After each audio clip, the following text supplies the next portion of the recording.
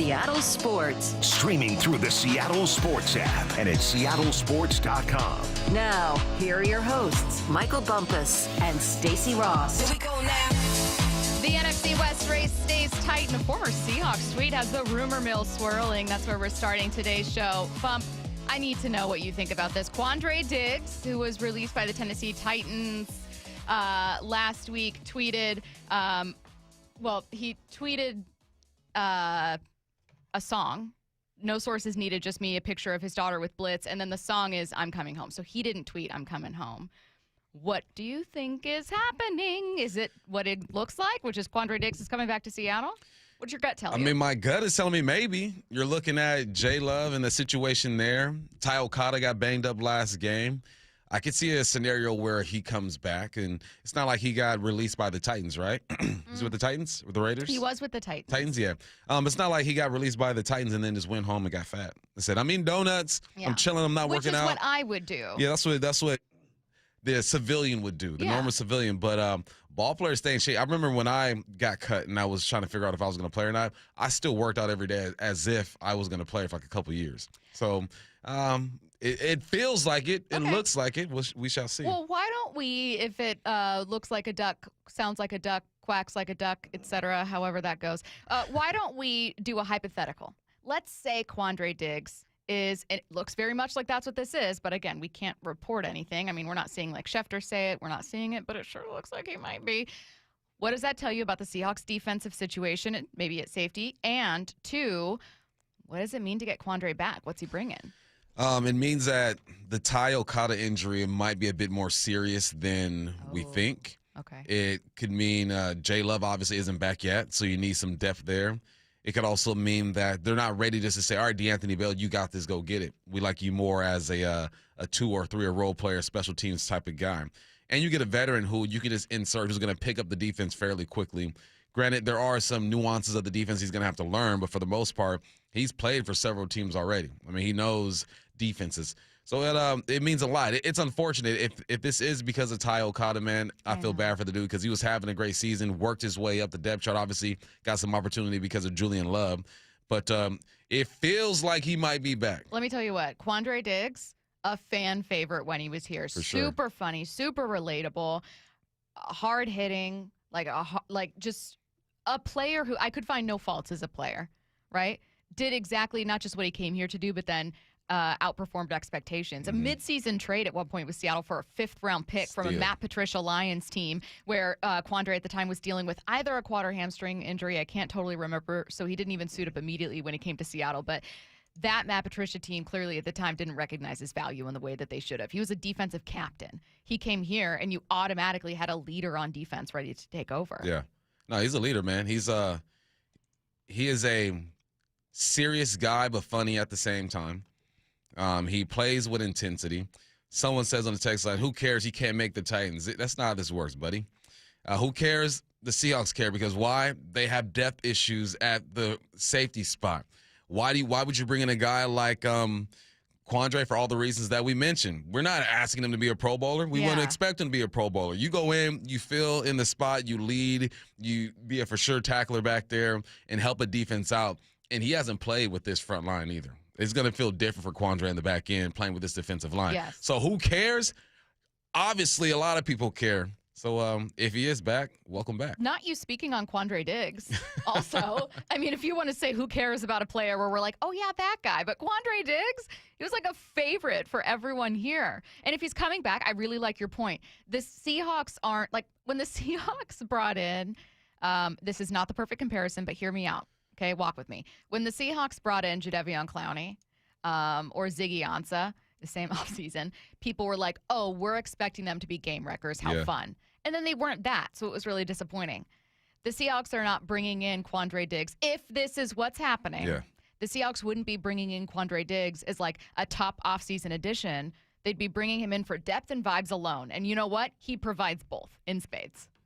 Yeah, depth he does. and vibes. Yeah. You have Julian Love. You have all pros and Pro Bowlers on your defense. Yeah, you just need someone who you can trust to do the right thing if guys are out. And we're assuming, right? We're taking a tweet and we're running with it. and we're talking about the possibility of Quandre, what that means for the team. You just want someone solid in the back end. Don't have to be a Pro Bowler. Don't have to be an All-Pro. You just be solid, be where you're supposed to be, and help lead this team. What's your overall feel for the Seahawks' defensive health in general? Julian Love is eligible to return from the IR this week. Mike McDonald previously has said that they'll exercise some caution and be really safe, so I'm kind of expecting him not to be coming back against the Minnesota Vikings. It's the hammy with Julian, right? And the hamstring is so tender. You could feel great. I've had hamstring issues before. You could feel great, and you're doing your three-quarter speed. You're not really getting that burst going yet. And then as soon as you do it, you can feel a little tingle in that hammy. So I think that's what happened the last time, because if it sounded like he was coming back, he was feeling good, something happened. So you need an insurance policy, and that's what a Quandre would bring, an insurance policy. So, it's all about depth, man. If there's anybody who knows about depth this year, it is the Seahawks. Every team goes through it, but it's about depth, man. You need someone you can trust. I think that they can trust him. I think he brings depth. He brings veteran leadership, was always a great locker room guy that a lot of people really respected. Has a good relationship with the organization, with the front office. I don't see a single thing wrong with this move if this is what's happening. And again, Quandre Diggs tweeted it himself. Yeah. He just didn't say, hey, Quandre Diggs, am signing with the Seattle Seahawks.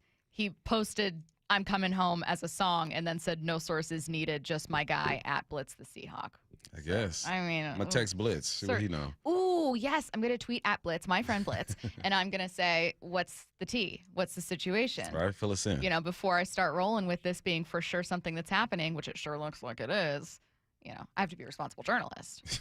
I have to make exactly certain that that's what Quandre Diggs is saying he's doing. It looks like it and sounds like it. Yeah. Kind of cool news. Okay, so that is I don't want to say report. That's from Quandre Diggs this morning, indicating that he's coming back to Seattle. And we'll, I'm sure, get back to this throughout the day, especially if and / as it is confirmed.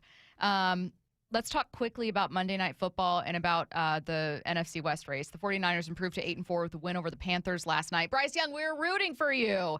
Unfortunately, you couldn't get it done. It means the 49ers currently hold the number 7 seed in the playoffs. And bump, it means the NFC West is the only division in football with 3 teams at 8 or more wins. It's a tough league, man. 49ers did not look great yesterday. Well, specifically, Brock Purdy did not look great yesterday. And it got me wondering, man, that $50 million, like, he's allowed, I guess, a down year. Everyone has those type of years. Only the greats go back to back to back to back to back when it comes to just performing at a certain level. But if he can't get her done, I'm looking at the quarterback spot and saying, all right, man. I mean, Mac Jones was playing some good football when he was out there. Can Shanahan, one, does he have the stones to make a move if it doesn't go great with Brock Purdy?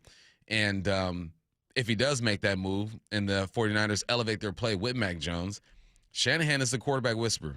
I know we're talking about Kevin O'Connell, we're talking about Ben Johnson, but the quarterbacks that Shanahan has gotten to perform at a certain level has been amazing to me because physically they're not just intimidating people. They're not rocket of an arm, super mobile. You don't get that. You just get a guy who knows the system, who understands, and Shanahan's able to communicate that system to him.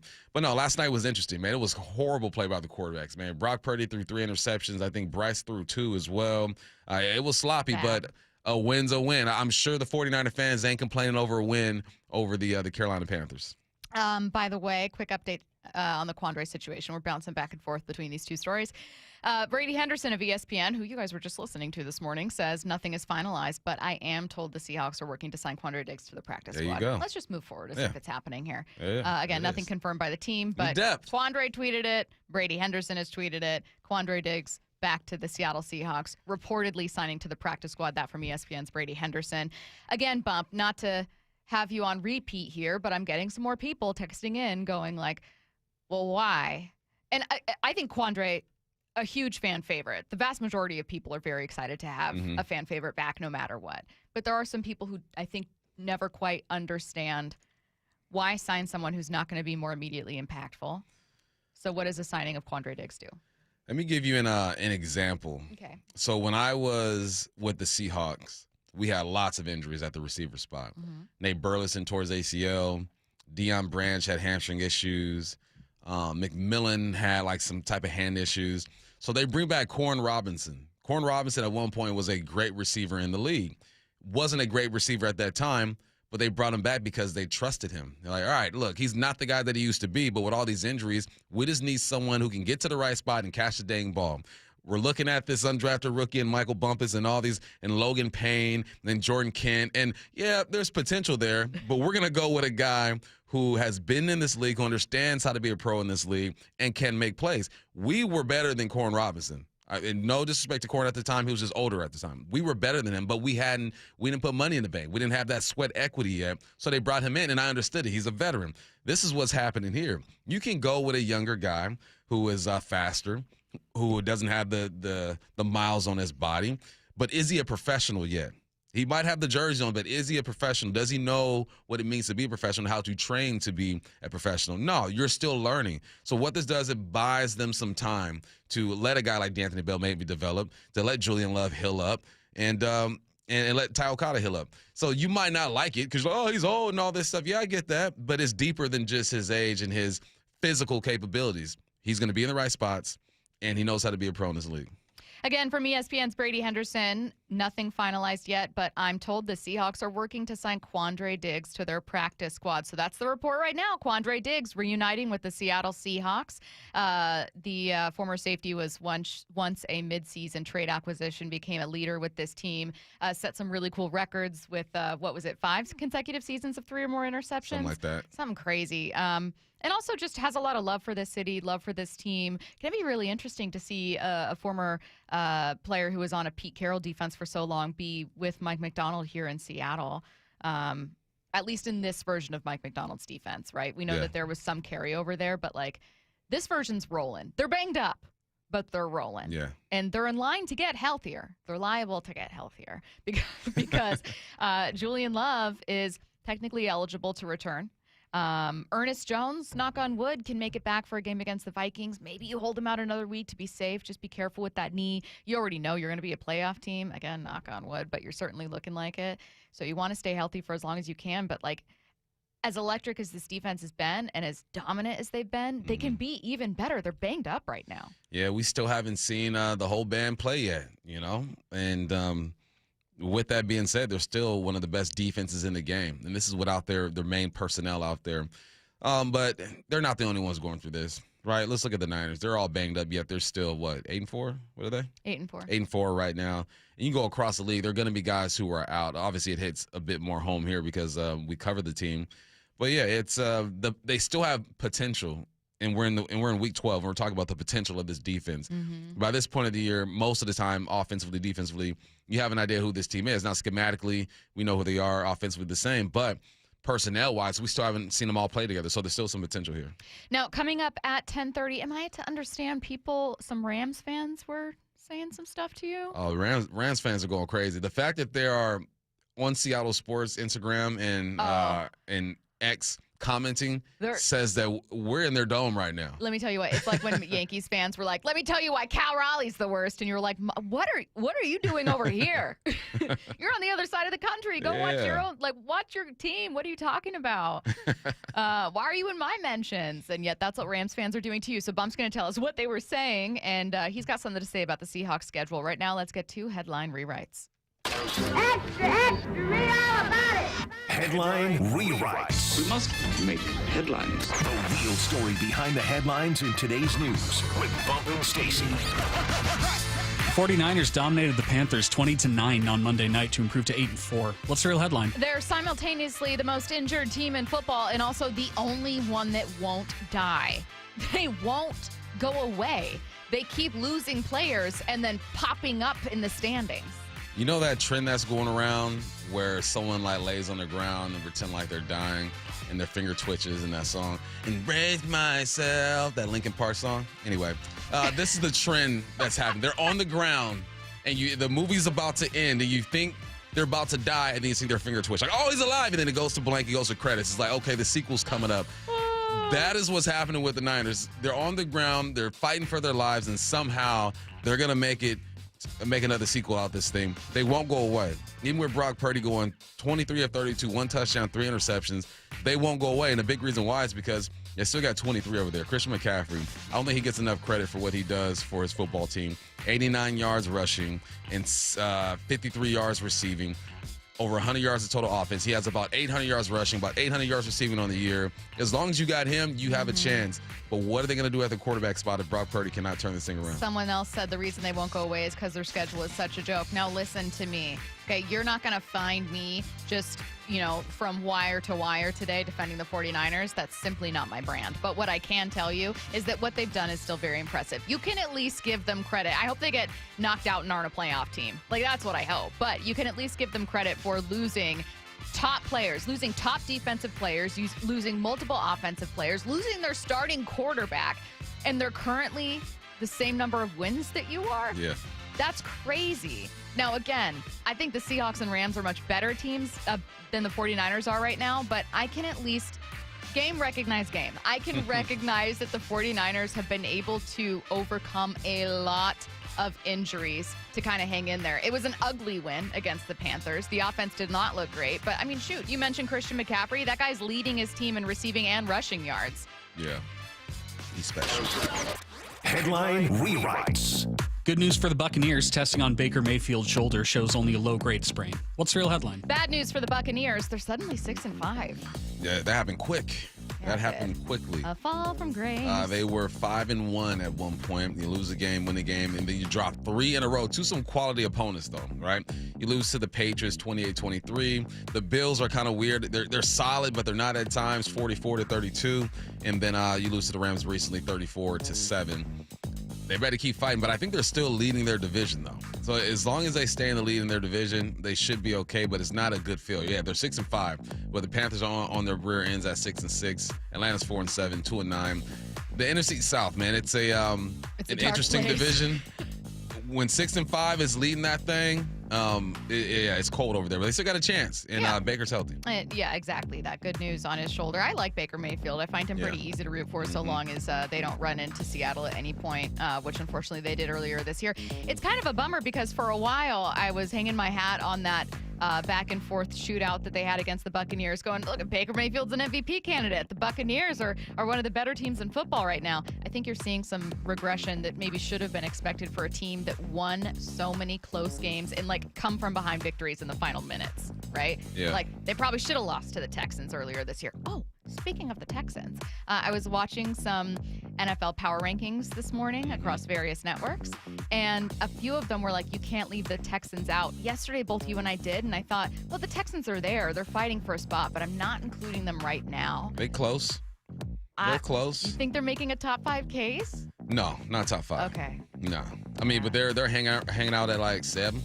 The Davis Mills. Your boy Davis Mills. My boy Davis getting Mills. it done. I believe in you. Headline rewrites. Jamar Chase apologized yesterday for spitting on Jalen Ramsey. What's the real headline? A headline not written about a first-grade classroom, but an NFL game. Jamar, I didn't hear it, but I heard someone speak on his apology.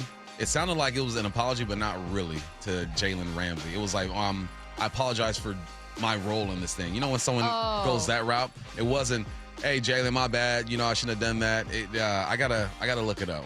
I read it yesterday, and I remember not thinking anything of it because it sounded like he was like, what I did. So this is what he said. He posted a really long thing, but at one point he says, what I did was wrong. The circumstances don't matter. My passion for the game is no excuse. There's zero place in our sport or in life for that level of disrespect. That to me feels like owning it. Even if he's not saying hey, to Jalen, I deeply apologize. He's making it clear I might not like this guy, but the way that I behaved is absolutely unacceptable. It doesn't matter if I don't like him. That's incredibly disrespectful. Yeah, that sounds better than how whoever was listening to describe it. But yeah, the fact that he's tried to come out and defend it and appeal it is like, come on, man. You just got to take the L. It is what it is. So I'm glad that he's trying to make it right, and he should be suspended. Yeah, just lots of weird instances of I don't know, man. I can't believe it's the second time I'm talking about this in an NFL season. You can't spit on people. No spitting. I feel like I'm a first grade. 1, 2, 3, eyes on me. No more spitting on teammates, okay? Enough of it. It's not good. Stop doing it. Yeah, these are grown men. But when you're trying to really disrespect somebody, that's what guys do. So I wonder what Jalen Ramsey said to him to get him to that point. There's no excuse, but you got to be provoked to do that. If anything, like I said, just throw hands. If you're that bad, you want to disrespect somebody that bad, just throw hands, man. Spitting on somebody is nasty. Never been in a fight in my entire life. Have you? I know you punched a 5th grader. When you were a 4th grader. Thank you for clarification. When you were a 4th grader, sorry, I made that sound real crazy. Yeah, I've been in several fights. When was the last time you were in a fight? A long time ago. Like college? 20s? Yeah. What college. happened? We went to a frat party, and I was already in the party. You know, frat boys be tripping. Told some frat boys, like, hey, my buddies are going to show up. They're like, all right, cool. Let them, hit me up when they're here. So they didn't hit me up, and I see them at the front door talking to the frat boys. And the frat boys were like, yeah, bro, $5 you can get in. And my boy, Bossy, we call him Bossy, Brackenridge, he played in the league for like 7 years. He's like, bro, I'm not paying $5 to go into this party. That's crazy. And the dude said, my boy said, say $5 one more time. And dude said, $5, bro. Bow, hit him in the face, and I'm running over there. I'm trying to break it all up. We're falling down the stairs, and then one zones in on me, and, we did what we did. Someone said he apologized to everyone except Jalen Ramsey. I mean, I guess I'm not being that. He doesn't like Jalen Ramsey. You don't like him. He said. That's what I'm saying. Jalen said, Jalen's a troll. He said something to him. You cannot like someone else. His pride is allowing him to apologize for being disrespectful in a game, but not saying, hey, to this person, I'm deeply sorry I did that. And you know what? Like, I feel like this apology is acceptable to me for, like, how I view Jamar Chase and how I view a 20-something-year-old who got into an argument. Okay. Yeah. They clearly don't like each other. They don't like each other. But what I think is crazy was initially lying about it. Yeah. Like, there's cameras everywhere, brother. I also don't blame Jalen at all for swinging on him. No, heck no. 1,000%. Neither does his head coach. His head coach is like, man, you react accordingly. Jalen was perfectly within his right to do that. Hey, speaking of starting fights, Bump has something to say about the Seahawks schedule. That's next. Hey, it's Mariners insider Shannon Drayer, and this year Seattle Sports is hosting Mariners Thanksgiving. How about that? 1 hour of every show is dedicated to the Mariners all day tomorrow. And they got it! Wow! 9 to 10 a.m. with Brock and Salk, featuring Mariners GM Justin Hollander. 11 to noon with Bump and Stacy, featuring President of Baseball Jerry DiPoto. And 4 to 5, Mariners manager Dan Wilson joins Wyman and Bob. It's Mariners Thanksgiving with the 2025 AL West champion Mariners and Seattle Sports. Hey, folks, this is it. The best weekend of the year for buying a TV. Forget inflation, because now you've got deflation with Black Friday pricing on top-rated brands like Samsung, LG, and Sony. Where's the best place to shop? It's not the clubs or online. Join the smart shoppers heading for video only, because they've got better than Black Friday deals. That's right, better. Don't believe it? Then bring your prices to video only and compare before you buy. Or you'll be sorry. At Video Only, you won't find huge stores with refrigerators or microwaves, but you will find the best deals on top-rated TVs, soundbars, and monitors. Shop around. Just make sure you visit Video Only, because if you don't, You'll be sorry. in South Center, Bellevue, Linwood, Federal Way, and Tacoma, Video Only. I know a lot of you guys are listening from your phones right now, so it's the perfect time to give a shout out to my friends over at AT&T. The other guys will make claims saying this and that about how great their network is, and I'm just here to set the record straight that AT&T is America's fastest and most reliable wireless network. I don't know about you guys, but it just gives me so much peace of mind when I'm going to do the things I love, and I know my wireless network's got me. Like if I'm going to a concert or a basketball game or even something outdoorsy. Knowing I'm going to have fast service and can share what I'm up to is a game changer. You want to know you can post what you want to post, call who you want to call, and with AT&T, it literally doesn't matter where you're going. I promise you, they're already there. Don't just take it from me. Actual tests prove AT&T is America's fastest and most reliable wireless network. When you compare, there is no comparison. Based on RootMetrics United States Root Score Report 1H 2025, tested with best commercially available smartphones on 3 national mobile networks across all available network types. Your experiences may vary. RootMetrics rankings are not an endorsement of AT&T. Ready to order. Yes. We're earning unlimited 3% cash back on dining and entertainment with the Capital One Saver Card. So let's just get one of everything. Everything? Fire everything. The Capital One Saver Card is at table 27, and they're earning unlimited 3% cash back. Yes, Chef! This is so nice. Had a feeling you'd want 3% cash back on dessert. Ooh, tiramisu. Earn unlimited 3% cash back on dining and entertainment with the Capital One Saver Card. Capital One, what's in your wallet? Terms apply. See CapitalOne.com for details. Tired of hearing scary radio ads about the IRS? Tax Relief Advocates is different. TRA is here to tell you that if you owe money to the IRS, whether it's $5,000 or $500,000, we have a solution. TRA can eliminate or reduce what you owe to the IRS with zero risk to you. We have over 1,000 5-star reviews on Google and an A+ with a BBB. End your tax nightmare today by visiting TRA.com or call 800-275-1728. That's 800-275-1728. I started Davis Law Group in 1994 to fight for the underdog. And as our team has grown, we've stayed true to that mission. Today, Davis Law Group is known for providing excellent service and even better results. Visit WashingtonAccidentBooks.com to get your free book on car accident law. Stacy here. Sell your car to Wayscar Ford, and when they resell it, they share half their profit with you. That's right. Sell your car to Wayscar Ford, Isuzu, and Auburn. They'll pay you today for your car, and once they resell it, they'll share half their profit with you. WayscarFord.com. Want more Seahawks content? Join me, G. Scott, on The Reset. New episodes of the podcast every Monday and Thursday on YouTube or on the Seattle Sports app. Comcast Business is celebrating the holidays by giving your business the $1,000 holiday bonus when you switch to a gig speed internet package. Just imagine the thousands of possibilities of a $1,000 prepaid card. Like possibility number 12, a new laptop for the office holiday hero. Or possibility number 108, smart speakers to deck those hallways. Or possibility number 192, new equipment for the new year. Or possibility number 555, Bluetooth holiday lights for office decor. Switch to Comcast Business, designed for 100% reliability with business internet and wireless connect, plus advanced cybersecurity, and now get the $1,000 holiday bonus. Comcast Business, powering possibilities. Ends 12/14/25. New customers only with 2-year agreement. Requires qualifying gig package. Other restrictions apply.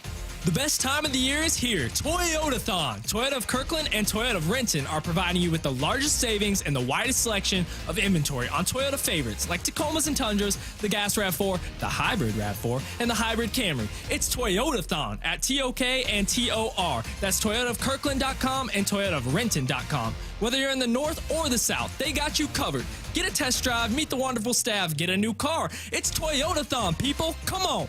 O'Brien. Got neighbors? Big Trees can help. This is Nancy Penrose, owner of Big Trees in Snohomish. If you've been considering planting trees to add privacy, look no further than Big Trees. Privacy trees fill in empty spaces, help to define property lines, and add curb appeal. Learn more about Big Trees' big supply of privacy trees at bigtreesupply.com. Beauty, privacy, instantly. Big Trees. From the Quantum Fiber Studio, you're listening to Bumpin' Stacy. Weekdays 10 to 2. On Seattle Sports and 97.3 FM HD2. You need to stop fighting with people. I ain't fighting with nobody. You're fighting with people. Well, I should say this. You need to stop getting people so mad they want to jump in your mentions and start talking trash about the Seahawks. Talking trash, man. What happened? It wasn't even, I stayed out of it. I'm just observing. You know why? Because the 12s are in there throwing hands with them. Oh, okay. The 12s are in there getting it. Yeah. So I do Make It Make Sense Mondays, break down the game and talk about these guys. And obviously last week we did one with against the Rams, and I broke down, all the turnovers and all this stuff. I still big ups the Rams. Rams are a better team. I think they're the best team in the league right now. So then this week, I'm talking about just how the Hawks won the game and make it all make sense. Somebody jumps in the comments. They haven't beaten anybody. You let the worst team in the league score 24 points. And I thought about jumping in, but then I saw the 12s getting at this dude. I'm like, all right. And more people are jumping in, going back and forth. I'm assuming he's a Rams fan. Yes.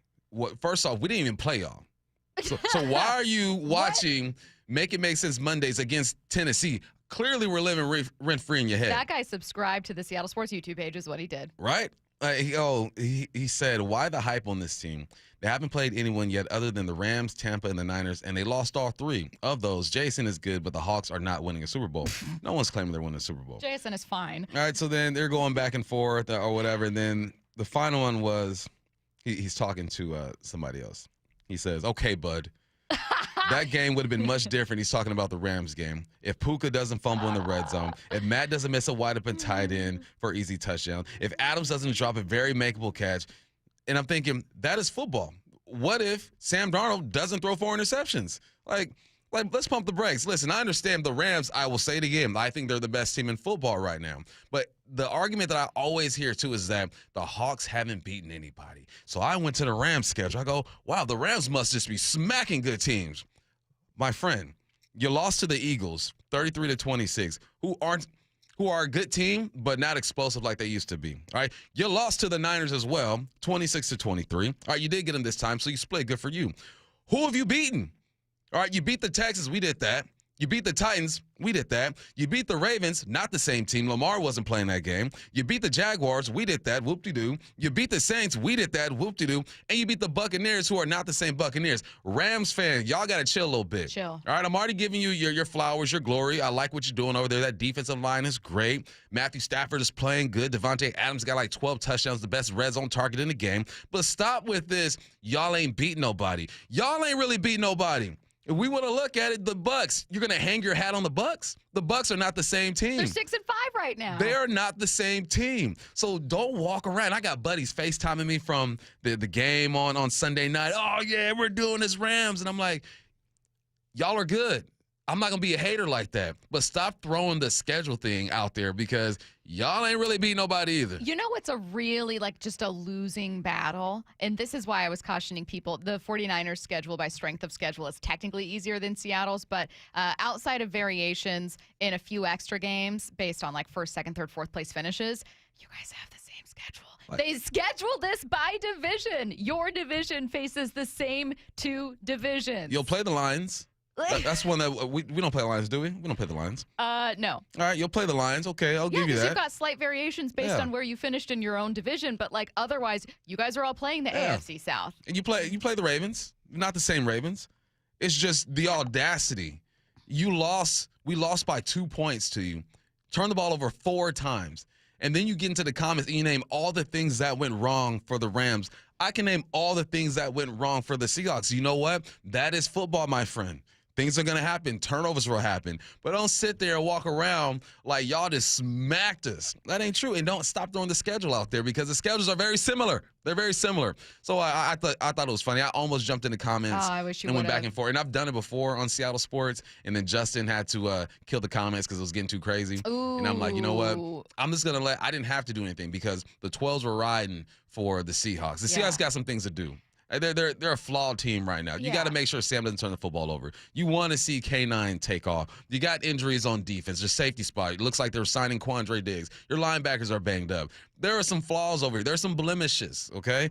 But they're not a bad football team. I just think the Rams talk about the Seahawks as if they're just pedestrian. Credit to you. It's hard not to jump into the comments sometimes. It's really hard, especially when people are saying stuff that's just fundamentally wrong, or when you're like, but what are you pointing to? I can make just as many cases. I think what I like about this, outside of just you kind of getting a second get off my lawn segment in here, which is my favorite segment that we do, is also that I really like the conversation about where the Seahawks versus the Rams are better at certain things. Even after that game, I did not leave thinking that the Rams were drastically better than Seattle. Seattle turned the ball over 4 times and nearly won with a field goal. And you could sit there as a Rams fan and go, oh, well, we really should have beat them by 15. Okay. All right. Well, then Seattle shouldn't have turned the ball out. How about that? We can play that game all day long. These 2 teams are incredibly close, not only in terms of what they've accomplished this year, and I would argue that there are some areas where you'd point to and say, oh, the Rams have a clear advantage here, sure, or whatever. But Seattle's defense has been great, electric. I think better than the Rams, certainly with bringing pressures, with overall. They are a very, very good defense and have been doing it with players lost to injury. I have no idea what's going to happen when these 2 teams meet in Seattle here on Thursday night. No idea. There is not a clearly better team between the two of them to me. I think it's a fun matchup. No, I'll say it. I think the Rams are better right now, slightly. But slightly better doesn't guarantee a win. It doesn't guarantee anything. The only things that are guaranteed to win, the Chiefs are playing like they were a few years ago with Hill and Kelsey when they just seemed unbeatable. Like you cannot beat that team. When they get into the playoffs, it's a wrap. I don't see that with the Rams. I think they're a good team. I think they're contenders. I think the Hawks are a good team. I think they're fighting to be contenders. But to walk away from a game where you won by 2 and the Hawks turned the ball over 4 times and to jump into the comments 2 weeks later, Rams fans, mow your own lawn. Mow your own lawn. Don't worry about what's going on over here. I'm putting up the LED lights. I got solar panels on my roof. Don't worry about what's happening over here in the Bumpus residence, okay? Mow your own lawn. And it's the same guy. And I'm like, not solar panels. You must low-key be a Seahawks fan. I think that some people just get a thrill out of being like, what's he going to do when I say this? Well, your schedule's trash. It's like, oh, got him. Got him. I'm like, man, y'all lost to the Eagles. They're too similar to throw the schedule out there. Okay, but I did see someone say that because they beat the Buccaneers and Seattle did not beat the Buccaneers, that like, oh, if they finish with the same schedule, then the Rams have a tiebreaker over whatever. And it's like, okay, but that's also assuming that the Rams completely went out. And that's assuming that, like, your only loss is to Seattle. I don't know, man. I think this is a really, really fun divisional race. We started the show not only with the Quandre Diggs news, but also by saying the NFC West is the only division with 3 teams at 8 or more wins. Yeah. I think that there's a gap between the 49ers got that win, but that's not like you nearly had them. It was like a bad performance. Why can't it be like my relationship with you, Dub? Okay? Oh. This is my relationship with you, Dub. Okay. I want to smack you every time I play you. Every time my team plays you, I want to smack you. But I respect what's going on. You know what I mean? Like you could want to get at each other and still. Oh, what'd I say? What? What'd I say? No, nothing. Go ahead. What did I say? You didn't say anything. Yes, you're already sending notes back to Matt. What did I just say? You didn't say anything right now. Oh, you're trying. You know what? I'm going to start messing you up in the middle of your thoughts, too. No. You know what? You weren't supposed to say anything to me. It's why I turned my talk mic on. But when I'm talking to you and you go talk back to the control room, something's up. All right? Now I'm done. I don't want to finish my analogy. No, it's over. No, it's over. It's over. Okay, you want to smack UW every time you play them, but you can recognize when UW is balling. But more importantly, Bump. I want UW to win the Apple Cup. Go Dogs. That's why I never say anything nice about UW ever again. I didn't do that. Never again. You jacked up my thought. I was going to drop a fire bar. You over there gossiping with Matt in the back. Be professional. Do your jobs. I'm sorry. You know what? Take us to commercial. What we got coming up next is Get Off My Lawn here on the Bump and Stacy Show. Hey, it's Mariners insider Shannon Drayer, and this year Seattle Sports is hosting Mariners Thanksgiving. How about that? 1 hour of every show is dedicated to the Mariners all day tomorrow. And they got it! Wow! 9 to 10 a.m. with Brock and Salk, featuring Mariners GM Justin Hollander. 11 to noon with Bump and Stacy, featuring President of Baseball Jerry DiPoto. And 4 to 5, Mariners manager Dan Wilson joins Wyman and Bob. It's Mariners Thanksgiving with the 2025 AL West champion Mariners and Seattle Sports. Running a business means wearing multiple hats. So if you're like me, you probably started out using your personal phone, taking client calls and texts nonstop. As my business grew, I needed something smarter. That's when I switched to Quo, the #1 business phone system. Quo works right on your phone or computer. No carrying 2 phones, no clunky landline, just one easy app you can try for free. Your team can share one number and handle calls and texts together like a shared inbox. Any teammate can jump into the conversation, so customers get faster responses. And Quo's AI assistant summarizes your calls and responds to customers 24/7, so you never miss a lead or opportunity. All this starts at just $15 a month. That's basically 2 coffees. You can even keep your current business phone number. Find out why 90,000 businesses trust Quo. No missed calls, no missed customers. Try Quo for free at quo.com/sports. That's quo.com/sports to try Quo free. QUO.com/SPORTS. At Shane Company, there's no shortcuts, just craftsmanship. Because a friend wants your fine jewelry and dream engagement ring to be nothing short of perfect, no matter the price. Shane Company, your friend and jeweler. Just how good is Pure Talk's current deal for unlimited wireless? Well, you might say it's the deal of your lifetime. Because right now, for just $29.95 a month, Pure Talk is offering unlimited talk, text, and data for life. Not your phone's life, your life. This is Pure Talk's top-tier plan. It comes with a crazy fast 5G network along with a 30-gig hotspot. And at just $29.95 a month, there has never been a better opportunity to lock in a ridiculously low rate for as long as you live. And save thousands and thousands of dollars along the way. This plan is normally $65 a month, but if you switch today, you will save over 50% every single month for the rest of your life. See what I mean? It really is the deal of your lifetime. Dial pound 250, say Mike Rowe. Offer ends 12/7. Some restrictions apply. Details at puretalk.com. When it comes to the security of your business, doubts can creep in about who you're trusting to protect it. Are they a reliable service? How will I know if something happens? Are they keeping everyone safe? At Bay Alarm, we got you. For nearly 80 years, we've been putting our customers' minds at ease with our advanced technology and personalized support. Feeling insecure about your current security service? Visit bayalarm.com today to talk to a local security expert. Guys, it's time to know your numbers and what they mean. And right now, Revive Men's Health is offering a $400 comprehensive wellness panel for just $99. Free if you start treatment. Offer ends November 30th. Book today at revivemenshealth.com. Must medically qualify. Terms apply. Contact us for full offer details. A 15-year-old girl who chewed through a rope to escape a serial killer. I used my front teeth to saw on the rope in my mouth. The killer prowled the Pacific Northwest in the early 70s. He's been convicted of murdering 2 young women, but suspected of many more. Maybe there's another one in that area. Follow and binge all episodes of Stolen Voices of Dole Valley, available now wherever you listen. The Bump and Stacy Show is powered in part each day by the caring and compassionate team at Pendergast Law Personal Injury Lawyers. Go to pendergastlaw.com. With football season comes colder weather, so if you need new windows and doors, don't drop the ball. Steve Rabel here with Keith Dashafee from locally owned Pella Windows and Doors of Western Washington. So Keith, what's your next big play? Well, Steve, right now get 40% off qualifying installs or no payments and no interest for 12 months on approved credit. Schedule a free consultation with Pella Windows and Doors of Western Washington. Go to PellaPNW.com. That's PellaPNW.com.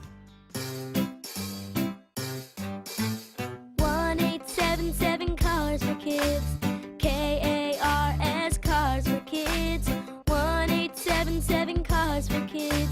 Donate your car today. 1-877 Cars for Kids. Donate your car today.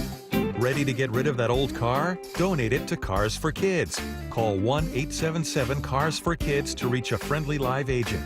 Donation's super easy, and your car can be picked up as soon as tomorrow. Call us now, 1-877-CARS-FOR-KIDS. That's Cars with a K to donate your car today. 1-877 Cars for Kids. KARS Cars for Kids. 1-877 Cars for Kids. Donate your car today.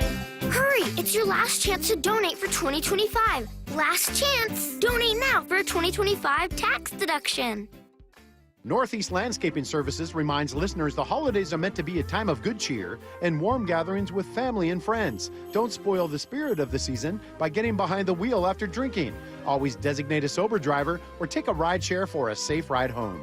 Let's all work together to keep our roadways safe and accident-free this holiday season.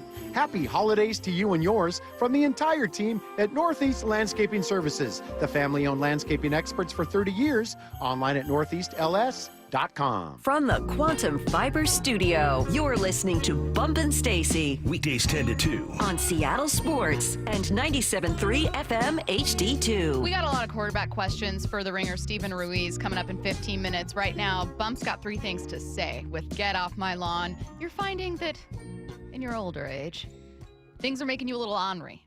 A little angry. And you got to vent, and this is a safe space. Is it? Is it a safe space? It is a safe Are we space. sure this is a safe space? I'm positive. I'm turning my own mic off. Get us started. I'm a man. I'm 40. Safe space. I know why waiters and waitresses do this, but they make it awkward. They make this awkward. Where okay? are we going? I understand. It makes your job easier by doing this, but sometimes you make it awkward. When they walk up to the table, 5 or 6 of us, is this all together or separate?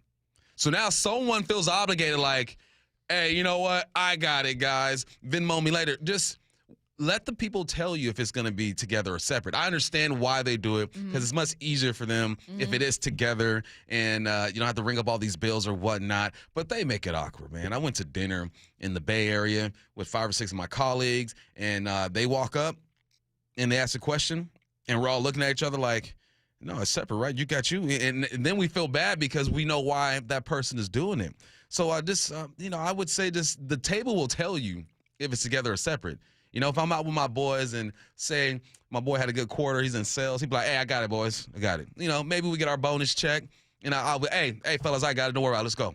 Like, we know whether it's going to be together or separate. It's that pressure that waitresses and waiters put on you that might put somebody in a situation they can't financially afford. You know, maybe they can't put it all on their card, and they're scared that it might swipe that thing and it might get declined. Now you're embarrassed, okay? Yeah. So waiters, waitresses, I understand why you do it, and it's not your fault.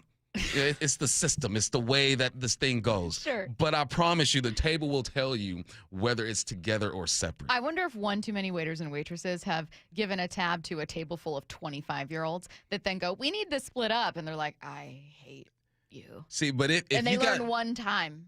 Wait, if you got like 10 people, then yeah, make that thing together. But a group of like 4, you're like, I'm giving this table 1 check. Yeah. Yeah. Yeah. So, I get it. I understand, but just think about that. Yeah. Think about that. Okay, what's next? All right. Where's my cue? I'm a man. Here we go. I'm 40.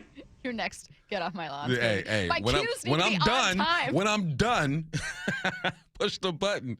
All right, this next one, I only got one sports one today. I hate the phrase turnover-worthy plays. I hate that phrase. Because saying, oh, that was a turnover-worthy play. Why did he make that throw? That was a turnover-worthy play. Every play is turnover-worthy. Every single play. You can snap the football and it could fumble. You can throw it, hit somebody's helmet, it goes up and catches the football. And the throws that some of these quarterbacks make, they have to make in tight windows. If you look at a lot of Sam Darnold's throws, they're in tight windows. It's turnover-worthy, right? That DB could make the play. Ballers make plays. All right, stop with it. It's a turnover-worthy play. No, he's trying to make a play. He's trying to get it to his receiver. He's trying to get it to his running back. He's trying to make a play on the football. Every play is turnover-worthy. Disaster is waiting to happen. That's all sports is, a disaster waiting to happen. You hand the ball off to your running back, he could fumble at any moment. You hike the football, your guard can fall flat on his face, you can hit the quarterback. Every play is a turnover-worthy play because you're just trying to make plays. And I'm tired of hearing that because I want my quarterback to push it sometimes. I want him to try to fit it in a window that's almost impossible. Because when he does and you make that big play, he's a hero. But if he doesn't make the play, oh, that's a turnover-worthy play. Why would he do that? Because they're paid to make plays. You make the impossible play. You make the play no one expects you to make. So please, I'm so tired of that phrase, turnover-worthy plays. And then I don't know how they're getting these percentages. Oh, that was a 14% catch right there. Like how? How, Sway? How do you know this? How do you know this? You got just nerds looking at a computer screen saying, well, the calculations of the wind and the velocity of the football. Leave those nerds alone. Like, goodness gracious. It's too much data sometimes, man. Turnover-worthy plays. Every play is a turnover-worthy play. It's a turnover waiting to happen. Ball security, job security. If you make too many turnovers, then you get the boot. But don't criminalize a guy because he's trying to make a play. And you make the play. Oh, but that was a turnover-worthy play. But he made the play. Yeah. I'm tired of that phrase. Get rid of it. Can I throw one your way just to see how you feel about it? Yeah. I was listening to a podcast that used this phrase as I was driving in, and I actually very much like this podcast. I'm not going to say what it is because it's going to sound like I'm putting them on blast. I really like this podcast. I listen to it regularly. But one of the hosts was describing a player throwing with just enough force on their pass, like just enough touch. And he goes, but just enough RPM. And I said, stop. Oh, my gosh. I said, stop.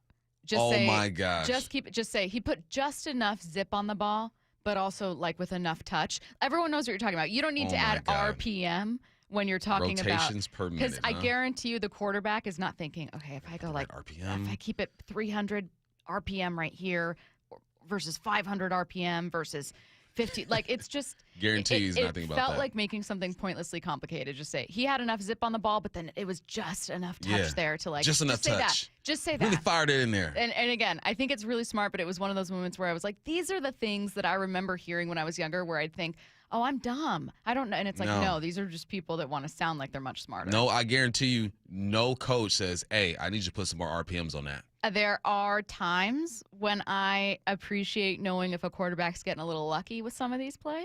So turnover-worthy plays? Turnover-worthy plays can be useful. 15% catch rate there? But the RPM one felt like unnecessary. Man. What's last? I am getting old. I'm a man. I'm 40. I was going to get him right now. I was going to get him. I was going to get him. I'm just playing, man. I don't know what happened to me today. I think it was you interrupting me that really got me going today. All right, last one. Listen, man, follow the rules, dude. Like, just watch people in front of you. I'm at the airport again. That's what I do every Friday. I go to the airport, and I travel. And listen, if you've never traveled before, let me give you some tips, all right? Watch the person in front of you. Be prepared to take out your laptop, any devices bigger than your phone. Be prepared to take your jacket off, okay? Even your hoodie. They want to see. If you don't want to take your hoodie off, lie like I do and say, I don't have a shirt on under this, all right? You'll get through. Take your belt off. Just be ready, all right? And if something happens and you don't follow the procedure and you're holding the lineup, let people pass you, please. This lady was like, oh, what this? Oh, what this? Oh, I got to get my bag. And there's a long line of people behind us, and we're all looking at each other like, just let us go. And she's holding up. She's like, oh, sorry, guys. She literally took like an extra minute and a half, and we're standing there. Just let us go. All right, we know the rules. All right, we follow the rules. Maybe this is your first time. I don't know. But the TSA people are literally standing there. All phones, devices bigger than your phone, your belt's off, your jacket off, and you just ignored it? I literally watched the homie right there with the mask tell you like 5 times, look, this is what you're going to have to do. And then you hold the lineup and you don't let nobody pass. What if someone was in a rush and needs to get to their plane? And then where I check in during the clear gates, so it's gate 1. They just are the checkpoint 6 or something. They got a new one down at 1. I'm going to try that one out. But it's way over near the international spot, so you got to hop on the train to get to your gates, right? It's a long process. So I'm just saying, like, if you have not followed the procedure, if you are confused and you're not flowing with this, okay, step to the side and let us through, please. I appreciate you. Yeah, I never understand that thing when in terms of like they've been telling you these directions. You have signs the second you get in line, okay? And I will leave room for people that have never done it before. So, you know, everyone has a first time flying, but they have signs from the get-go. You are told every couple feet that you walk, and including hearing like on the speaker, like, you need to do this. By the way, when you get here in 10 minutes, make sure over the 10 minutes you're in line to take your shoes off. You know what my theory is? Yeah. I think some people don't like walking without their shoes for too long, so they wait until the last second to take them off and take that stuff off because they feel like it's doing too much. Yeah. That's my theory. I'm good. Just if it's taking a little too long, just step to the side, let people go, and then get back in the line. I take my shoes off. That's the last thing I do. I just slip them off. And like the belt, I get it. But like, I have everything ready. Have it ready to go. Let's work together. You know me, I over prepare. Facts. So that gives me a lot of anxiety. Facts. To know that there are people not doing that. We have a lot of quarterback questions for the Ringer. Stephen Ruiz, that's next. The Seahawks got it done on the road. Gonna let it fly. Got a man, JSN. Makes the catch. Bouncing back. For a touchdown. Seahawks. We always just put the mission over anything else, no matter what it is, man. We try to get that W. Jackson Smith and Jigba. Holy catfish. Happy for JSN. He's doing an incredible job. Brings it every day. But every opportunity he has to make a play, he's doing that. It's just hard to guard him, bro. Like, he's just so efficient at what he do. Seattle Sports on 710 and the Seattle Sports app. The home of the Seahawks. Emerald Queen Casino, the entertainment capital of the Northwest. The best place to watch all your favorite sports. Featuring wall-to-wall viewing screens, 6 windows, and 30 kiosks. Be there at emeraldqueen.com. Emerald Queen Casino, the entertainment capital of the Northwest. If you've been waiting to try learning a new language with Babbel, now is the time. Black Friday has come early this year. Babbel's biggest sale is happening now.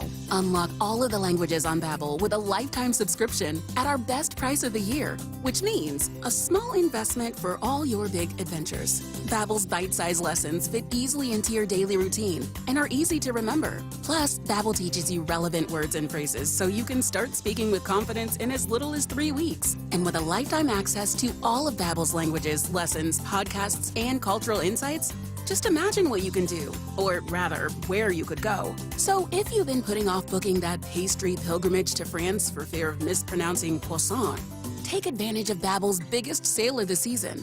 Where will Babbel take you? Find out at Babbel.com. But hurry, this offer ends November 30th. Get Babbel's lifetime access for less for a limited time at Babbel.com. That's Babbel.com. Step into Seahawks game day at the Pro Shop, where the roar of the 12s begins. And official Seahawks gear is always within reach. Touchdown, Seahawks! This is the Pro Shop. Visit the official store of the Seattle Seahawks, located at Lumen Field and the Landing in Renton. Between his hobbies and decades of work in a boatyard, Philip had put his body through a lot. I'm an avid fly fisherman and an avid skier. It takes its toll. Not to mention one other thing. I had a near-fatal motorcycle accident. Absolutely obliterated my lower left leg again. Philip couldn't live with the pain anymore, so he decided to see Dr. Mark Wagner, MD, at Seattle Sports and Regenerative Medicine for stem cell therapy. Listening to all these radio spots, I said, what do I got to lose? What was your experience like with Dr. Wagner? What I was so impressed with Mark about is that how often you have a surgery like this, and the guy calls you the next day to see how you're doing. I can't say enough good things about the guy, honestly. And how are you feeling now? I have no pain, none. Zero. Wow. So would you recommend stem cell therapy to others? I'm a fan, believe me. I'd recommend it to anybody. Before you choose surgery, consider stem cell therapy with Dr. Mark Wagner, MD, at Seattle Sports and Regenerative Medicine. Schedule your consultation at drmarkwagnermd.com. The stock market's on fire. AI stocks are performing at all-time levels. We hope you, like many of our investors, have taken advantage of it. A famous man once said, buy low, sell high. There's also $8 trillion of cash sitting on the sidelines. Investors are either scared or they don't know where to go. Hi, I'm Scott Rireka, CEO of Legacy Group Capital in Bellevue. Legacy Group Capital develops local real estate, lends money, and shares profit with our investors. We've been doing it for 19 years, averaging double-digit returns with zero investor losses.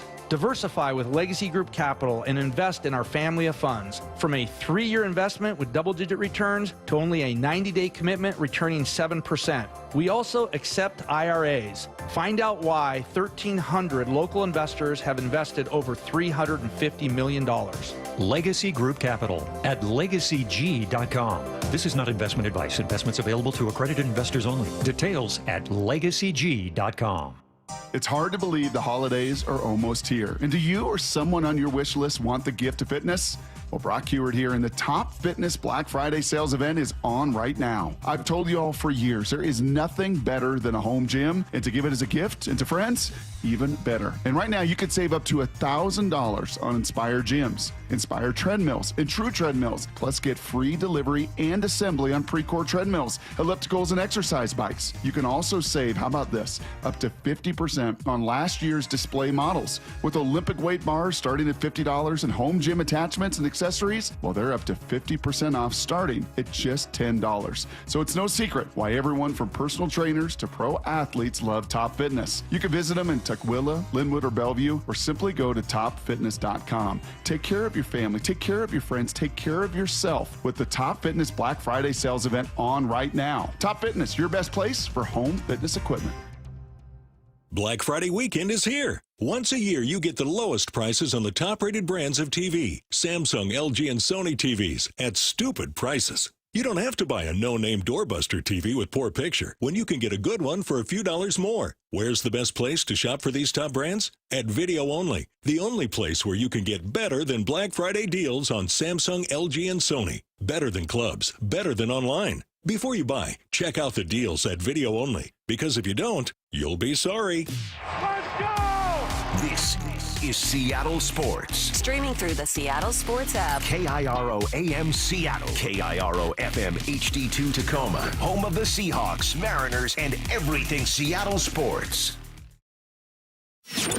Seattle Sports Snapshot. MLB trade this morning from John Heyman. The Boston Red Sox are acquiring right-hander Sonny Gray in a trade with the Cardinals.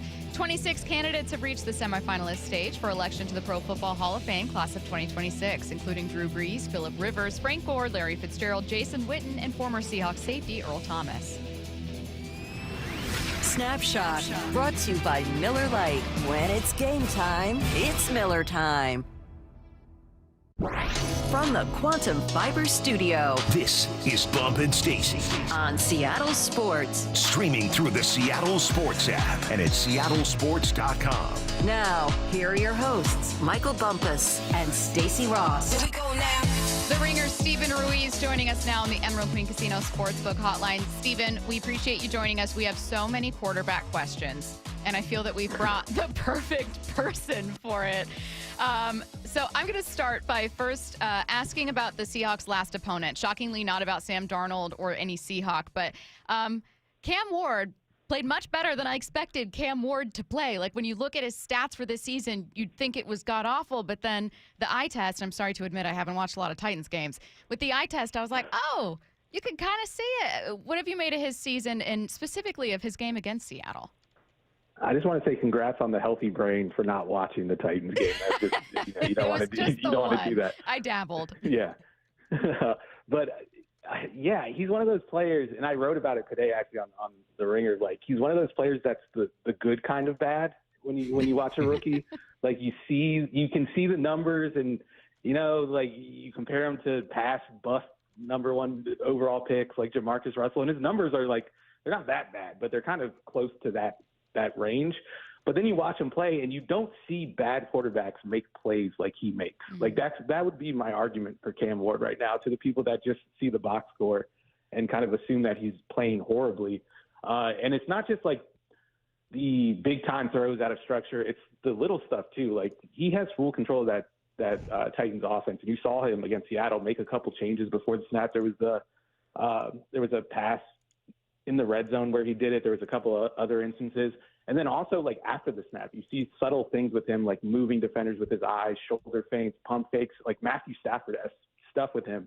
Bad quarterbacks don't do that. So that's why I'm more bullish on him long term. I think it's going to take a good coach. It's going to take a better supporting cast, but I do think he's on the right track so far. What about J.J. McCarthy? 6 games in, and people are questioning if the Vikings should look for another quarterback. Me personally, I'm a bit more patient with these guys, and I see there's some good in JJ. I also see the bad. Obviously, it's clear as day. Just what are your thoughts on JJ and whether the Vikings should move on or not? Yeah, I think it's too early to move on, but I think sitting him down for the rest of the season, almost giving him like a Bryce Young situation where you let him watch from the bench for a month and then kind of fill in the gaps in his game, because there are a lot of gaps. I think with him, it's going to be hard to really progress when you don't have the basics down. Like, with him, it's mechanical.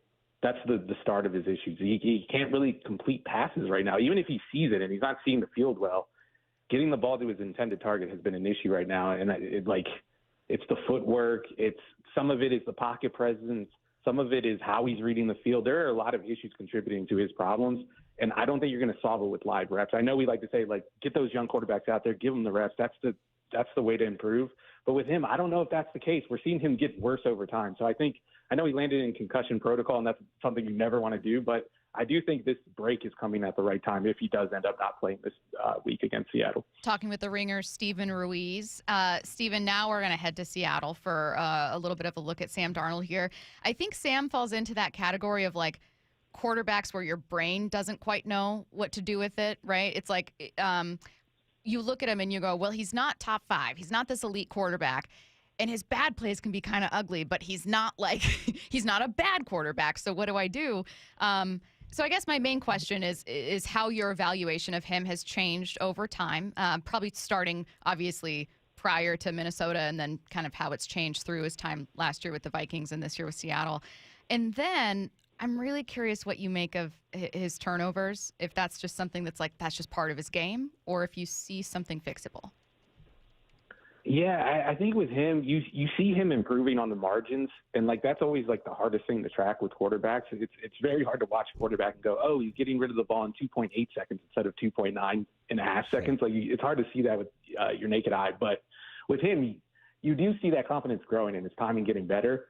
And I do think that's the biggest reason for his reclamation over the last couple of years. He's always had the talent. We've seen him make these throws before. We've seen him make these downfield throws before, out of structure, in structure, however you want to put it. But I think that's the process with him. And I think that ultimately leads to the turnovers. If he continues to sharpen this process, and I think he's on that right track, I think we're going to see those turnovers start to disappear in time. And I'm not saying like over the next month, because I think we've seen him kind of throw more of those balls over the last couple of weeks. But I think like next year and the year beyond that, like as he gets more comfortable in the system and with this supporting cast, I do think he's going to improve. And I think he's not a bad quarterback, and maybe he's not like a top 5 quarterback, but he does have top 5 quarterback talent, and we see it in flashes. And once he puts that game all together, I do think he can be a solid top 10 quarterback at least. Yeah, I feel the same way. It's just it's hard to ignore the Rams game, right? Because it gives the doubters a voice. And that's what I said after that. I go, man, the doubters have a voice. They enter the chat. I can't even say anything. Now it's about kind of proving them wrong. How did you feel he bounced back? It was against the Titans. You know, I understand that. Not a great team, but not as bad as I think people think. What did you make of his performance last week? Yeah, I thought it was a mixed bag. I mean, even like statistically, I think the traditional box score looked good, but I don't think the advanced box score looked very good. But watching him, it looked like a mid-tier performance for him. And if that's his mid-tier, that's his, not his floor, but like not his close to his ceiling, I think you can live with that, especially when you have the pieces around him that Seattle does have, when you have that defense especially. But that's the concern with the turnovers, right? It's not complementary to the strength of this team on the other side of the ball. I know the Rams game was tough, but we've seen that Rams defense, especially when it's really firing and the secondary's playing well, and the secondary's played a lot better over the last month, and that defensive line is getting after it. A lot of quarterbacks are going to struggle, and it's just the type of quarterback that Darnold is. I think there's a thin line between a great Darnold performance and one that looks like that, like a 4-interception performance.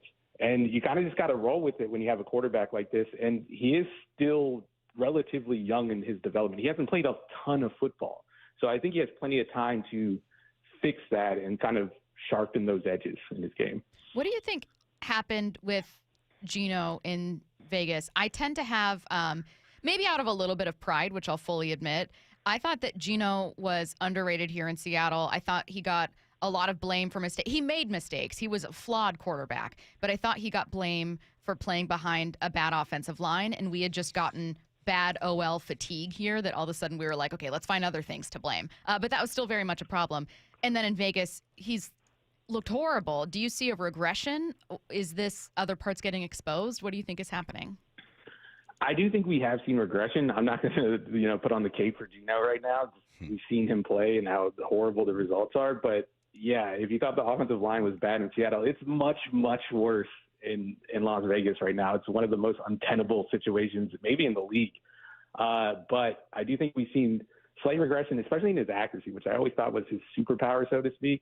And once that's gone, he's not a guy that is going to elevate a bad unit. We saw that in Seattle. I think he's a guy that can maximize whatever talent you have. And Las Vegas, they have some good young players like Brock Bowers, obviously Genti, but Brock Bowers hasn't really been in there, and they haven't gotten the run game going. So he hasn't really gotten a lot of help, and I think that's compounded with the accuracy issues, and that's turned into decision-making issues. I think when you put a quarterback under that type of stress, which I think you did see in Seattle at times, especially last year, they're going to make mistakes. They're going to throw the ball into coverage. We see that with every quarterback around the league. You've seen it with Patrick Mahomes. You've seen it with Josh Allen.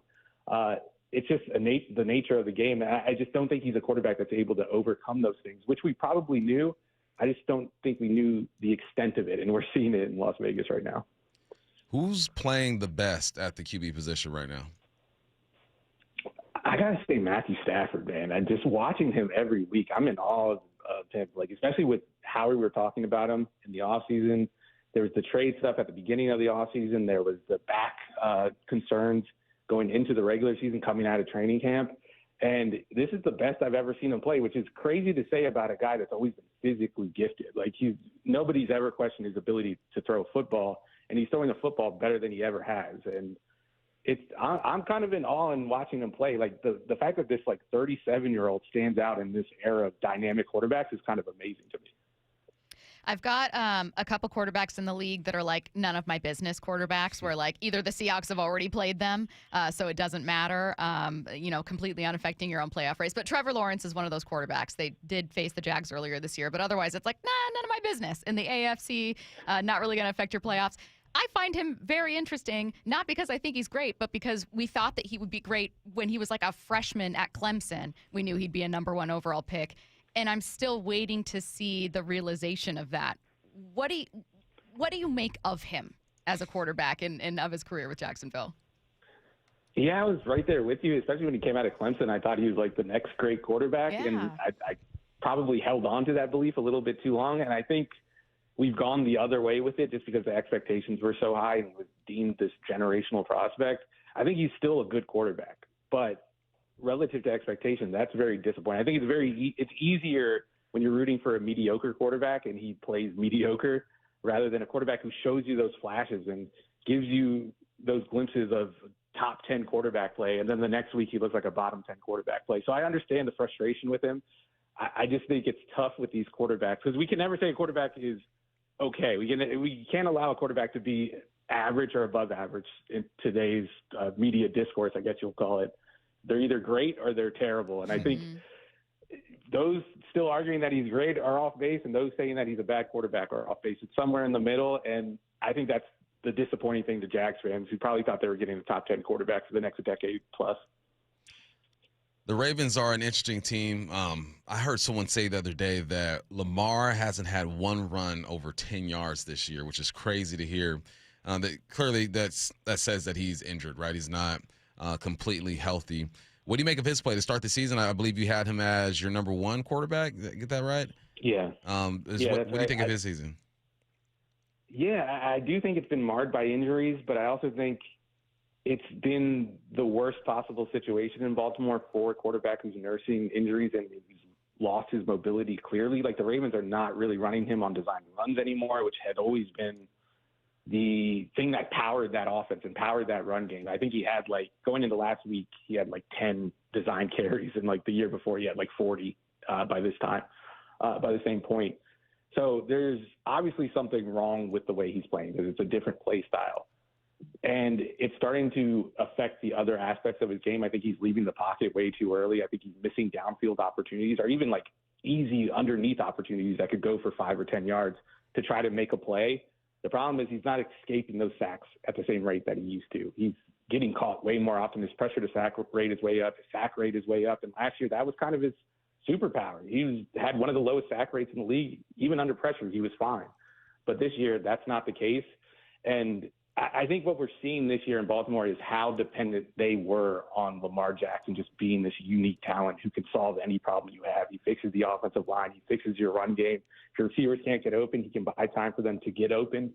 And they just don't have that this year, and we're seeing the shortcomings. Steven, you obviously are always very intrigued by quarterbacks. Your Week 12 quarterback notebook is up right now. You have your quarterback rankings. And while you, on the Ringer Pod or wherever it is, you cover everything with the NFL, it's clear that, certain things can pique your interest. So I'm curious, do you love or hate the Shedeur Sanders discourse? Taking a temperature check. Are you loving talking about it as someone who's fascinated by quarterbacks and quarterback conversations, or are you being driven crazy by it? I'm driven crazy by it. When my editor suggested that I had to write about Shedeur in the quarterback notebook, I let out a deep, deep sigh.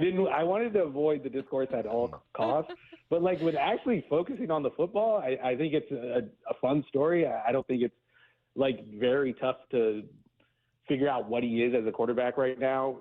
I think he looks like a mid-round prospect, which he probably should have been. I don't think he should have been a fifth-round pick. I also don't think he was a first-round talent. But even watching the film on Sunday against the Raiders, we see all of these extreme opinions about it. The guy had 21 dropbacks, and only 7 of them ended in the pocket. And only one of those was thrown more than 10 yards downfield.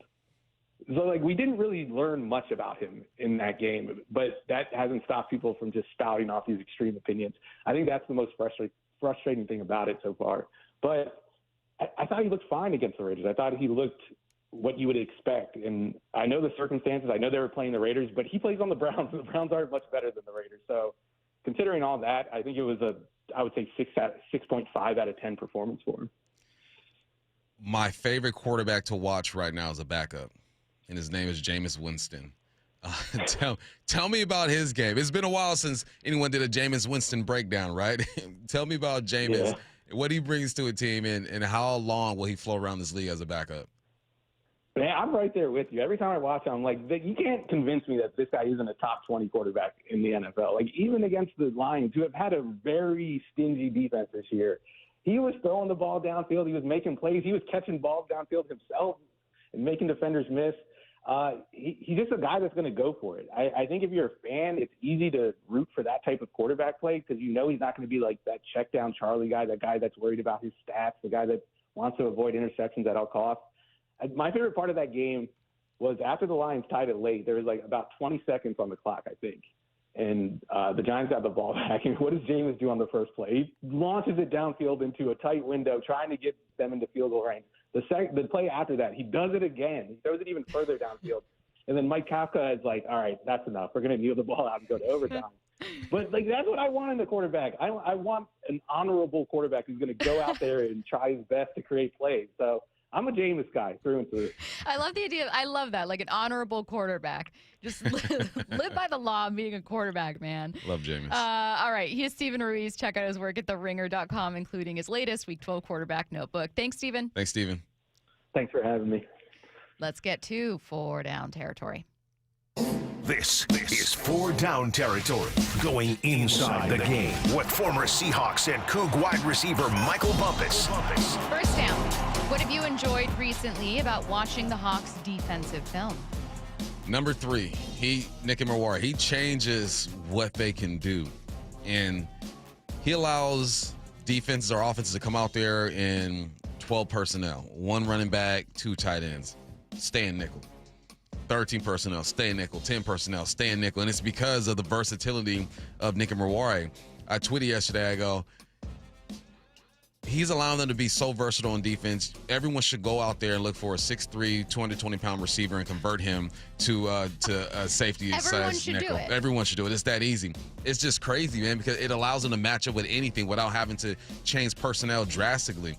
We saw Patrick O'Connell in there at times, but Drake Thomas was in there by himself at times at the linebacker spot. It's just cool to watch.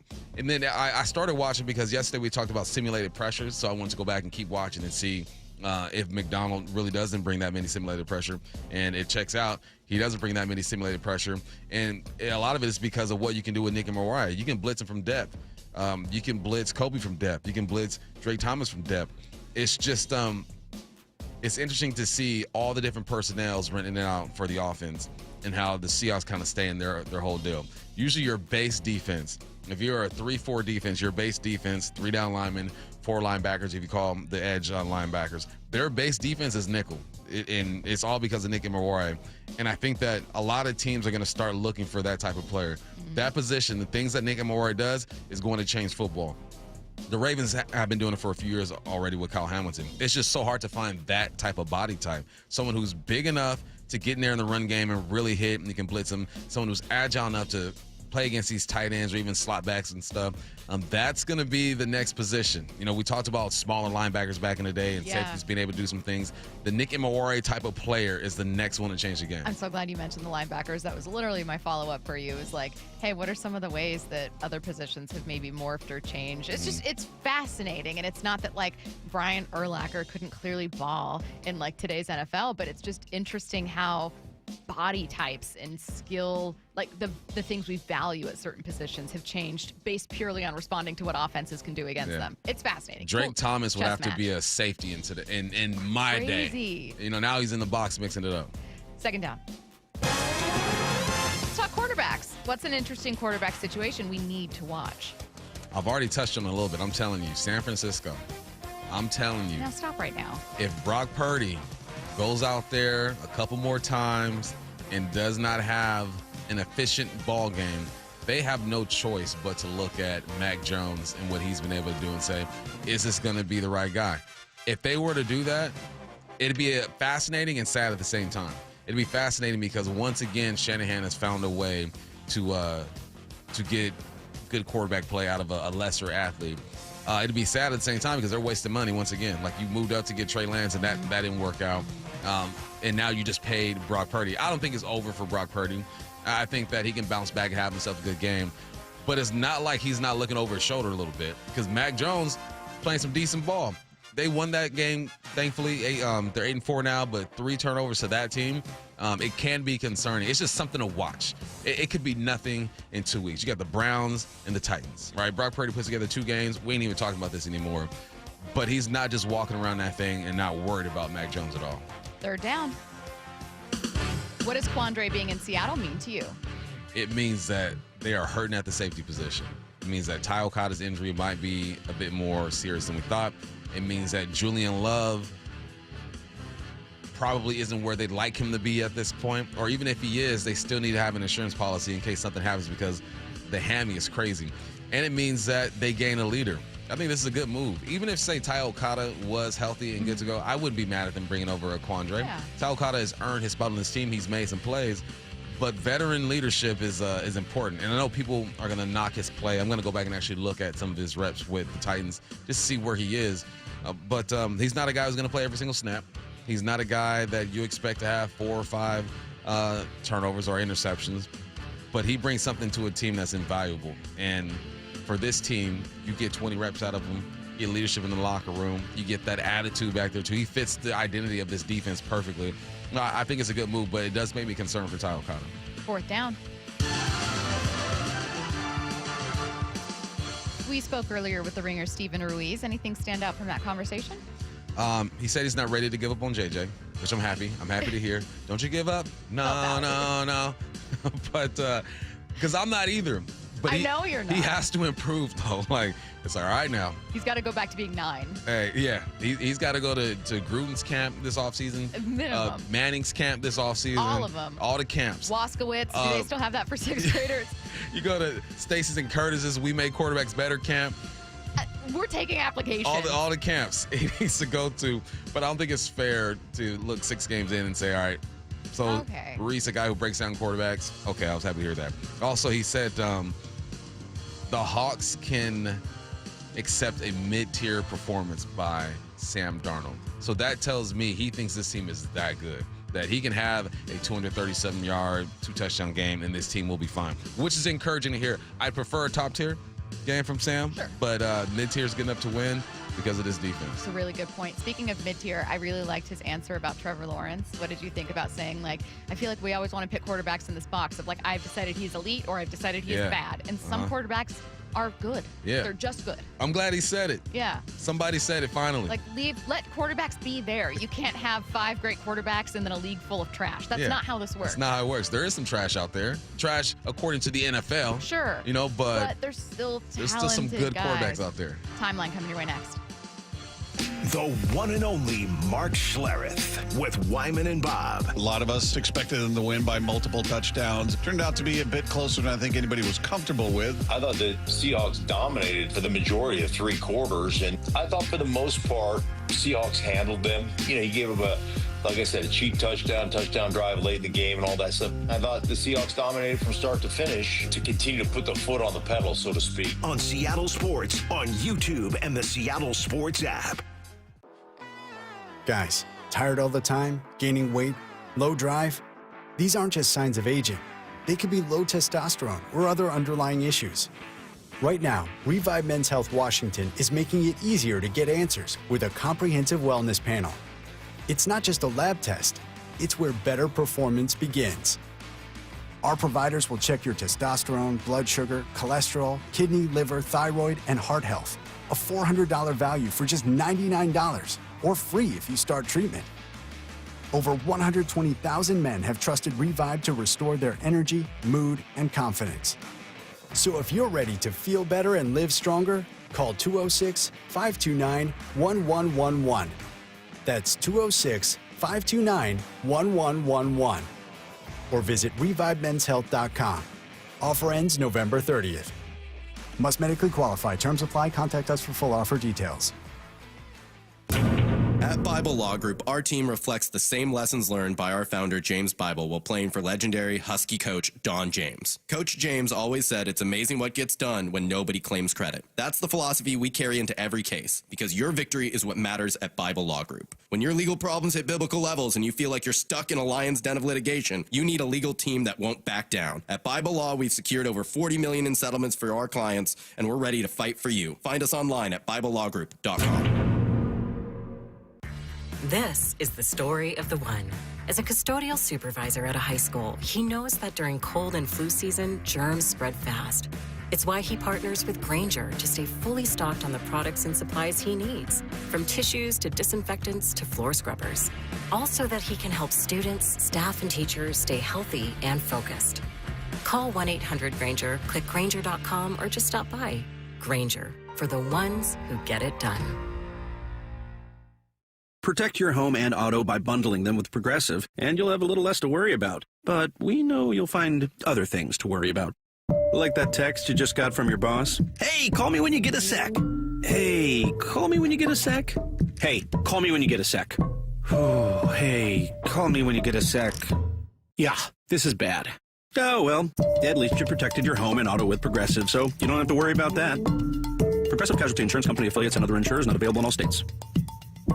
All right, folks, this is it. The weekend many of you have been waiting for. Black Friday.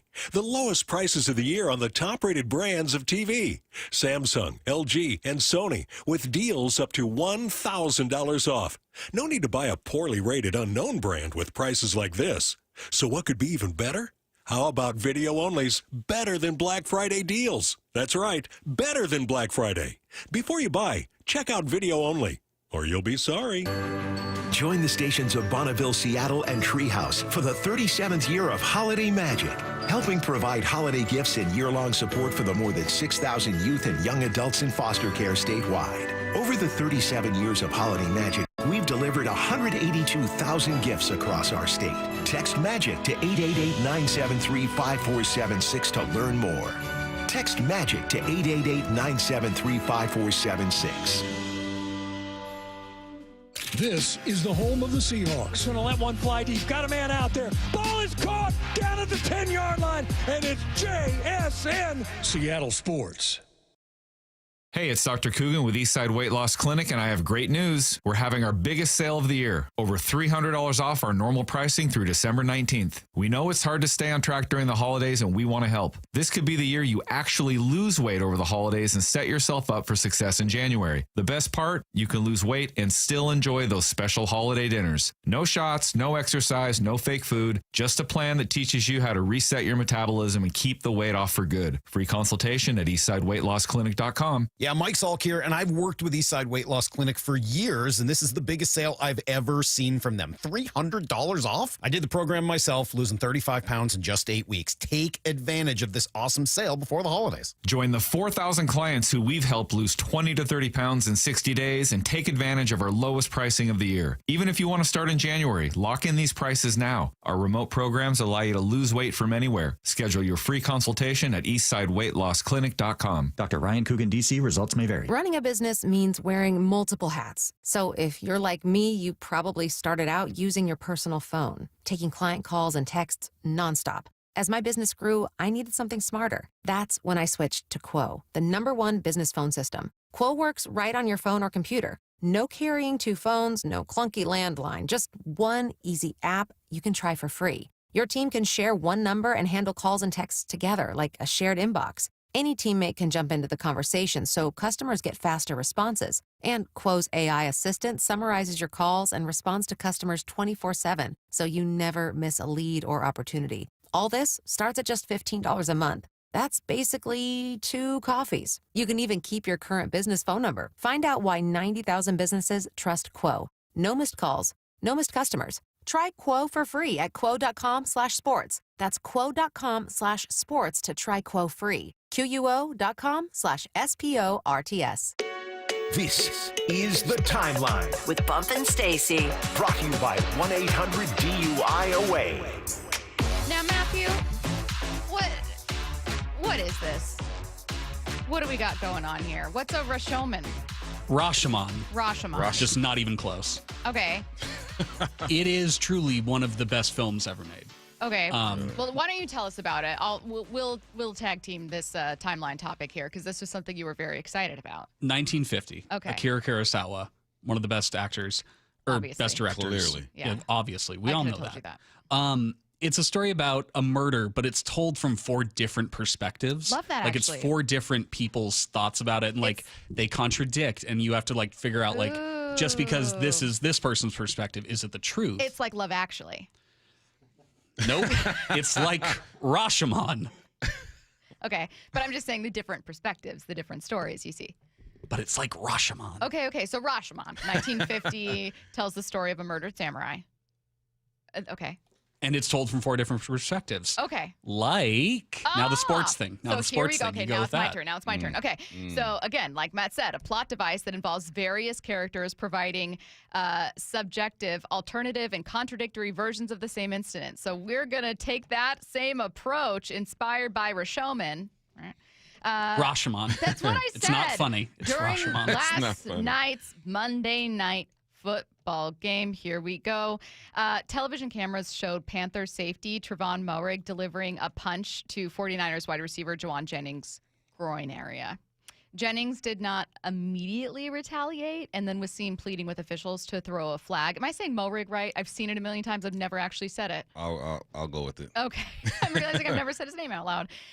So moments after the victory, Juwan Jennings hit him with a quick, open-handed, right across his face mask. Here's what 49ers head coach Kyle Shanahan said about the incident. Yeah, the guy took a cheap shot and hit him in the balls, and I was real proud of Juwan for not losing his mind out there and getting him to the sideline. Now from the perspective of the victim, Juwan. Man, TV gonna tell you what happened, man. I was just responding to me some childish behavior. That's all it was. Kyle said it was a cheap shot, and he was proud of you for not retaliating, like in the moment. How did you kind of stop yourself from retaliating? Well, you know, we talk about all the time how small this window is for us, and so, you know, being 7-rounder could come off. I don't want to make any mistakes. You know, I'm trying to go out there and play the hardest I can, and you know, I like the rest to help me out when they can. Well, has there been stuff building between you and Moehrig throughout the game, or the cheap shot come out of nowhere? Or what? That was just out of nowhere. I mean, I think it's probably just like I was saying, just the history of me playing ball. I play hard.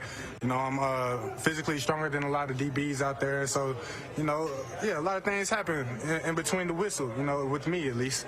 It looked like you were trying to get the attention of the officials. What were you saying to them, and what were they saying to you? Just look at the scoreboard, and they were just saying play ball. Our third perspective, the perpetrator, Trayvon. That's really all it was. I mean, you were pretty blatantly away from the ball.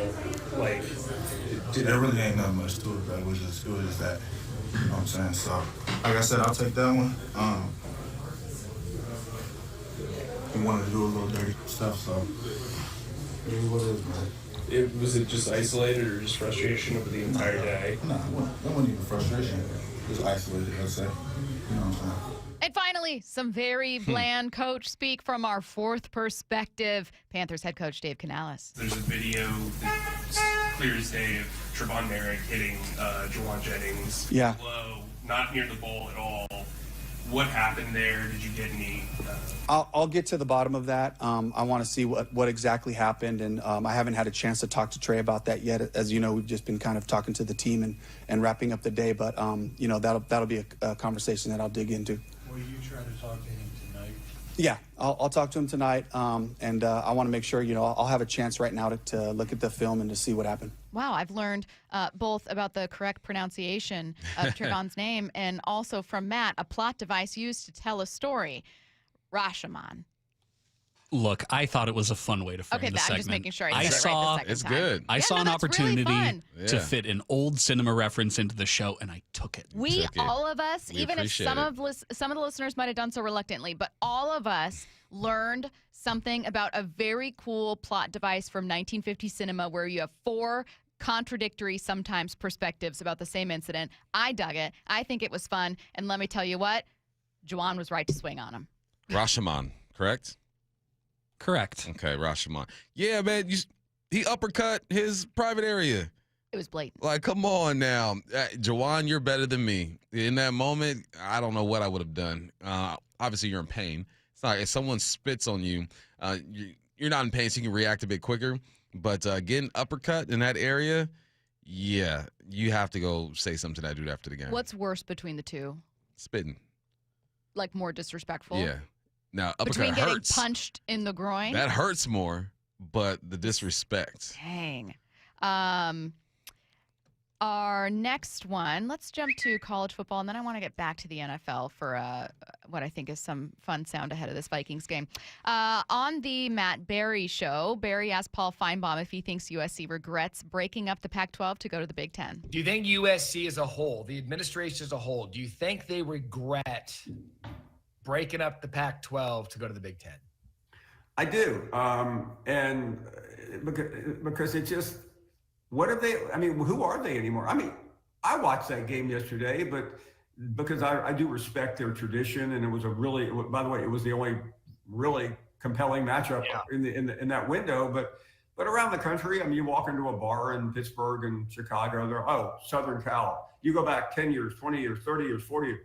Southern Cal was on the top shelf with Alabama and Notre Dame and Ohio State. They're not anymore. Do you think they regret it? No. I don't either. I think they getting some money that they wouldn't have gotten if the Pac-12 stayed together. And I think USC feels like the Big Ten provides more prestige. And that's what SC is all about, right? They've had it over the years. Feinbaum talks about it. No, I don't think they regret it. I think if there's any regret, it's just the travel schedule. They complain about playing at 9 o'clock in the morning. That's all part of the deal. But no, man, it was all about money, and they got the money that they felt they deserved. So, no, I don't think they regret it. I will admit, as a UW alum, I do have bias here that is intended to make me feel less guilty.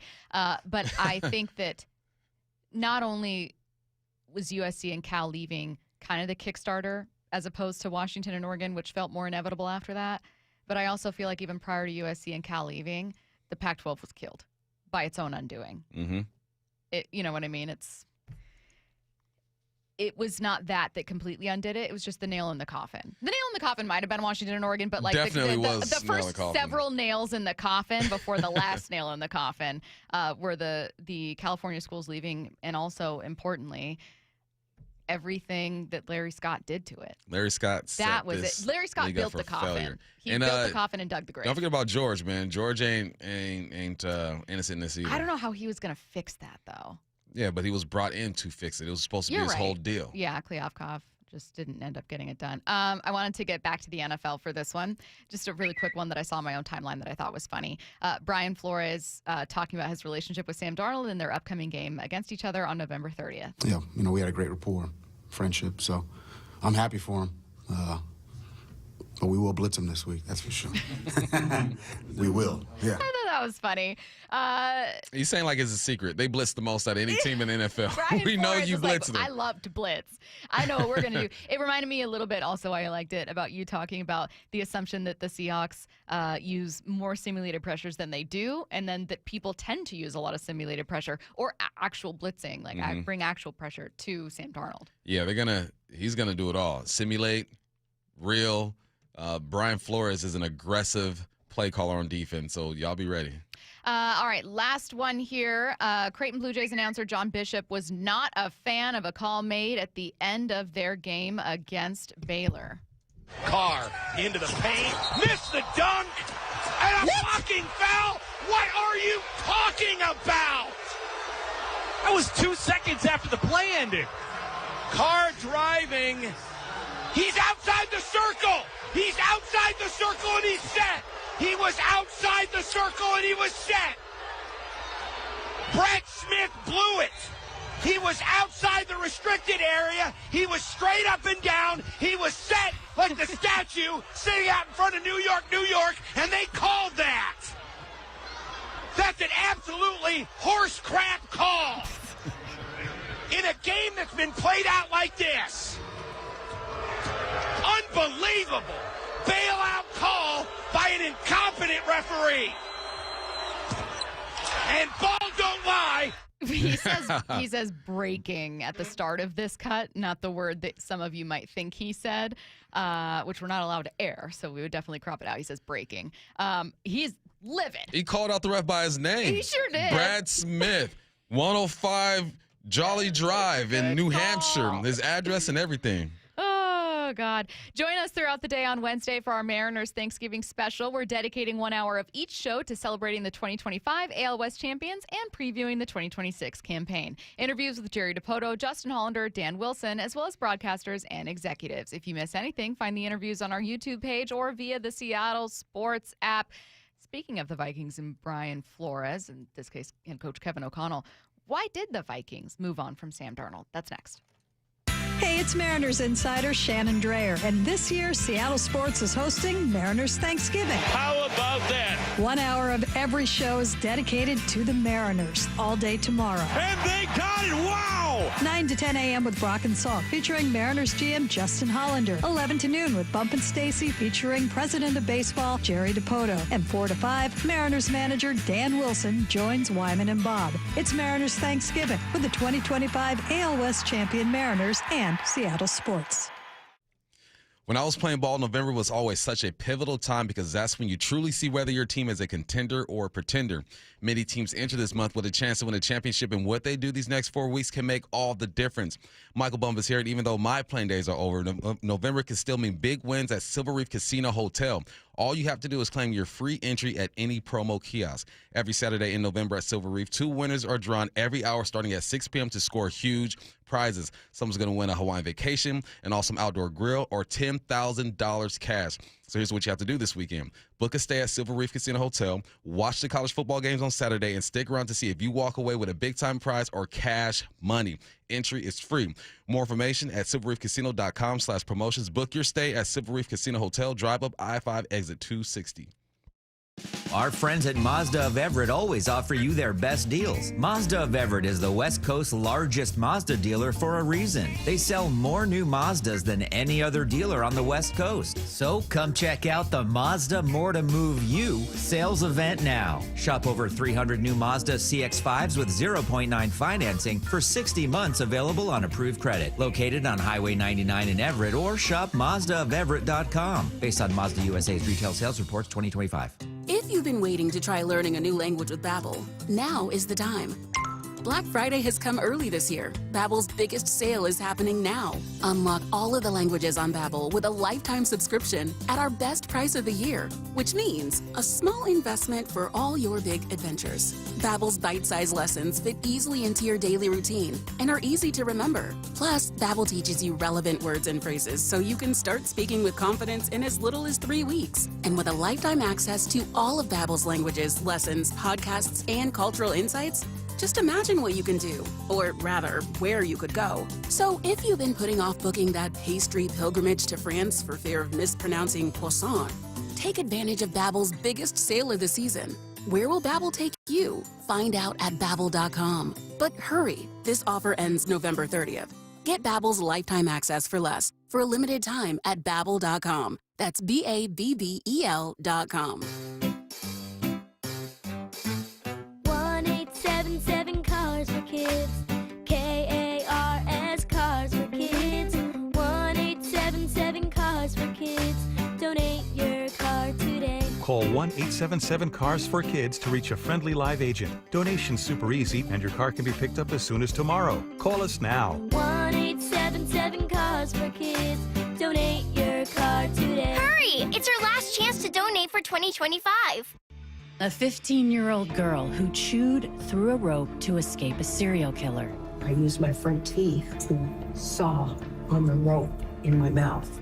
The killer prowled the Pacific Northwest in the early 70s. He's been convicted of murdering 2 young women, but suspected of many more. Maybe there's another one in that area.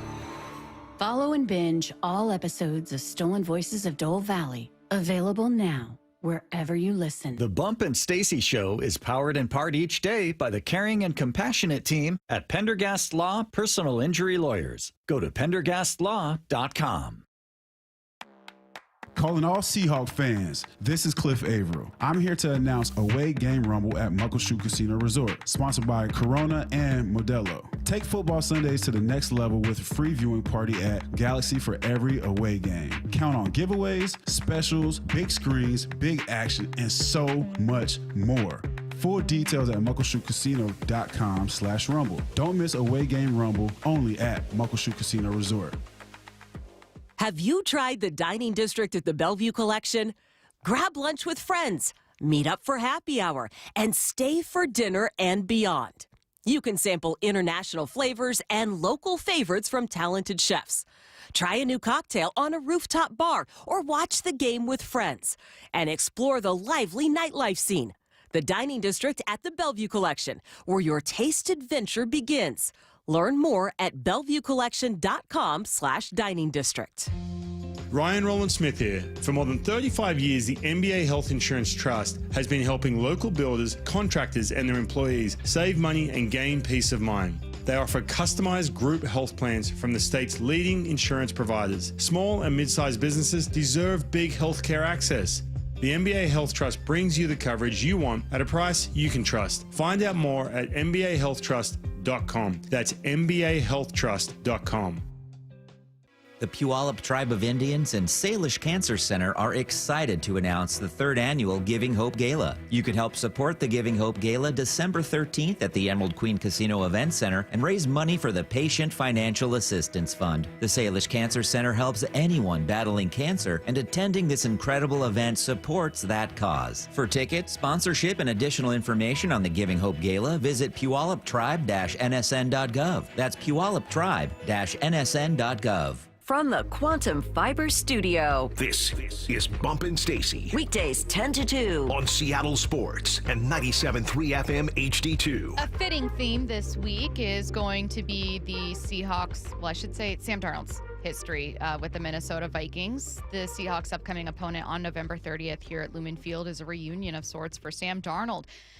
He initially signed a 1-year deal with Minnesota, so there was always going to have to be a discussion about whether or not they should keep him, and granted, was brought to Minnesota to be a backup to their future, J.J. McCarthy. We all know what happened. J.J. McCarthy got hurt. Sam Darnold had this amazing season. But I think, Bump, even when Sam Darnold came here, we were interviewing folks who were with the Vikings broadcast, and they were like, honestly, we weren't entirely sure whether he'd stay. Yeah. This team had kind of already set its sights on moving in a different direction, so it was like bonus. So I don't know that there's bad blood per se, but Kevin Seifert was on with Brock and Salk talking about Sam's history there and why they moved on. First, he explained why Minnesota did. You could come up with still, I think, with some pretty rational arguments for why bringing back Sam Darnold in that situation would have been at least uncomfortable. And you can understand, I think, from a rational standpoint, why Daniel Jones thought that the Colts situation was a better one for him than the Vikings. And you can see why Kevin O'Connell thought about Aaron Rodgers but decided not to do it. That might be the one that's the most debatable given what's happened now. But I think people are just mostly just disappointed and feeling the weight of the history of this franchise in the fact that J.J. McCarthy has not played better than he has. Yes, the Vikings are disappointed, not only that they aren't getting better quarterback play from McCarthy, but that they did have some other options, 3 of them potentially. It didn't go with any of them. I think they had to trust Kevin O'Connell. It was his first year last year with Sam Darnold, and he got him to play at a level. So when you have J.J. McCarthy, maybe Kevin O'Connell was saying, look, I like this guy, I like what he brings to the table. He should be our guy moving forward. Let's cut ties. You kind of got to trust it because of what he's been able to do. Mm-hmm. Hindsight is always 20/20. Daniel Jones might have been a better situation. Obviously, Sam Darnold might have been a better situation. Now you got to figure out which direction you go. I wouldn't be opposed to them bringing in another quarterback just in case, but I think JJ still deserves another chance at this thing. But he's shown that he's not going to hit the ground running. Yeah. Like maybe even Caleb Williams did. Last year, Caleb didn't have a great year, but it wasn't horrible. Mm-hmm. And he's shown that, especially his draft class, too, was tough. You got Bo Nix. You got Caleb. There's a lot to compete with. Penix was playing some decent ball before, Jaden Daniels.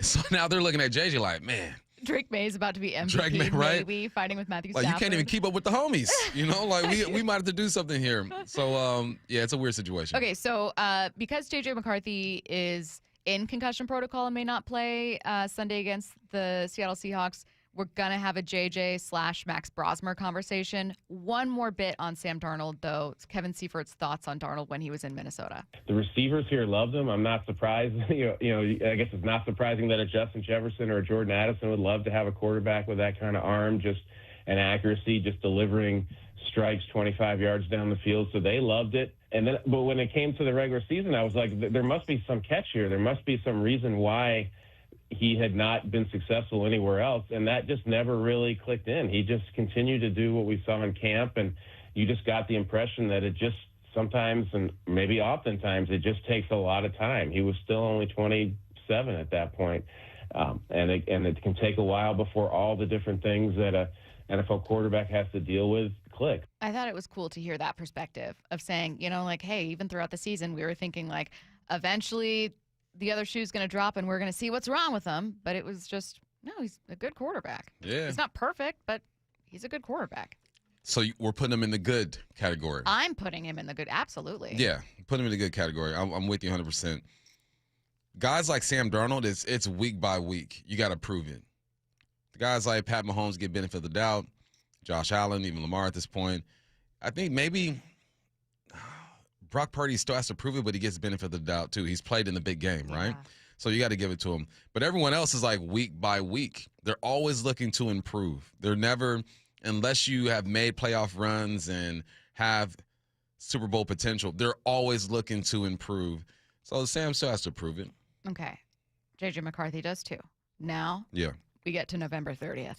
Again, Vikings coming here to Seattle. Bump, here's what's going on. J.J. McCarthy, as you know, is in concussion protocol. Will we see Max Brosmer? Well, let's start with who is Max Brosmer? And what they found about him, there's lots of reasons why guys don't get drafted, height, weight, arm strength, whatever. But what they really were impressed with him was just how quickly he makes decisions and gets rid of the ball. And if you watched him in the preseason at all, you'll just see exactly sort of the opposite of what we were talking about with J.J. McCarthy. It's like, whether just trusting the routes, trusting the receivers, and 1, 2, 3 step throw, or going from progression to progression. And so, and that's what Kevin O'Connell talked about yesterday when he talked about Brosmer, is that this was a veteran's level ability to use his eyes to go from 1 to 2 to 3 in terms of his reads on a particular route. So they trust him from a mental standpoint and his ability to physically execute that.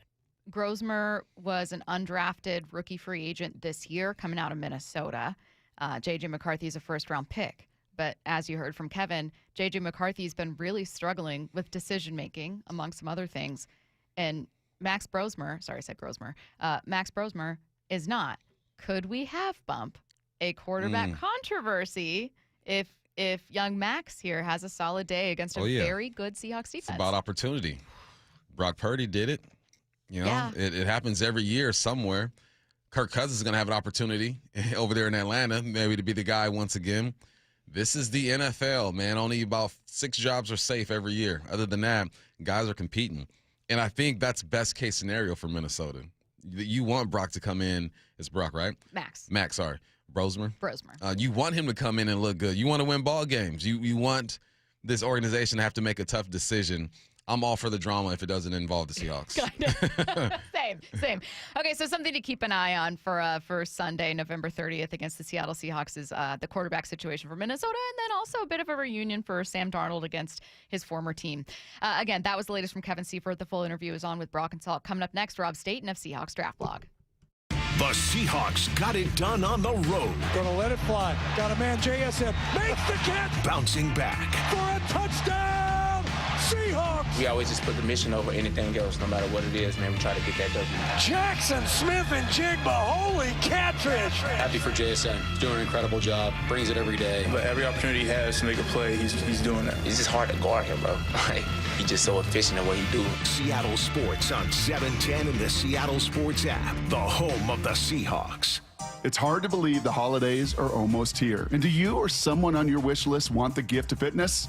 Well, Brock Heward here, and the Top Fitness Black Friday sales event is on right now. I've told you all for years, there is nothing better than a home gym, and to give it as a gift and to friends, even better. And right now, you could save up to $1,000 on Inspire gyms, Inspire treadmills, and True treadmills, plus get free delivery and assembly on Precor treadmills, ellipticals, and exercise bikes. You can also save, how about this, up to 50% on last year's display models. With Olympic weight bars starting at $50 and home gym attachments and accessories, well, they're up to 50% off starting at just $10. So it's no secret why everyone from personal trainers to pro athletes love Top Fitness. You can visit them in Tukwila, Linwood, or Bellevue, or simply go to topfitness.com. Take care of your family, take care of your friends, take care of yourself with the Top Fitness Black Friday sales event on right now. Top Fitness, your best place for home fitness equipment.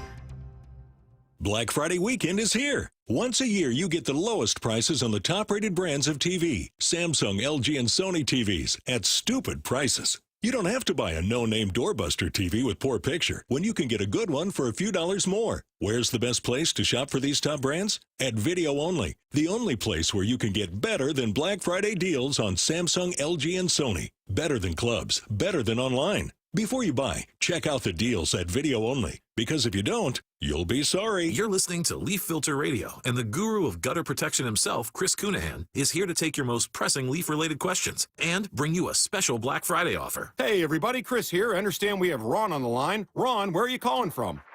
Uh-oh. Ron, are you calling from a ladder? Well, I was. I wanted to ask Chris what I need to do to get my gutters ready to have leaf filter installed. Oh, Ron, you don't have to do anything. A Leaf Filter Trusted Pro will come out and clean out your gutters, realign and seal your gutters, and install Leaf Filter, America's #1 gutter protection system. So I didn't need to get on this ladder? Ron, Leaf Filter Trusted Pros are in your neighborhood and ready to help. Just visit leaffilter.com/deal to schedule your free gutter inspection and get up to 30% off. Thank goodness. What was that site? That's leaffilter.com/deal. And now, as a special Black Friday offer, you can get a free gutter inspection, plus up to 35% off. This is our best offer of the season. Unlock it now at leaffilter.com/deal. See representative for warranty details. Fall rains can expose hidden roof problems, and once water gets in, the damage only gets worse. Is your roof ready for the season? Hi, Justin Shirley, CEO of State Roofing and Exteriors. At State Roofing and Exteriors, we repair and replace roofs with a quality you've trusted for decades. And yes, we also provide siding, windows, decks, and gutters to keep your entire home protected. Call 866-ROOF-ROOF or visit stateroofing.com today to schedule a free estimate. State Roofing and Exteriors, held to a higher standard since 1968. Never have I ever called my sister from the finish line of my first marathon. Hello? You won't believe where I am. Are you running? Mile 26. I'm gonna make it. Switch to T-Mobile's 55 Plus plan and get iPhone 16e with its advanced camera system on us. Plus, 2 lines for just $30 a line. Guys, I can't believe it. I knew you could do it, babe. That was amazing. Mom, how do you feel? I feel great. I can't feel my feet. Let's take a picture, and then you may carry me to the car. Share every stride, every mile, every memory on America's best network. Switch to T-Mobile's 55 Plus plan and get iPhone 16e on us and 2 lines for just $30 a line. With 24 monthly bill credits and 2 eligible port-ins on Essentials 55 Plus for well-qualified customers with autopay plus taxes, fees, and $35 device connection charge. Credits end and balance due if you pay off early or cancel. Contact us. Finance agreement 128 gigabytes, $599.99 required. Best mobile network in the U.S. based on analysis by Google of Speed Test Intelligence data 1H 2025. Visit T-Mobile.com. Just how good is Pure Talk's current deal for unlimited wireless? Well, you might say it's the deal of your lifetime. Because right now, for just $29.95 a month, Pure Talk is offering unlimited talk, text, and data for life.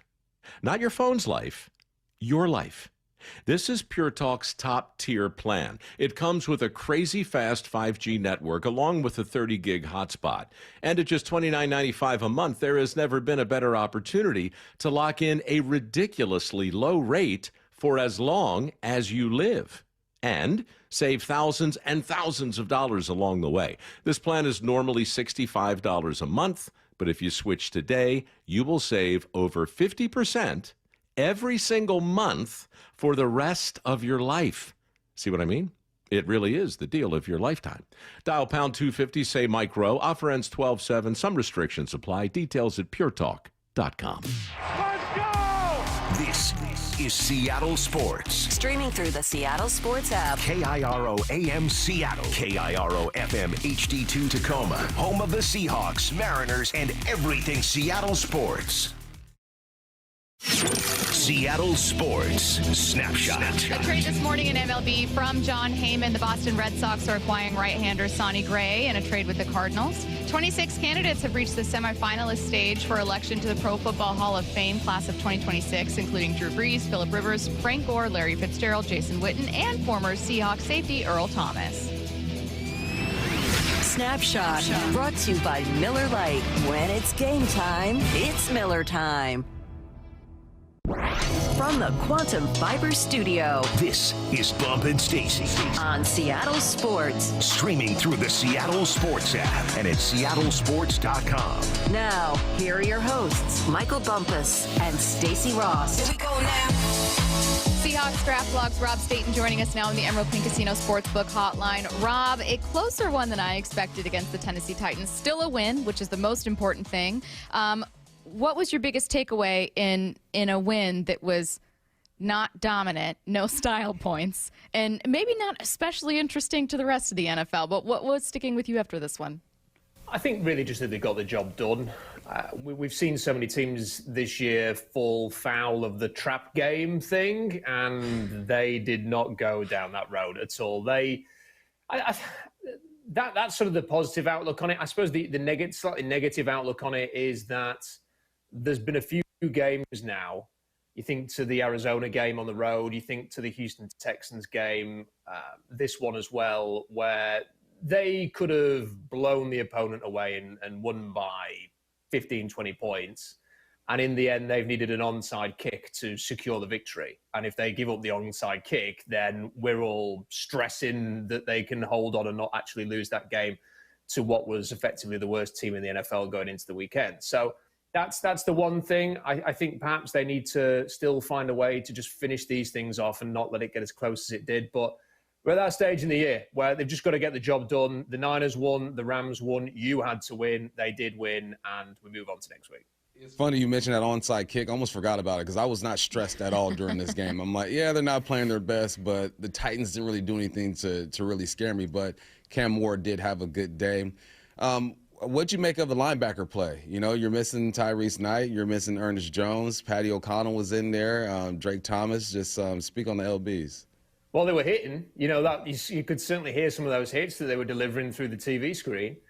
And that's what you want to see. It's quite hard, actually, to sort of watch college linebackers these days. You know, when you're kind of watching the college football, there are not those explosive jump off the screen linebackers aside from the guy at Ohio State who might be the first overall pick.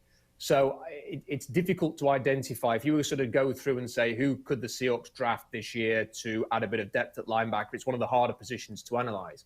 So the fact that they've been able to find some players to provide a bit of depth and that they can help you get a job done here, I think is very, very reassuring. I think the defense generally maybe just took a step back because of some of the absentees that they've had. They maybe felt that a little bit more in this game than they have in recent weeks.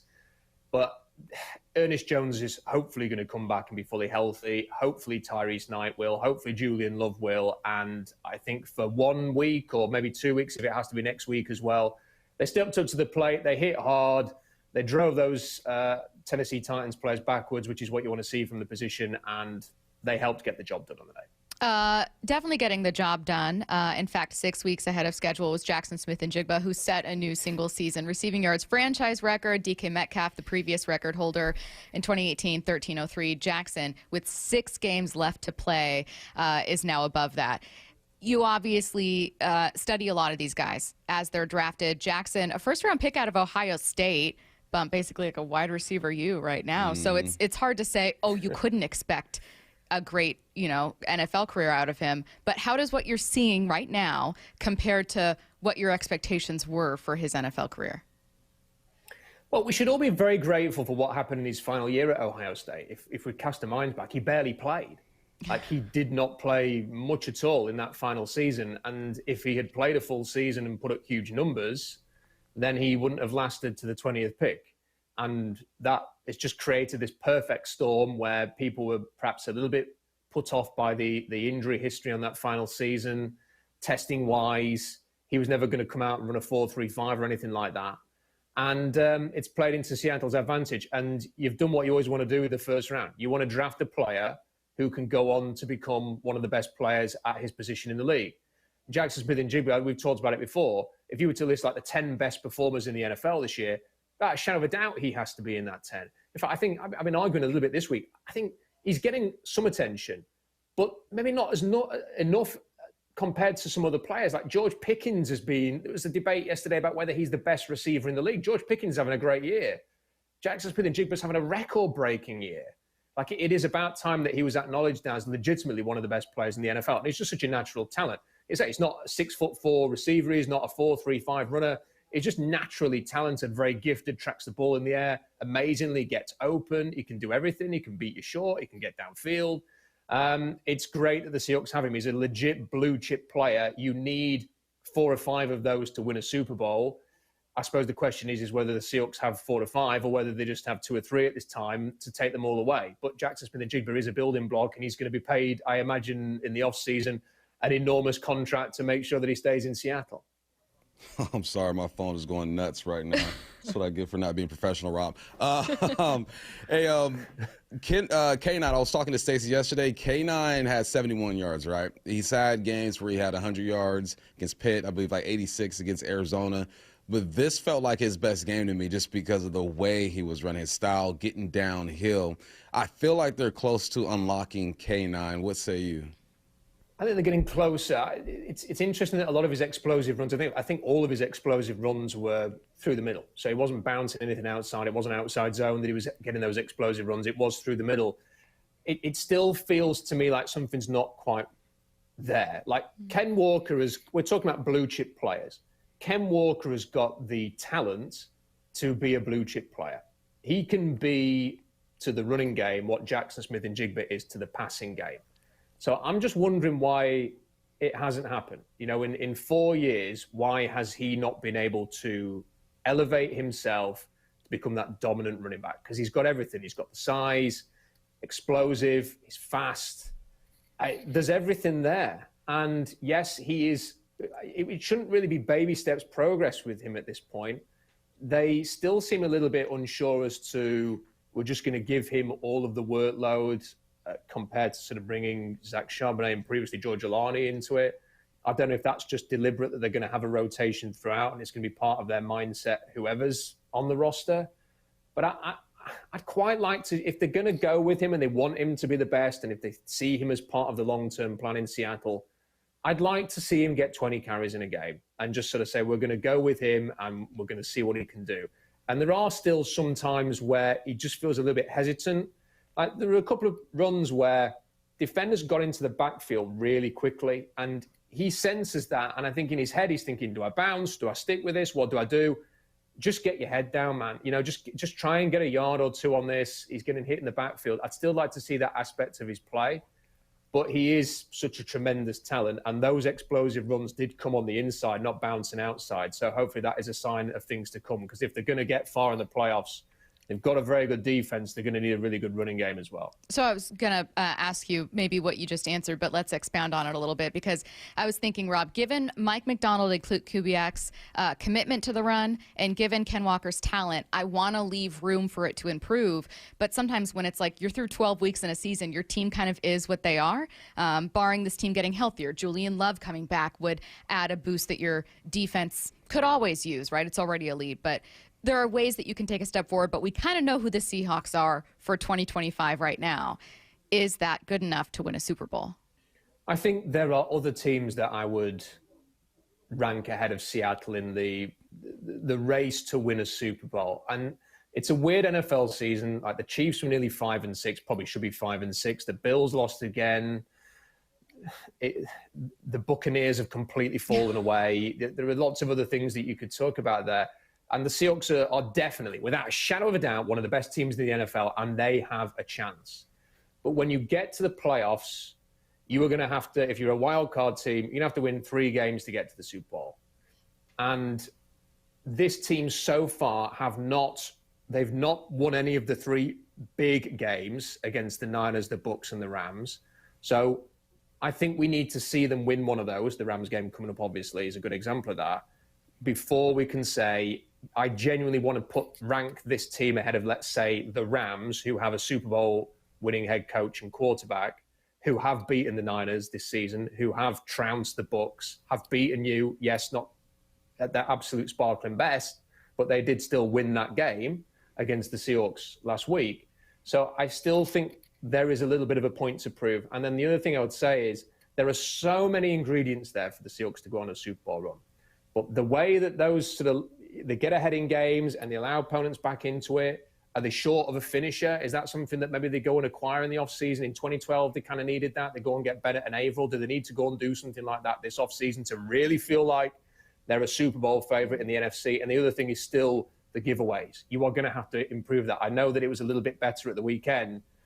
Sam Darnold still had at least a couple of throws where you're thinking he's quite lucky not to be intercepted there. And if it comes down to trust between, do I trust Matt Stafford to have a clean game and win a playoff game? The answer is yes. Jalen Hurts and the Eagles had a complete collapse. We had that game as our game in the UK at the weekend. They didn't score a point in the second half. He's thrown one interception all season. He's not turning the ball over. Do I trust Sam Darnold in 3 playoff games to not turn the ball over? At the moment, I don't. Still believe in him as a quarterback, but until he gets to that point and does it, you have to say maybe there's 1 or 2 other teams that I would put ahead of Seattle at this stage. There's been some movement, excuse me, on the offensive line. We saw Olu play. Haynes got some time. What's your evaluation of the line as it stands today? Well, first of all, Gray Zabel is just a machine. How did we go from sort of going to bed the week before dreading the worst with Gray Zabel? Like, oh, he's got a bad knee injury. We'll see you at training camp, Gray. Yeah. You know, to, he goes out there and plays a full game against the Titans. I got to take my hat off to him. Like, that's really impressive. I think the line, the problem with the modern day NFL is that you can go on, anyone can go on this all 22 now.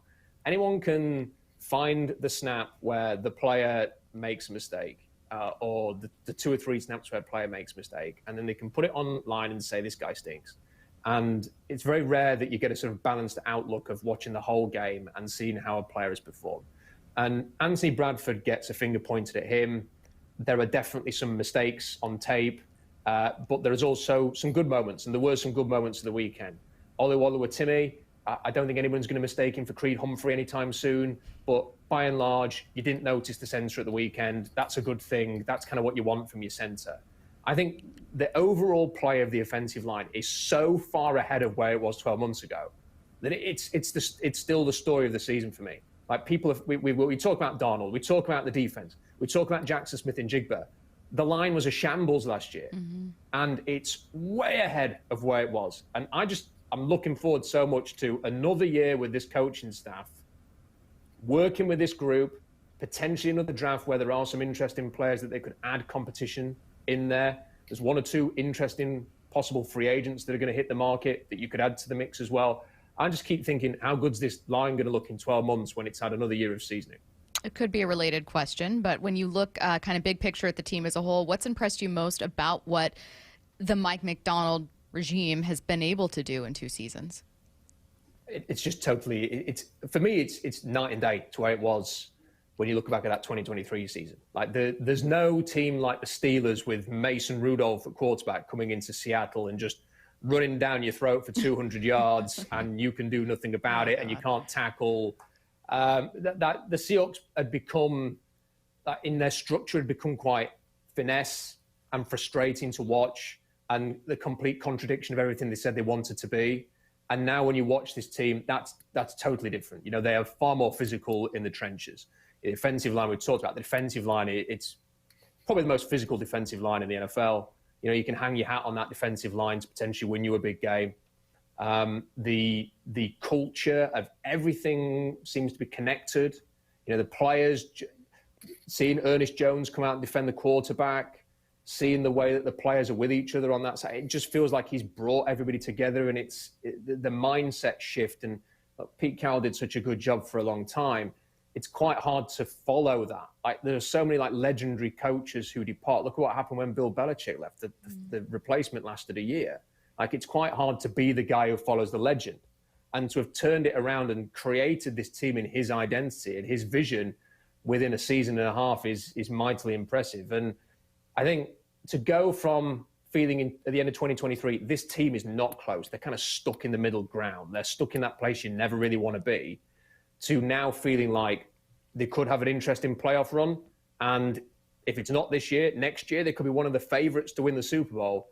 I think that does not get enough credit, frankly. And I can't wait to see where this team goes next, because the direction is forward momentum, bright future, and I think it's a very exciting time to be a Seahawks fan. He is Seahawks Draft Log's Rob Staton, kind enough to join us. Rob, we thank you so much for your time, and I think you're right in highlighting some of the areas we want to watch to see if this team improves. We will keep our eyes trained on Ken Walker on some of those takeaways, and hope that we can see some stuff we love against the Minnesota Vikings. Thank you so much. Thanks, Rob. Thanks. Have a great Thanksgiving, everybody. Let's get to headline rewrites. Extra, read all about it. Headline rewrites. We must make headlines. The real story behind the headlines in today's news with Bubba and Stacy. The 49ers dominated the Panthers 20-9 on Monday night to improve to 8-4. What's the real headline? They're simultaneously the most injured team in football and also the only one that just won't die.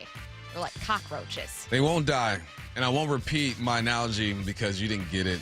And I was out here by myself. No, wait, what was it? It's a meme that's going around, man. It's like when you think something's over. It was that I hadn't seen it yet. Yeah, I know, but so I'm the lame one. We're not connecting. Okay, so I'm just I have to use something else now. Okay. So they just won't die. Yeah, I feel like just saying they're cockroaches. Exactly. They just won't do it. And Brock Purdy did not look good. No. 23 of 32, 193, 3 interceptions, and it was back-to-back possessions too. Mac Jones has been playing some good football. I think Brock Purdy is going to be okay, but this is something that you need to pay attention to. If you don't look good against the Browns and the Titans, and you drop one of those two games, Mac Jones is over there waiting on the sideline like, look, play, I got you. I was going to say, listen. Now, I think it's between the Rams and I know that the Seahawks and 49ers both have 8 wins. I think it's between the Rams and Seahawks for the NFC West. They just look like better teams. They're healthier, whatever. Still, 49ers right now hang on to the number 7 seed. Let's say we get to the end of the season, and no disrespect to the 49ers, but let's say they're fighting for that 7th seed. Do you go with Mac Jones? And a must-win game. Okay, if the 49ers had to play a must-win game on Sunday. You got to go with Brock. You have to. You mean we're talking last game of the season? I'm going with Brock. Let's pretend this Sunday they're going to be playing. God, who are they playing? I'll look the it Browns. Up. The Browns. Or the Titans. One of those two. They got the Browns. Okay, yeah. Browns. Must-win game. Do you go with Brock or do you go with Mac Jones? I know this sounds like a stupid question. You got to go with Brock. One bad game, you got to go with Brock. Yeah. He turns that ball over 2-3 more times this game, though. Mac Jones is tapping him on the shoulder like, you good? I'm here. I'm here if you need me.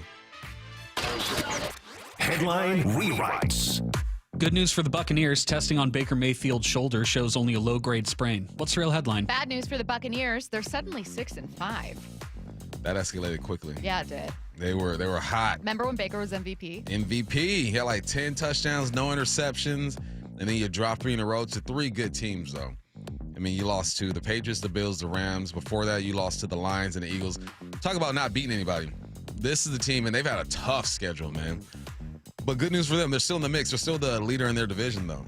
So as long as you can just win your division and fight off all the others, you should be okay and good. I think Brock has a streak in them. Like, look at their next game. So you got the Cardinals, the Saints, the Falcons, the Panthers, the Dolphins, the Panthers. You could win Bucks schedule? Bucks. Okay. You can win all those games. You can go on a run. So just keep pace, stay in front of your division, and you should be okay. Good news for the Bucks. Are we going to see Bucky Irving come back? I don't know. He was cooking. He was cooking. He was really rolling for a while, and I think that I was thinking to myself of asking you, what's going on with the Bucks? And then I was like, well, that's part of the answer. Yeah. They don't have their leading rusher right now. A couple other players down, but that's pretty impactful. Headline rewrites. Jamar Chase apologized yesterday for spitting on Jalen Ramsey. What's the real headline? A headline written not about a first-grade classroom, but an NFL game. Jamar You need to stop spitting on people. is tripping. We are not in kindergarten. We're not learning the rules of just being a decent person. You are a grown man. And if you were to spit on somebody, you get exactly what you deserve, and he's lucky they had pads on because Ramsey is bigger than him, stronger than him, and I take Ramsey in a fight. I think I just hate the spitting deal. If you don't like somebody, man, you go ahead and handle it with your words or your fist. But spitting is the ultimate disrespect. His apology is whatever. Yeah, I'm just disappointed because I like him. I like Jamar. He's a great player. Before that, I thought he was a decent person. I'm sure he's not a horrible person. Just his emotions got him, but that's just a bad look. Oh, someone said Bucky's back this week, and then they said, don't you play fantasy? I do. And I'm in first place, and I've already clinched a playoff spot, but he's not on my team, so. You know? I have Jonathan Taylor. You worry about yours. Yeah. Oh, I don't need to worry about my team. I'm 11-1. So. You know what? I really like this for you. But I hope it doesn't end in disaster. Oh, it's already a disaster. Typically, the teams that go through the season like that get into the playoffs in first round. Done. That could end up happening. I think at this point, my head is inflated too much. Like, it's never. I could lose every game, get knocked out of the playoffs early, and I'm a different person now. Like, having gone 11-1, I'm not the same person that I was in August before this season started. Like, I've changed. Right. I'm big time now. I'm a fantasy god, okay? Like, I know everything there is to know about fantasy football, except for the fact that a major contributor is coming back this week. That I didn't know. Okay. that I didn't know for sure. I knew that they wanted him back soon. I didn't know that he was for sure coming back this week. So that's great. I'm very happy for Bucky Irving. He's incredibly talented. He's so important to what they do. So good for him and good for the Buccaneers. Would you rather face the Buccaneers or 49ers in the playoffs? Bucks. A random hypothetical. Bucks. I go with the Bucks. Niners, there's too much familiarity. You know, like Shanahan knows this team. You play them twice already. It's always hard that third time. Now, you haven't beaten them, right? They say it's hard to beat a team 3 times. It's just hard to play a team 3 times. Yeah. I'd go with the Bucks. Who you going with? I think the Bucks. I was thinking about it. I was listening to the Athletic Football Show, and they had a listener question, and the listener was saying, hey, you know, I'm like grateful that the Bucks have had so much success in terms of regular season wins and getting to the playoffs, but like it also feels like they're in a bit of a rut. Like, you won a Super Bowl with Tom Brady, you know, then with this current group, they're all here. You know they're going to be here next year. Like, Baker's going to be your quarterback next year. You're going to have the same coach. You're going to have the same everything, but it feels like they can't quite get over the hump. So then I was thinking of that fan perspective, like that fan's perspective of where the Bucks are compared to the way I saw the Bucks in week 6 or whenever they faced Seattle. And I was like, you know what, the version this fan sees, yeah, I'd face that team in the playoffs.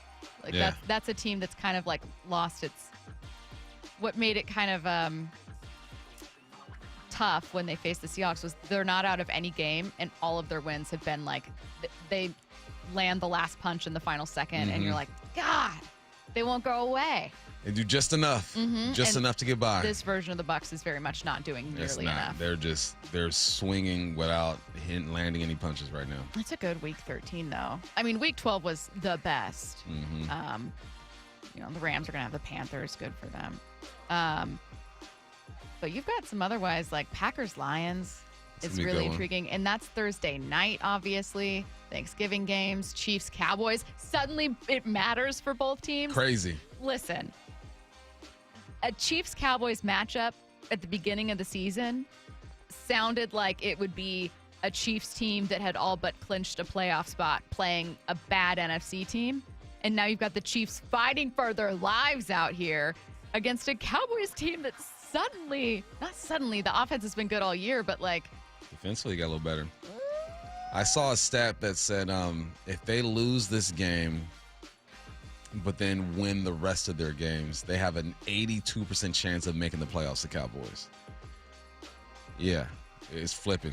God. They can lose this one and win the rest. Well, their schedule, I think, isn't the greatest, but there's another game in there. They got the Lions after the Chiefs. So they could split those 2 games. If they split and win out, they got an 80-something% chance to make the playoffs. Okay, well, the Cowboys, wow, that's very intriguing, are not at the top of the NFL's power rankings, but we'll tell you who is next. Hey, it's Mariners Insider Shannon Drayer, and this year Seattle Sports is hosting Mariners Thanksgiving. How about that? 1 hour of every show is dedicated to the Mariners all day tomorrow. And they got it! Wow! 9 to 10 a.m. with Brock and Salk, featuring Mariners GM Justin Hollander. 11 to noon with Bump and Stacy, featuring President of Baseball Jerry DiPoto. And 4 to 5, Mariners manager Dan Wilson joins Wyman and Bob. It's Mariners Thanksgiving with the 2025 AL West champion Mariners and Seattle Sports. If you've been waiting to try learning a new language with Babbel, now is the time. Black Friday has come early this year. Babbel's biggest sale is happening now. Unlock all of the languages on Babbel with a lifetime subscription at our best price of the year, which means a small investment for all your big adventures. Babbel's bite-sized lessons fit easily into your daily routine and are easy to remember. Plus, Babbel teaches you relevant words and phrases so you can start speaking with confidence in as little as 3 weeks. And with a lifetime access to all of Babbel's languages, lessons, podcasts, and cultural insights, just imagine what you can do, or rather, where you could go. So if you've been putting off booking that pastry pilgrimage to France for fear of mispronouncing croissant, take advantage of Babbel's biggest sale of the season. Where will Babbel take you? Find out at Babbel.com. But hurry, this offer ends November 30th. Get Babbel's lifetime access for less for a limited time at Babbel.com. That's Babbel.com. Cliff Averill here, giving a big shout out to the biggest and the best in the Northwest. That's right, I'm talking about Muckleshoot Casino Resort. Time and time again, they've been voted the best resort and best casino with the best chicken wings. There's nothing like being the very best, so come check out everything this place has to offer. Hey, when they say the biggest and the best, they mean it. Everything's on the table at Muckleshoot Casino Resort. Find out more at muckleshootcasino.com and please game responsibly. The Puyallup Tribe of Indians and Salish Cancer Center are excited to announce the 3rd annual Giving Hope Gala. You can help support the Giving Hope Gala December 13th at the Emerald Queen Casino Event Center and raise money for the Patient Financial Assistance Fund. The Salish Cancer Center helps anyone battling cancer, and attending this incredible event supports that cause. For tickets, sponsorship, and additional information on the Giving Hope Gala, visit puyalluptribe-nsn.gov. That's puyalluptribe-nsn.gov. This is the story of the one. As a custodial supervisor at a high school, he knows that during cold and flu season, germs spread fast. It's why he partners with Grainger to stay fully stocked on the products and supplies he needs, from tissues to disinfectants to floor scrubbers. All so that he can help students, staff, and teachers stay healthy and focused. Call 1-800-GRAINGER, click Grainger.com, or just stop by. Grainger, for the ones who get it done. Makita's built for the pros who show up early, who don't do shortcuts, only precise cuts. With tools built to last, job after job, year after year. Performance that pays off, because when the job calls for the best, you answer. And when you need the best, you call on Makita. Built to be the best. Available at the Home Depot. Husky Nation, the rivalry is on, but this time it's bigger than football. This holiday season, we're taking a fight from the field to the table with Rivalry for a Reason, a competition fundraiser between UW and Oregon fans to tackle food insecurity across the Northwest. Every dollar you donate counts as a vote, and votes are unlimited. So let's outgive the Ducks and show our Husky pride. 100% goes to households in need, thanks to Safeway and Northwest Harvest. Visit dogsvsducks.org today. The home of the Seahawks, Seattle Sports. Touchdown, Seahawks! Ken Walker III. Get everything Seahawks at seattlesports.com. Are your investment dollars working as hard as they should be? You've spent years building your future. Don't let outdated advice put it at risk. Hi, I'm Jeff Jr., founder of Trajan Wealth. We're a veteran-owned firm proud to bring a new standard of financial care to the Seattle area. Our nationally recognized advisors are fiduciaries, ethically bound to put your interests first. That's the highest standard of care in the industry. As a privately held company, we answer to you, our valued clients, not shareholders. For households with $500,000 or more, let us build you a customized plan. From Bellevue to Tacoma, get advice you can count on. It's time to take a fresh look at your financial plan. Call Trajan Wealth, 206-466-3300. That's 206-466-3300. Trajan Wealth. Plan smarter, dream bigger. Advisory services offered through Trajan Wealth, LLC, an SEC-registered investment advisor. It's comedian Tom Segura at Emerald Queen Casino Event Center with an encore performance Saturday night, November 29th. I want to be that type of old. It's an old where you get yelled at for saying you want to be helpful. Like when an old person's like, I'll take out the trash. Someone's like, are you out of your mind? Your spinal snap. Sit down. Tickets at emeraldqueen.com. Tom Segura's Come Together Tour, November 29th at Emerald Queen Casino, the entertainment capital of the Northwest. 21 and older. Need gambling help? Call 800-547-6133 or visit emeraldqueen.com.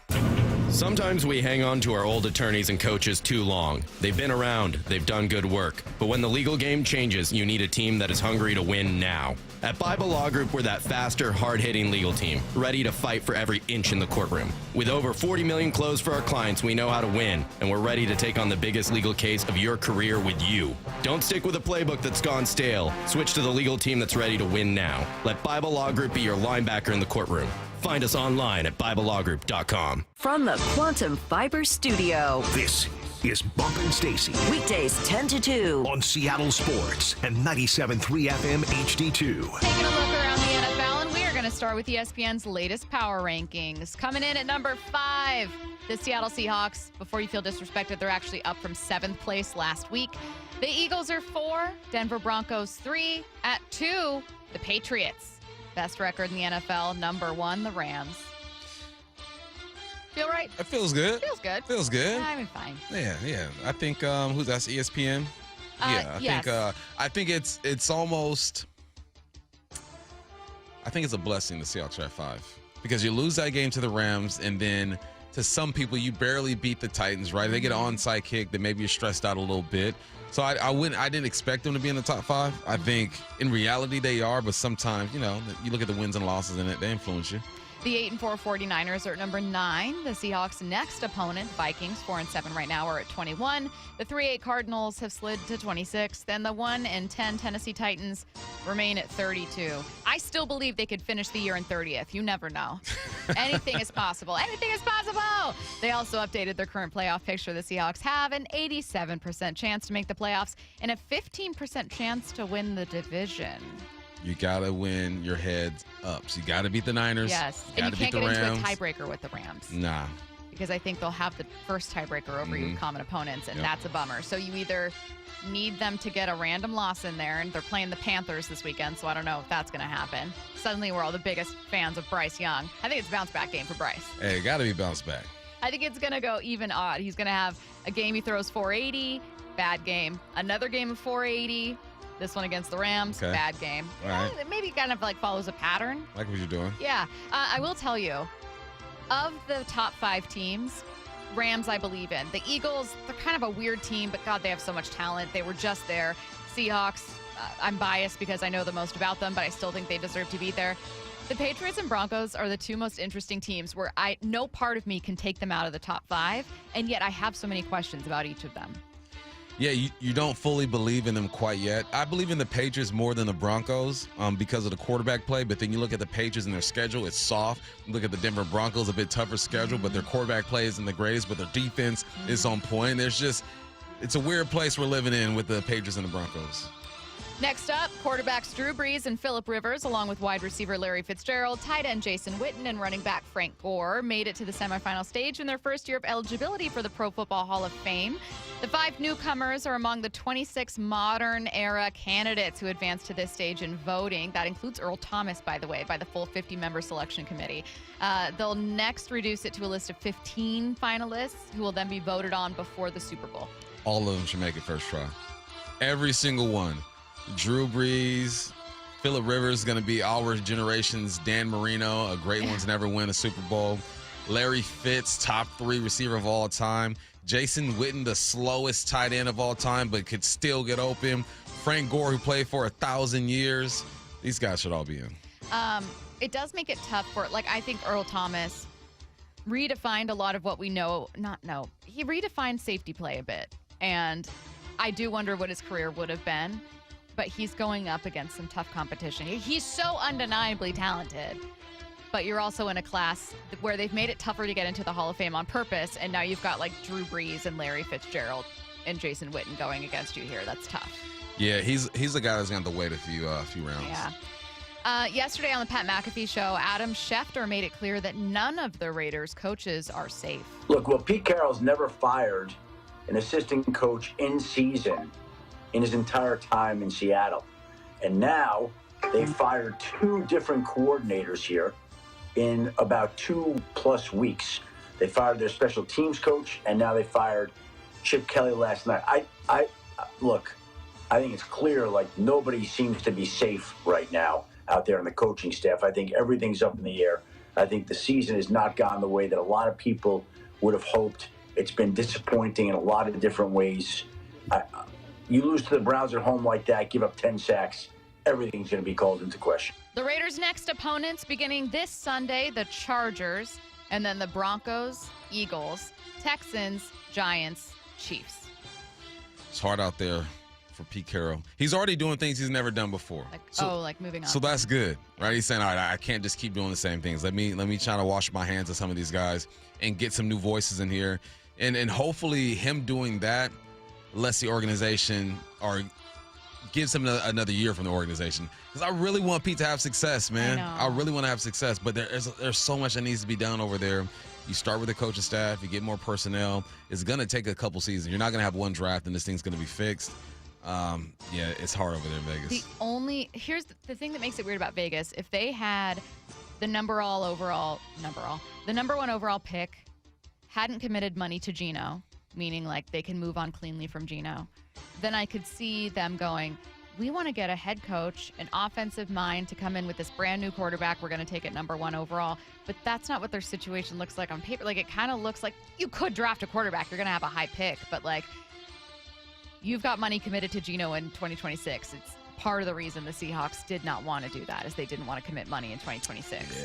Yeah. So Geno's going to be your starter in all likelihood next year. Why move on from Pete? Well, here you go. You and give Geno a better chance. That offensive line is really bad. Yeah. It's probably the worst in the NFL. And we see what Geno can look like with a decent offensive line. Mm-hmm. Good enough to make a push for the playoffs to keep you relevant. I think they give Geno and Pete one more shot. Okay, let's go to the upcoming game between the Browns and 49ers. So, as you guys know, Shedeur Sanders is going to get his second start. Dylan Gabriel cleared concussion protocol, but Sanders won that start coming up against the Browns.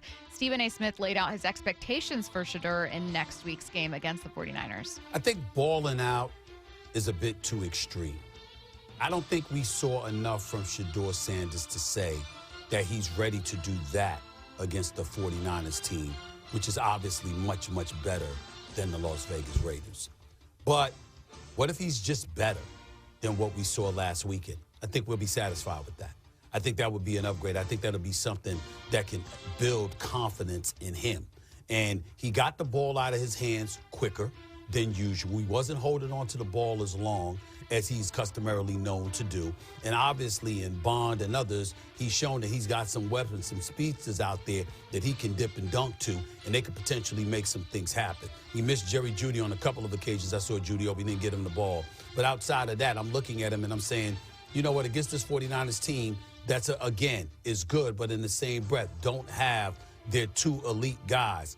If he goes out there and balls and look better than he did against the Vegas Raiders, against the Las Vegas Raiders, I think that'll be a huge plus. I don't expect him to play lights out, throw for 300 or 400 yards or anything like that. But if he's in the 200-plus yard range and he's throwing the ball efficiently and not turning the ball over, I think that's a plus, and I think that's something to build on. Bump, what are fair expectations for Shedeur in this game? Just his second career start. I think it's deeper than just the stats. I think it's how he handles the blitz, because they're going to blitz the heck out of him. The last game, who they played last game, the Raiders, they blitzed the heck out of him. Can you slide your protection? Can you get the football out your hands? He's going to throw an interception. Can you just look like there's some potential there? I'm not worried about the numbers, man. I think it's more about the process than the numbers. All right, last one here, speaking of blitzing, earlier we played this cut from Vikings defensive coordinator Brian Flores. Yeah, we had a great rapport, friendship, so I'm happy for him. But we will blitz him this week, that's for sure. We will, yeah. Great quote. In the same press conference, he also discussed the difficulty the Seahawks offense poses. Sam's doing great, but You know, they've got a lot of really great players over there. Good O-line, backs, tight ends. You know, we've got, you know, one of the best receivers in the league right now, playing at a high level. And, you know, Clint's doing a great job of putting all those things together. They've got balance within the offense, and they're doing a lot of really good things. We're going to have to, you know, play well in really all areas, up front and the back end, you know, fundamentally.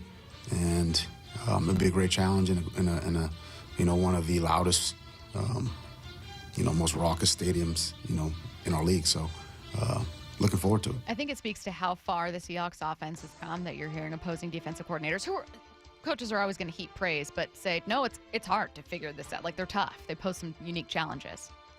Come a long way. But they really do, though. They do. I believe him. Yeah. And the fact that he mentioned the offensive line is encouraging, too. But he will blitz you, and he will blitz you a lot, about 50% of the time. So get ready. Laugh at the end, but we will blitz him. We will blitz him.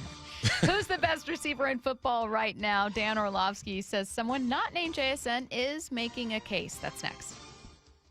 The one and only Mark Schlereth with Wyman and Bob. A lot of us expected them to win by multiple touchdowns. It turned out to be a bit closer than I think anybody was comfortable with. I thought the Seahawks dominated for the majority of three quarters, and I thought for the most part, Seahawks handled them. You know, you gave them like I said, a cheap touchdown drive late in the game and all that stuff. I thought the Seahawks dominated from start to finish to continue to put the foot on the pedal, so to speak. On Seattle Sports, on YouTube and the Seattle Sports app.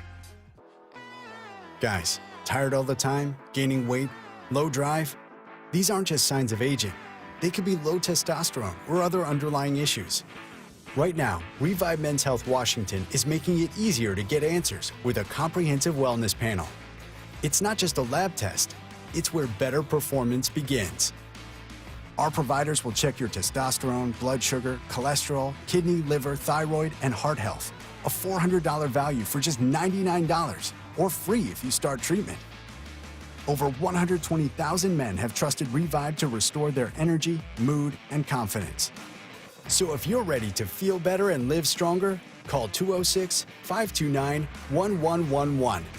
That's 206-529-1111. Or visit ReviveMen'sHealth.com. Offer ends November 30th.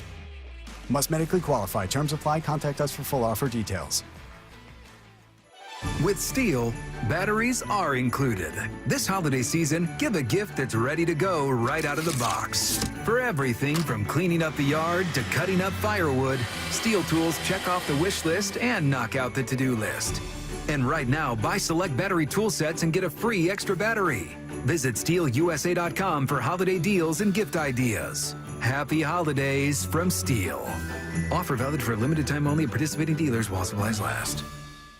Here's the tale of the daily med fill. Same old pharmacy, same old bill, but those prices kept rising higher still. Till the savings wrangler rode in, cool as can be. Tap Good RX, saving massively. No plan? Don't matter none. Up to 80% off. The deals are done. Discounts hitting harder than Ma's chili. Dang. That one little app does all the rest. Save time and money on prescriptions. Check Good RX. Good RX is not insurance. Have you considered surgery or even joint replacement? Hey, it's Dave Wyman, and before you make that decision, see Dr. Mark Wagner, MD, at Seattle Sports and Regenerative Medicine. Why? Because he gives it to you straight. Dr. Wagner said my right knee needs replacement, and I appreciate his honesty and expertise. My left knee is fine right now, but the minute it isn't, I'm heading to Dr. Wagner for his expert opinion. I want to avoid another surgery, and I've heard so many patients rave about results from their 90-minute outpatient stem cell procedure with Dr. Wagner. He's a board-certified Seattle physician with over 30 years of experience and has performed more than 20,000 stem cell procedures using a person's own stem cells to regenerate cartilage in their own joints. People with severe osteoarthritis, even bone on bone, are back doing what they enjoy without pain and without surgery. Whether it's a shoulder, hip, elbow, ankle, wrist, or knee, before choosing surgery, see Dr. Mark Wagner first. Go to drmarkwagnermd.com. A 15-year-old girl who chewed through a rope to escape a serial killer. I used my front teeth to saw on the rope in my mouth. The killer prowled the Pacific Northwest in the early 70s. He's been convicted of murdering 2 young women, but suspected of many more. Maybe there's another one in that area. Follow and binge all episodes of Stolen Voices of Dole Valley, available now wherever you listen. Want more Seahawks content? Join me, G. Scott, on The Reset. New episodes of the podcast every Monday and Thursday on YouTube or on the Seattle Sports app. Life's expensive enough, isn't it? Groceries, gas, kids' activities. Sometimes your roof needs replacing, but your budget says not now. Hi, I'm Justin Shirley, CEO of State Roofing and Exteriors. We want to help with an offer to lift that weight off your shoulders. Get 0 down, 0 payments, and 0 interest for up to 24 months. Or save up to $3,000 on a new roof today. Call 866-ROOF-ROOF or visit stateroofing.com. With football season comes colder weather, so if you need new windows and doors, don't drop the ball. Steve Rabel here with Keith Dashafee from locally owned Pella Windows and Doors of Western Washington. So Keith, what's your next big play? Well, Steve, right now get 40% off qualifying installs or no payments and no interest for 12 months on approved credit. Schedule a free consultation with Pella Windows and Doors of Western Washington. Go to PellaPNW.com. That's PellaPNW.com. Hi, I'm Emily, your friend and jeweler at Shane Company, where a small box with a burgundy bow will help you win the holidays. As an in-house designer, I love creating meaningful, fine jewelry gifts. Choose a necklace with a gorgeous infinity charm to symbolize your everlasting love. Or go for a personalized piece with an engraving, their zodiac sign, favorite color gemstone, or their initial accented with pave diamonds. Because a friend wants you to be a holiday hero. Stop by or shop now at shaneco.com. Shane Company, your friend and jeweler. It's comedian Tom Segura at Emerald Queen Casino Event Center with an encore performance Saturday night, November 29th. I want to be that type of old. It's an old where you get yelled at for saying you want to be helpful. Like when an old person's like, I'll take out the trash. Someone's like, are you out of your mind? Your spinal snaps. Sit down. Tickets at emeraldqueen.com. Tom Segura's Come Together Tour, November 29th at Emerald Queen Casino, the entertainment capital of the Northwest. 21 and older. Need gambling help? Call 800-547-6133 or visit emeraldqueen.com. From the Quantum Fiber Studio. This is Bumpin' Stacy. Weekdays 10 to 2. On Seattle Sports and 97.3 FM HD2. Who's the best receiver in football right now? Our answer is JSN, but Dan Orlovsky was making the case for George Pickens' season and just saying, look, he's absolutely playing some phenomenal football right now. I think Pickens has absolutely played himself into the conversation for being the best receiver in football. I'm not saying that to be hyperbolic. You can't cover him one-on-one. But the thing that I think has made George different this year is George's past has been one-on-one go route. He's become so much more better and more well-rounded with his routes, the way he seams, the way he sets, the way he goes and gets the ball downfield. I think he's played himself into the conversation of best receiver in football. Okay. Now, for a minute there, Dan had me. Because for a minute there, I was like, he's right about everything he's saying about George Pickens. Mm-hmm. He absolutely is. Like, George Pickens is playing phenomenal football. There is a gap between him and the next closest receiver, CeeDee Lamb, that makes his contributions to that Dallas Cowboys offense very obvious. Then the final line of, I think there's a case to be made for the best receiver in football right now. I thought, Dan, I don't know about that for right now. JSN still has 300 more yards. Okay, let's break it down. Okay. JSN, 80 receptions, Pickens 67. JSN, 1,313 yards, Pickens 1,054. Jason's averaging 16 yards per catch, George 15. Jason has 7 touchdowns, George 8. Jason's longest reception 63, George 45. Jason has 21 explosive plays. George has 17. Obviously, his average is more, 119 and 95. They both have fumbled twice. Yards after catch, Jason 332, George 322, and they both have 57 first downs.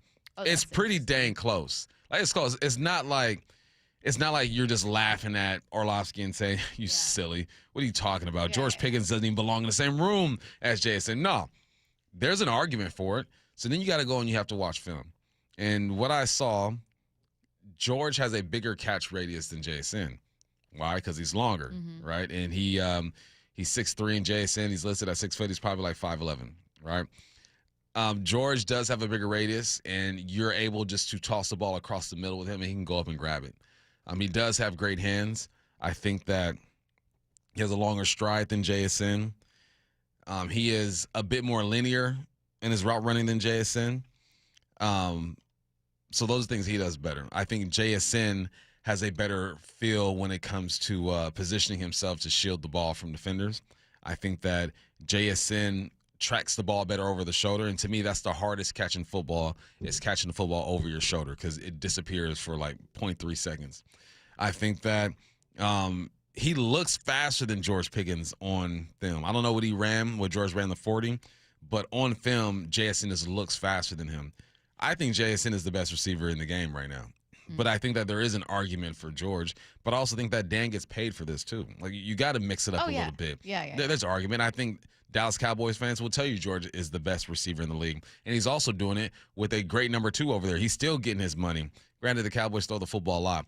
Oh, I took a picture of this thing yesterday. My brother-in-law had it on his what do you call that? The Instagram. Wow. All right.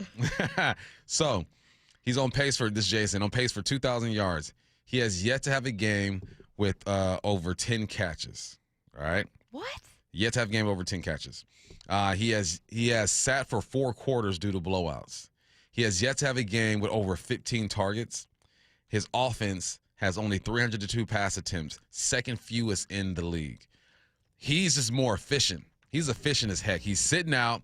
The team doesn't throw it that much, and he's making the plays that he's making. I think if you factor in the offense and the profile of the Seahawks, and you put JSN's numbers in there, he's the better receiver. Could you imagine the numbers that JSN could put up in the Dallas Cowboys offense? I think that that's a really, really good point, because I think there's a misconception that because of JSN's numbers, he must be on a team that passes it so much, and they do not. Actually, the second fewest attempts in football. Yeah.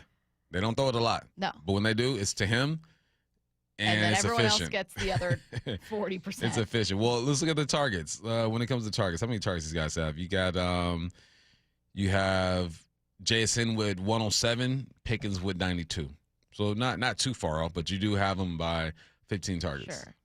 Okay, like if a Giants, the opposite. If a Cowboys fan came to you and said, it's George Pickens. It's George Pickens. He is better. If he had those targets, he'd have those yards. He's a better receiver. What would you say back? I say CeeDee Lamb helps him. There's no other receiver that helps. They help conceptually, like with the route combination and all that stuff. But teams aren't looking at this receiving core and saying, we got to make sure Cody White don't get the rock. We got to make sure Cooper Kupp don't get the rock. No disrespect to those guys, but CeeDee Lamb is in his prime. CeeDee Lamb was an all-pro. You got an all-pro on the other side of you, so that definitely helps you, right? They game plan to try to take one guy away, or you just stress out the defense a bit more. JSN is stressing these guys out on his own, theoretically, but in reality, the route combinations are helping.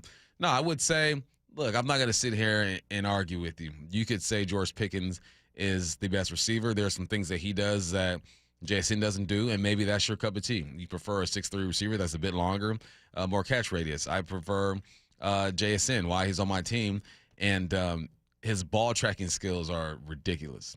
And he's doing it. He's playing at a high level, and he's a smaller receiver, which is hard to do. Is that something you think people don't give him enough credit for? Not being a smaller receiver, which I hear a ton, but the ball tracking skills? Because what I hear a ton of, he's so smooth, and he's technically a slot receiver, but look what he's doing. That's like the generic, not incorrect, but the very Well, he's not a slot. He's an everywhere receiver. Yeah, but what I hear so much is it's impressive that what he's doing. What I was listening to this morning was 2 analysts saying it's so impressive what he's doing because they couldn't think of someone with that kind of production being that size. Yeah. Well, we've seen it before. Antonio Brown wasn't big, and he was the best receiver in the game for a while. But, yeah, it's harder to do what he does at his size because when you watch Dak throw the ball to George Pickens, a lot of it is just I'm throwing it somewhere around him. He's going to be able to go up and get it. So where JSN, because he's not big and can just jump up and go get it, he's got to use his body a bit more to shield guys off, which makes it tougher. That's why you always look for, or teams look for that big receiver, because they're just long, easier to get them the ball. Well, that ended up being a much closer and more interesting debate than I expected. You thought it was going to be like, JSN all the way. What are you thinking? A little bit, but I also, then you read me all the back and forth stats, and I thought, wow, George Pickens is having a phenomenal season. He sure is. Fun to watch. We're going to the Mariners here. Shannon Drayer joining us next. Hey, everybody, it's Bob Stelton. Make sure to join Seattle Sports, Mariners Thanksgiving, all day tomorrow. Julio, a tremendous catch. 1 hour of every show is dedicated to the Mariners, their incredible ride this season, and bright future ahead. Holy smokes. 9 to 10 a.m. with Brock and Salt, featuring Mariners GM Justin Hollander. 11 to noon with Bump and Stacy, featuring M's President of Baseball Operations, Jerry DePoto. And 4 to 5, Mariners manager Dan Wilson joins us on Wyman and Bob. Nothing says Happy Thanksgiving like Thanksgiving with the AL West champion Seattle Mariners and Seattle Sports. Mike Rowe here with another fun fact. If your concrete is cracked or uneven, you can actually lift it back up. Whether it's a sinking driveway, a patio, or a sidewalk, do yourself a favor. Call Groundworks. I spent some time working with these guys. They're the real deal. Their people are trained and certified to lift your concrete slabs. Schedule a free inspection with Groundworks, the foundation and waterproofing experts. Licensed in all states where work is performed. See website for details. It's hard to believe the holidays are almost here. And do you or someone on your wish list want the gift of fitness? Well, Brock Hewitt here, and the Top Fitness Black Friday sales event is on right now. I've told you all for years, there is nothing better than a home gym, and to give it as a gift and to friends, even better. And right now, you could save up to $1,000 on Inspire gyms, Inspire treadmills, and True treadmills, plus get free delivery and assembly on Precor treadmills, ellipticals, and exercise bikes. You can also save, how about this, up to 50% on last year's display models. With Olympic weight bars starting at $50 and home gym attachments and accessories, well, they're up to 50% off starting at just $10. So it's no secret why everyone from personal trainers to pro athletes love Top Fitness. You can visit them in Tukwila, Linwood, or Bellevue, or simply go to topfitness.com. Take care of your family, take care of your friends, take care of yourself with the Top Fitness Black Friday sales event on right now. Top Fitness, your best place for home fitness equipment. All right, folks, this is it. The weekend many of you have been waiting for. Black Friday. The lowest prices of the year on the top-rated brands of TV. Samsung, LG, and Sony with deals up to $1,000 off. No need to buy a poorly rated unknown brand with prices like this. So what could be even better? How about video-only's better than Black Friday deals? That's right, better than Black Friday. Before you buy, check out video-only, or you'll be sorry. Running a business means wearing multiple hats. So if you're like me, you probably started out using your personal phone, taking client calls and texts nonstop. As my business grew, I needed something smarter. That's when I switched to Quo, the #1 business phone system. Quo works right on your phone or computer. No carrying 2 phones, no clunky landline, just one easy app you can try for free. Your team can share one number and handle calls and texts together like a shared inbox. Any teammate can jump into the conversation, so customers get faster responses. And Quo's AI assistant summarizes your calls and responds to customers 24/7, so you never miss a lead or opportunity. All this starts at just $15 a month. That's basically 2 coffees. You can even keep your current business phone number. Find out why 90,000 businesses trust Quo. No missed calls, no missed customers. Try Quo for free at quo.com/sports. That's quo.com/sports to try Quo free. QUO.com/SPORTS. When it comes to the security of your business, doubts can creep in about who you're trusting to protect it.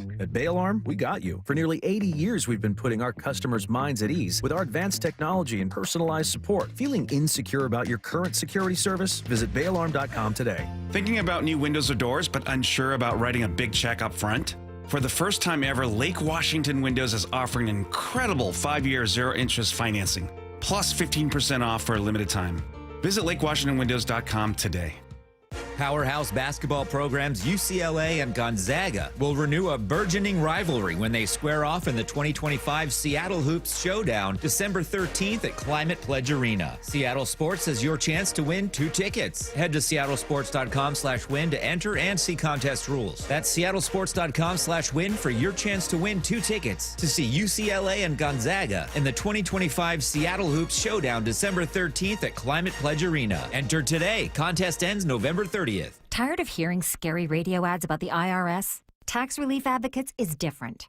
TRA is here to tell you that if you owe money to the IRS, whether it's $5,000 or $500,000, we have a solution. TRA can eliminate or reduce what you owe to the IRS with 0 risk to you. We have over 1,000 5-star reviews on Google and an A+ with a BBB. End your tax nightmare today by visiting TRA.com or call 800-583-6681. That's 800-583-6681. Get in the zone, AutoZone.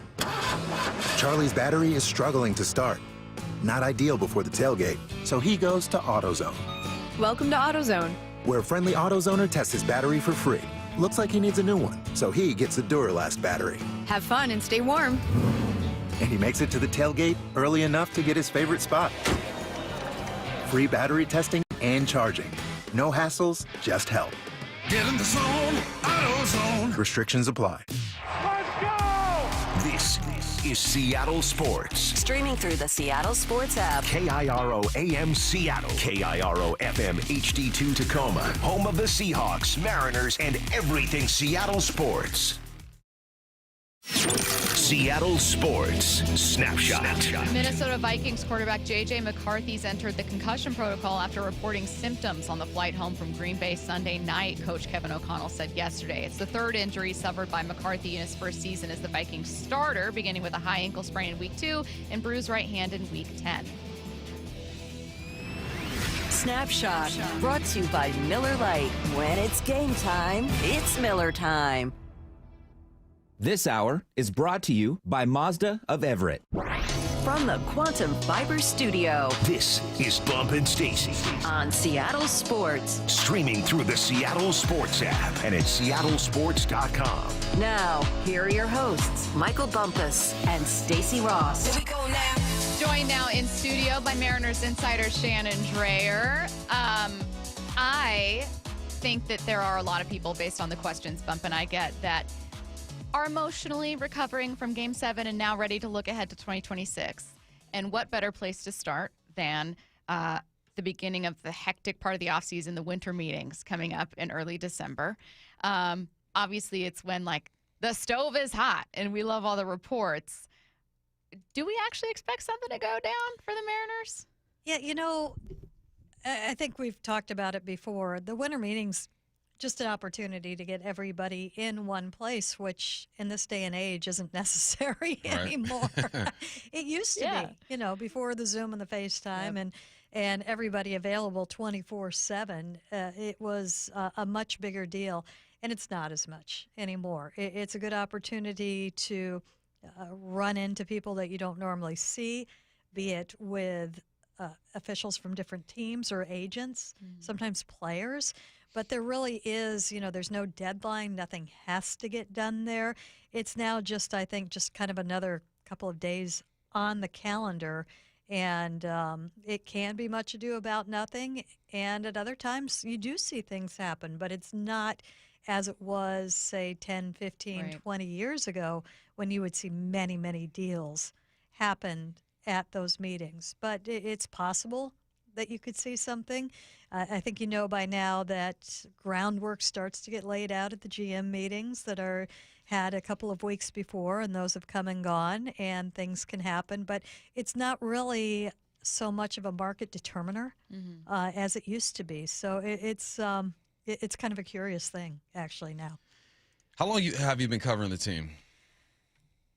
On a full-time basis, traveling with the team since 2003. I covered my first game in 97. Okay, so you've seen a lot of Mariners baseball. I don't think I've asked you. I've heard anyone ask you this. I'm sure they have. But just what was this season like for you? I mean, because you're on the road all the time with these guys. You've seen the highs, the lows, and for them to do what they did this year, it had to be special for you, too.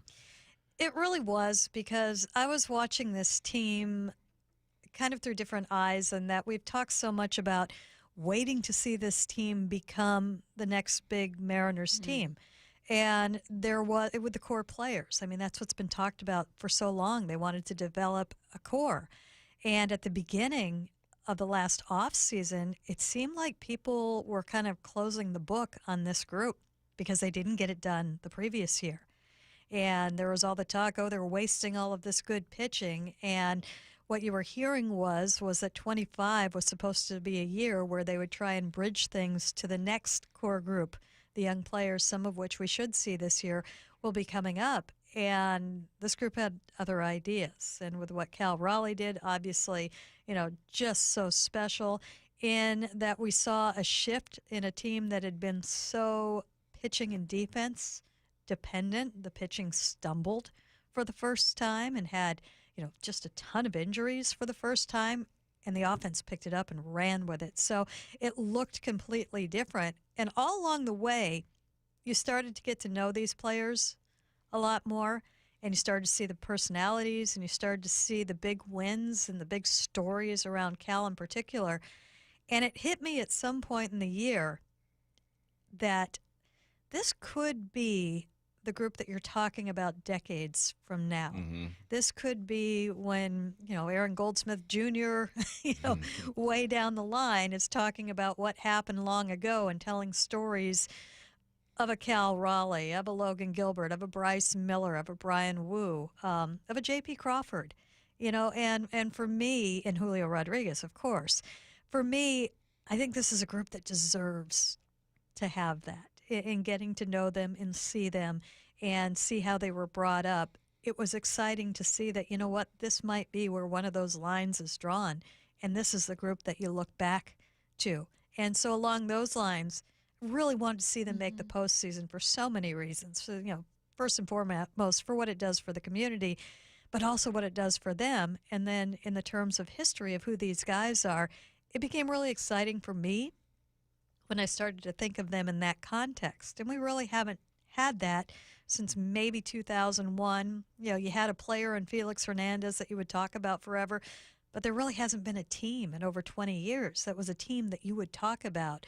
And I think that this group is that, and hopefully they can follow up on what they did this year and keep themselves in that category. One of my favorite things about watching, when you're like, oh, this could be the team, watching that group mold into itself is the unexpected pieces. Like if you were to ask me, when the rebuild started, okay, so who are the cornerstones? I would have said, Jared Kelnick, Julio Rodriguez. Yeah. And Julio certainly ended up being a cornerstone, but in a slightly different way than we expected. And then here comes Cal. Your, a third-round catcher, got a sizable signing bonus, clearly very valuable to this team. They felt he was the best catcher in the draft in 2018, but, no one saw the overall offensive production and kind of what he became. And likewise, I prior to this season was going, well, do you need Brian Wu? He becomes an ace for you. So I think my favorite thing, too, are when the unexpected pieces become part of that core. And then conversely, following that, you have a front office that adapts and goes, okay, this is who we are. Now we're not going to wait for the pieces we thought would work out to work out. We're going to recognize when pieces we didn't expect to work out have, which is pretty cool. And that is one of the neat things. And then that's taking you, I think, really into a lot of the intangibles and what happened in that clubhouse. And that's where Dan Wilson comes into play. They've had a lot of good things happening in clubhouses for years. I think Scott Service set a very nice tone and brought things along nicely, but there was a different level in what I think Dan brought to them. And I don't think it was, I think it was set in spring training, but I don't think it really came full circle probably until they had that just huge struggle at the end of August and the beginning of September. And that is something that, they had fought, they had battled, they'd come back from injuries and losing key players. And it seemed like they can't take one more, and they did, and they overcame it. And I think at that point, you heard a lot of the talk about, and you heard it in spring training, we're tired of coming up just shy, of just short. We don't want to do this again. And they were this close to doing it at that point, and they were feeling it, and they fought back, and they punched back. And I remember Cal on the Cal Raleigh show saying, we're going to go down swinging. We're not going to be timid about this. We're going to go out there. We're going to try and take it, but we are going to go out there. And in his mind, he always wanted to see them more offensive, more aggressive, and that's what they were going to do and go out there. And they really pushed each other. And then, of course, you had the additions of Naylor and Gino, and you saw Leo Rivas called back up, and he had some heroics. I mean, just some crazy things like that. So I think that a lot of who they are, most of who they was set in spring training, but I also think with what they were able to go through and say, no, not this time. This is not happening again. I think that's a huge part of their DNA, that they fought through that, and I'm sure there'll be times next season like that, but they've done it. How did Josh Naylor change this team? I mean, we know stolen bags, clutch hits, loves hitting that T-Mobile weirdo. How did he change this team? It gave him some attitude. It's not that they were lacking it, but when you can add a little bit more punch to it, especially that time of the year, it gave them some more life. Gave a lot of what I was just saying. You're not going to back down. You're not going to give up. And I think, the timing of it was perfect. You can say everything that you want about the way that he played his game, which was just top notch and was on top of everything, but the impact that had on those around him and the electricity that he brought to that dugout. Not always to the clubhouse. He's quieter in the clubhouse. I don't know how much it was there, but definitely in game, I'm sure in assorted moments in the clubhouse, but also to the stadium, to have something. It was that last little piece of kind of just punch that they needed at that point. And I do think that also there's a lot to be learned from him and how he plays the game. And I think that some of that rubbed off and certainly caught the attention of everybody in that clubhouse. So he was just that bit of extra. It obviously went well beyond his numbers, which were good. And I think it's kind of a lesson, and it's something that they've talked about quite a bit. You've heard Jerry DiPoto say many, many times, you need that energy guy. Mm-hmm. And this was a different kind of energy, but it was, no less, a lightning bolt or spark plug than, anything that we've seen. Well, I thought it was good to see, too, and it felt like Cal has, not a spark plug per se, but that kind of like stubbornness, stubborn competitiveness, which I think was important for a team that I don't think players have ever seen themselves this way. But from the outside looking in, was the little brother constantly to the Astros. And I felt like it was important to have a kind of like, the word isn't arrogant, but you know what I'm saying? Like kind of an edge and something that was biting back a little bit. Yeah, he has that.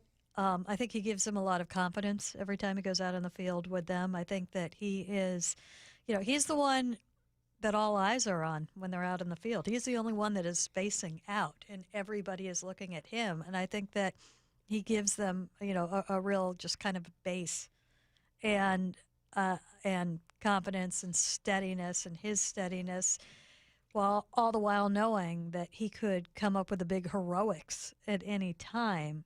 You need that guy. They don't always have that guy. He was that guy this year.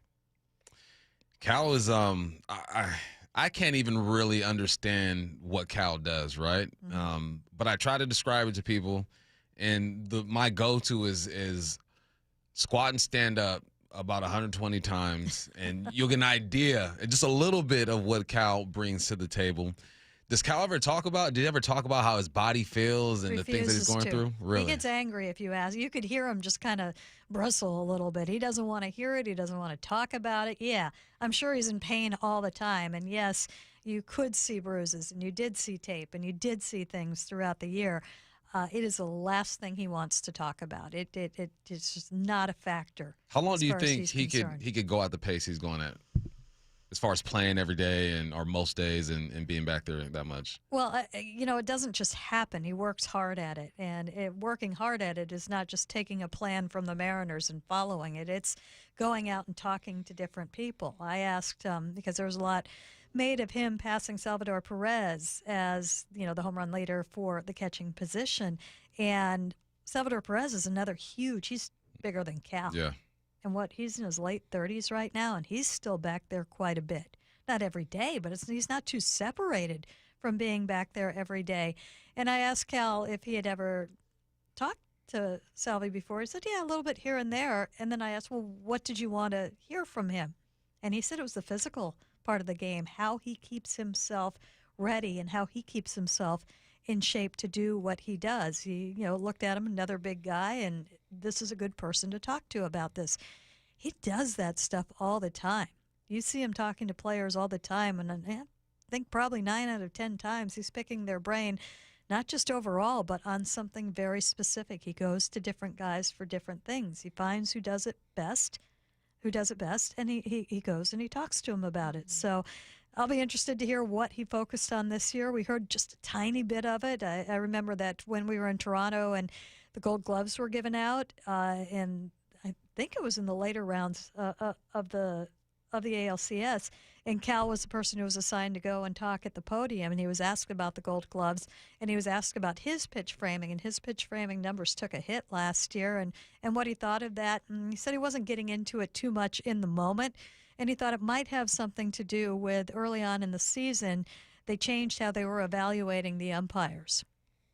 And they didn't change the strike zone per se, but they changed in how they would score the umpires and basically shrunk their level of room for error in what they were doing. And Cal said something to the effect of he had to go back and take a look at that, and perhaps that was something that impacted how he was framing. But he obviously wasn't going to get to it right then. That was an off-season thing. So he'll go to work on that, and I'm sure something else. And I think that's a huge thing that makes him a special player, and that he is able to study, he is able to identify, he's never satisfied. And then, of course, it's never all about him. It's about everybody. So it's you'll be hard-pressed to find another player who does what he does. What did you think of – I want to – continue to ask about his season defensively, and I'll include also like the preparation he puts in and the mental stuff, because that was kind of the go-to line, right? And you can make a case for Aaron Judge without talking about Cal Raleigh at all. He had a phenomenal season, but I found that what people were pointing to was, well, Cal's down defensively from last year, which is ironic because you're just comparing a good version of Cal to a different version of Cal. But what did you see defensively? Like, was there any truth to it? What do you think went into that? Outside of the framing, which, as you mentioned, he said, well, part of it's the measurement of that. Yeah, you could see the framing at times. He wasn't always as good in controlling the running game, and a lot of that is the pitcher, too. A lot of that he has no control over. I do think that he wore down a little bit behind the plate. I think that it was probably impacted by him catching so much, and I don't think he needs a ton of days off. He can DH, but I think you did see probably a little bit of that. I thought he definitely looked a little bit slower behind the plate in the postseason. He wasn't moving as well as he normally does, and that could have been, fatigue from the entire season, the extra, and who knows what dings and dents he was dealing with at that time. But that was the first time that it was noticeable to me that he wasn't moving around behind the plate as well as he had earlier in the season, and obviously it didn't impact him at the plate. He had a very nice offensive postseason, and it wasn't that he was poor defensively in the postseason. You could just start to see it, I think, a little bit. How fun was it doing the Cal Raleigh show this year? And what you can tell us, I'm sure the side conversations were pretty awesome too, just experiencing this with him. Yeah, it was great because you follow, you think of anybody, and if it's football, it's 16 or 18 of them, and if it's baseball, it's 26. Yeah. It's like every week, and so there were ups and downs with it, and I would tease him a little bit, and I'd be kind of outward about it. He'd be a little grumpy sometimes, and I mean, he's entitled. I'm sure I was a little grumpy sometimes too. It is, definitely a grind doing a baseball season, but I think that, early on in the season, he is just so interested in that everything that's around him. It's not out of the ordinary for him to ask you what you think about something, or if he wants advice on something, to ask, anybody around him for that. So you did have some personal conversations here and there that were nice. He is up for anything, and that is something that if we get to do this again, I'd like to be able to do a little bit more next year. We did have some shows where we, got out from the dugout and did some things. Went to the bullpen. That was Went a to good the episode. bullpen. The Suns Out, Guns Out show in Sacramento the first time. Went into the Green Monster at Wrigley. Just a couple of different things. But like 9.5 times out of 10, if you come to him with an idea, he's like, let's do it. And that's something I don't think people know about him, which is kind of neat. He's up as long as it doesn't, involve. He's afraid of heights. He's not up for the physical He's challenges. So tall. I never get it when tall people are afraid of heights. They shouldn't be. Me and Shannon are just so close to the ground. It doesn't intimidate us. But you also got a real appreciation for his schedule. I mean, sometimes it was really hard to schedule. We're just talking about 20 minutes within a week, and the window and when he could do it with everything else that he did was usually very small within a week, but really appreciated. He's a dude, and you've probably heard it, and you'll hear it throughout the off season. You'll go into an establishment and you might hear, hey, Cal Raleigh was here last week and that kind of thing. He's definitely, and I said this last year, he's kind of the man of the people on the Mariners. Mm-hmm. And you could kind of even see that, the last couple of years for that matter. I think back 2-3 years ago where he spent a lot of extra time here in Seattle in the off season. And he was asking people what more could he do. He wanted to get involved in doing things in the community. And now he's bought a house in the area. So, he's spending more time here. And to me, I think he's a very relatable individual on most things. On other things, I don't know how he does it all. I cannot relate in how he does everything and how he structures his day and everything that he takes on. Kind of a step back, big picture look at the Mariners, but in a different way, where I'm going to ask you about your question as opposed to ask you a question. What I find, Shannon, very interesting about the Mariners season, this year I was asking myself different questions about this team because they were doing different things. There were some firsts, or first time in 21 years, or first time in 25 years, or kind of things that they were doing. And now I'm heading into the offseason with maybe slightly different questions than I've had before with this team. What's a question about this team that you're looking at, starting with the offseason, where you're going, they're kind of in a new spot here, or a new place with some different kind of decisions to make? Or is there one? I think you're really to a part as far as the offseason goes, where you're just adding on. You're talking more finishing touches than we ever have for this team. You can always say, you're going to go out there and spend the $400 million and get the biggest player. Well, it's been firmly established they're not going to do that. But at the same time, you've grown a lot of, you've grown a Cal Raleigh, you've grown a Julio Rodriguez, you've grown a pitching staff and things like that. So I think that when you're looking at it right now, you're looking for more smaller helpers than you are the huge role players to some extent. I mean, I would love to see them figure out the leadoff spot, be it an internal option that can hit, or could you go get somebody who's going to be more of more impact consistently in that leadoff spot. I think going into the season, they're going to start at a spot where they've never started before. They certainly in the 2000s have not started. They know who they are. That chip is going to be on their shoulder more so than ever, and they will have the most players in that clubhouse that have gone through it together. They know things now that they did not know this time last year. So I think that is going to make things interesting for them, and we've got a real chance at seeing, significant. We see a player here and a player there, but they've got young hitters that they need to bring up and bring along and do so at this level, and do it while they continue to put themselves in position to, start off, hopefully, October with a bye, that kind of thing. So how does that all work? Who are you looking forward to seeing the most, one of these young guys? Well, Colt Emerson, I think probably is, kind of the obvious one to start things off because he'll be the first one. It's funny because you look at Elaz Montes, and he looks like he's somebody that, yes, he should go out and hit 70 home runs right now.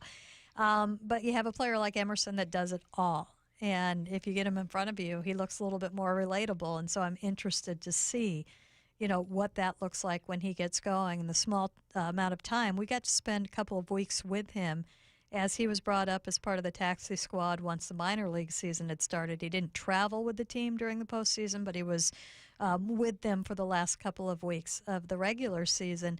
And getting to just kind of learn, because he's a guy that we were impressed with the first time that we spoke to him, and he was a high schooler and, had good presence about himself, was funny, but it was also good at breaking down his game. You still hear that. And I like the way that, he had his eyes open and he was focusing on where he was at. And I asked him, how are you feeling? You've never gone this far in a season. And as far as he had gone, and he acknowledged, it was tough. And you don't even think, you just keep going. And it's something that he was going to break down in the off season. He wasn't trying to do too much at the time. He was, they always say you want to be where your feet are. He was definitely where his feet were and wasn't too panicked about, I've got to figure all this out now. So I've got an off season to figure that out and how to get ready for the season that's coming up this year. Make sure you track all of those moves with Shannon. It could be the Mariners Notebook, regular updates on x.com at Shannon Drayer. Always follow Shannon's work, seattlesports.com. Shannon, thank you so much. Thanks, Shannon. Got it. Thanks for having me. Let's see what's on tonight. What's on tonight with Bump and Stacy, brought to you by Caesars Sportsbook at Muckleshoot. Now, here's what's on tonight. Gonzaga takes on Maryland in the Player Era Festival in Vegas tonight. Tip-off at 6:30 p.m. Hype Train coming your way next.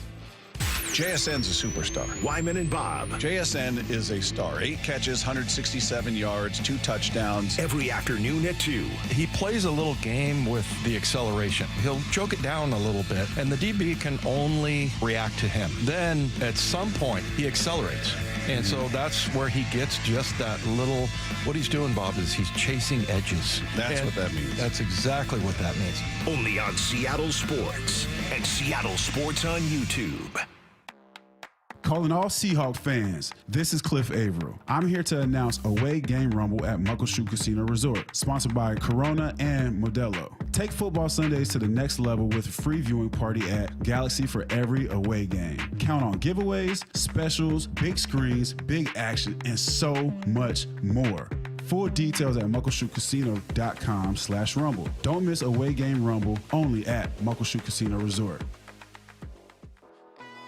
Guys, tired all the time, gaining weight, low drive? These aren't just signs of aging. They could be low testosterone or other underlying issues. Right now, Revive Men's Health Washington is making it easier to get answers with a comprehensive wellness panel. It's not just a lab test, it's where better performance begins. Our providers will check your testosterone, blood sugar, cholesterol, kidney, liver, thyroid, and heart health. A $400 value for just $99. Or free if you start treatment. Over 120,000 men have trusted Revive to restore their energy, mood, and confidence. So if you're ready to feel better and live stronger, call 206-529-1111. That's 206-529-1111. Or visit ReviveMen'sHealth.com. Offer ends November 30th. Must medically qualify. Terms apply. Contact us for full offer details. At Fisher Investments, we may seem like other money managers, but we're different. Are you really that different than the rest of us? We are. As a fiduciary, we always focus on what's best for our clients. What services do you offer besides investing? We have a team of specialists in financial planning, estate planning, and more. Your clients rely on you for all that? Yes, we ensure clients receive unparalleled service at every step of the relationship. Okay, but you still sell commission-based products, right? No, because we believe that's a conflict of interest. We prioritize service over sales goals. So, then how do your fees work? We have a simple and transparent fee that's a percentage of our clients' portfolios. So we do better when our clients do better. Wow, we're more different than I thought. At Fisher Investments, we're clearly different. Learn more at fisherinvestments.com. Investing in securities involves the risk of loss.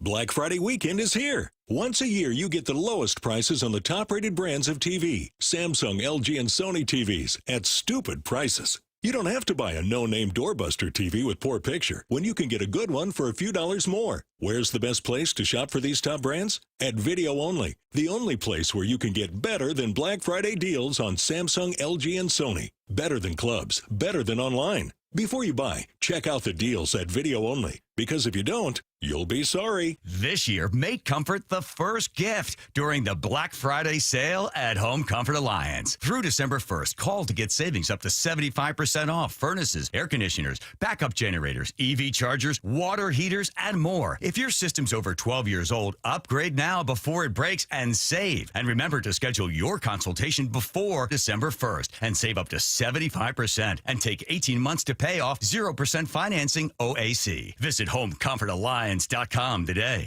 This is the home of the Seahawks. Going to let one fly deep. Got a man out there. Ball is caught down at the 10-yard line, and it's JSN. Seattle Sports. Mike Rowe here with another random fact. Those cracks on your walls aren't just cosmetic. They could mean your home is sinking. Whether it's drywall cracks, exterior cracks, or sticking doors or windows, do yourself a favor. Call Groundworks. I spent some time working with these guys, and they're the real deal. Their people are trained and certified to stabilize your foundation. Schedule a free inspection with Groundworks, the foundation and waterproofing experts. Licensed in all states where work is performed. See website for detail. The best time of the year is here. Toyotathon. Toyota of Kirkland and Toyota of Renton are providing you with the largest savings and the widest selection of inventory on Toyota favorites like Tacomas and Tundras, the Gas RAV4, the Hybrid RAV4, and the Hybrid Camry. It's Toyotathon at TOK and TOR. That's ToyotaofKirkland.com and ToyotaofRenton.com. Whether you're in the north or the south, they got you covered. Get a test drive, meet the wonderful staff, get a new car. It's Toyotathon, people. Come on. O'Brien. It's hard to believe the holidays are almost here. And do you or someone on your wish list want the gift of fitness? Well, Brock Heward here, and the Top Fitness Black Friday sales event is on right now. I've told you all for years, there is nothing better than a home gym, and to give it as a gift and to friends, even better. And right now, you could save up to $1,000 on Inspire gyms, Inspire treadmills, and True treadmills, plus get free delivery and assembly on Precor treadmills, ellipticals, and exercise bikes. You can also save, how about this, up to 50% on last year's display models. With Olympic weight bars starting at $50 and home gym attachments and accessories, well, they're up to 50% off starting at just $10. So it's no secret why everyone from personal trainers to pro athletes love Top Fitness. You can visit them in Tukwila, Linwood, or Bellevue, or simply go to topfitness.com. Take care of your family, take care of your friends, take care of yourself with the Top Fitness Black Friday sales event on right now. Top Fitness, your best place for home fitness equipment.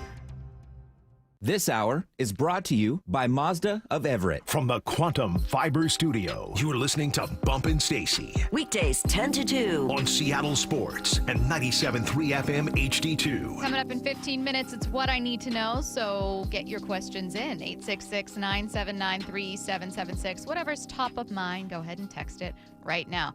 Let's head to the station for Hype Train, our first train in. Quandre Diggs, according to ESPN's Brady Henderson, signing with the Seahawks practice squad.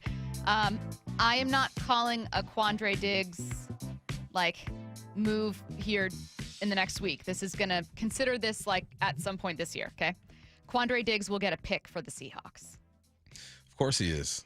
Of course he's going to get a pick for the Seahawks. That's what he does. He had a season with 5-5-4. He's going to put himself in the right spot, be where he's supposed to be, play against a quarterback who gets scared by this defensive line. And he'll say, oh, my God. He's going to toss it up. It's going to be an easy one, too. It's going to be one of those ones where you're just sitting under like a punt. Yeah. Matt, do you want to play the sports ones or just the food ones? Yeah, either way. Okay, well, will Quandre Diggs get a pick for the Seahawks this year? Yes. Okay. I'm on the train. He's going to be in that cover 3, huh? I believe in my old guys. I believe in them. Yes, and I think it's going to be of Matthew Stafford. Oh, yeah. Because that's what he does. Because that's what he does, like you said. Next up. Shedeur Sanders is getting his second start, this one coming against the 49ers. Yes, he's going to win the game. No, that's not my hype train. Shedeur Sanders finishes the season as Cleveland's starter. That's an even better one. Thank you. Even better. Let's see what these guys have. Because Dylan Gabriel's chilling. He's like, that's listen, what I'm saying. Bro. He's back. Listen, bro. My head doesn't hurt anymore. I cleared. This is a good hype train. They got the Niners, the Titans, the Bears, the Bills, Steelers, Bengals. Yes. Just all out of support. Okay. I think it's 50-50. It's up in the air, honestly. But and you know what he's going to do? He's going to do a post-game interview where he seems like a mature young man. Is that what you want to see from him? I want to see him just be like, I just went out there, did my best. And, just give me the generic one just one time. Yeah. But then go be yourself after that. I can't tell if, on the one hand, I want to applaud authenticity. It's something we call for all the time. Yeah. But then when it's authenticity that rubs you the wrong way, it's like, no, absolutely not. So it's like, okay, how do I stay philosophically consistent here? I don't know. I really do think that sometimes you have to play by the rules of whatever your job is, and sometimes that means saying the boring thing. Every now and then. I think there is room for authenticity in football, certainly, in the NFL, but I don't know, man. He's got to be himself, though. That's what got him here. Well, his talent got him here. And him being himself. It's confident. I would argue that's Self. part of what caused him to slip.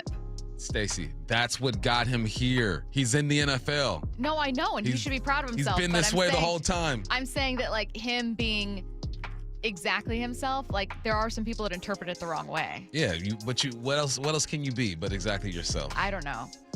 I would argue there's maybe a version of him that can be very authentic to who he is and still adapt and grow. Well, I hope he grows. He's like 12. Yeah. You know? Like he's just a baby. He's just a I hope he baby. grows. Yes, I'm going to say he finishes the season as Cleveland's starter. I don't think there's like a clear talent gap between he and Dylan Gabriel. Nah. Next up, let's go back-to-back food ones here so we can get Matt involved. Matt's over. Should our Sanders talk? Done with it. You guys were talking about Maltby's during the Maltby Cafe. Maltby Cafe, and I had heard about their cinnamon rolls, so I started Googling pictures of the cinnamon roll, and then I started craving cinnamon rolls, and then I thought, man, I never think about cinnamon rolls. I never crave them, but they're so good. Why don't I think about them? Hype Train cinnamon rolls are the most underrated pastry. They don't have a home. Frosting Are they on a that breakfast thing. food? They're not really a donut. They're not a croissant. I hope it's not a breakfast food. Don't It be is a eating breakfast cinnamon food. rolls at 9 a.m. When 8 would you a.m.? eat cinnamon rolls? That's like a midday snack. You're not having it after dinner. It's a Maybe. brunch pastry. Yeah, that's hella calories too. Okay, the most underrated pastry is the cinnamon roll. Sure, I can get on board with that. I love me a good cinnamon roll. It's weird how it just gets overlooked. I don't think about cinnamon rolls. But it's such a good flavor. It is. It's It really amazing. is. Matt, cinnamon rolls are the most underrated pastry. I really can't believe I'm doing this, Oh. but I'm on the train. I completely agree with Stacy on a food take. This is you. weird. Thank you. But I love cinnamon rolls. But do you get what I'm saying? Where Blame like, they don't Shannon. quite have a home. Like, what would you say is your favorite pastry? Cinnamon roll. Okay. All right. It is. But I'm saying, like everyone gives love to baked items, baked goods, cookies, cake, cupcakes. Mhm. They have emojis. Everyone loves them. They have emojis. You know what I mean? Like they probably have their Cinnamon own roll days in the doesn't have calendar. emoji? But no, I don't think so. Let's Cinnamon see. roll doesn't get the love it deserves. They're so good. They're the lime in the pastries. Yes. Yes. You're right. And they're big. So that works. Next up. Stuffing is the best Thanksgiving side. No. No emoji for cinnamon No rolls? emoji for cinnamon Disrespect rolls. for cinnamon Disrespectful. rolls. No, it's macaroni and cheese, specifically Renee Bumpus's macaroni and cheese. And even Love, my grandma Love, hers too. And my aunties. Okay. All Mom's them. Going mac and cheese. Mac and cheese. Specifically his mom's mac and cheese. My grandma, my aunties. Matt, stuffing is the best Thanksgiving side. Not on this train. Completely agree with Bump. We only recently started doing mac and cheese every Thanksgiving, and it is the best. If you would have asked me a couple years ago, I would have said mashed potatoes, but now it is without a doubt mac and cheese. Here's the thing. I can have a Thanksgiving without mac and cheese, even though Oh it's my absolutely gosh. delicious. It's absolutely.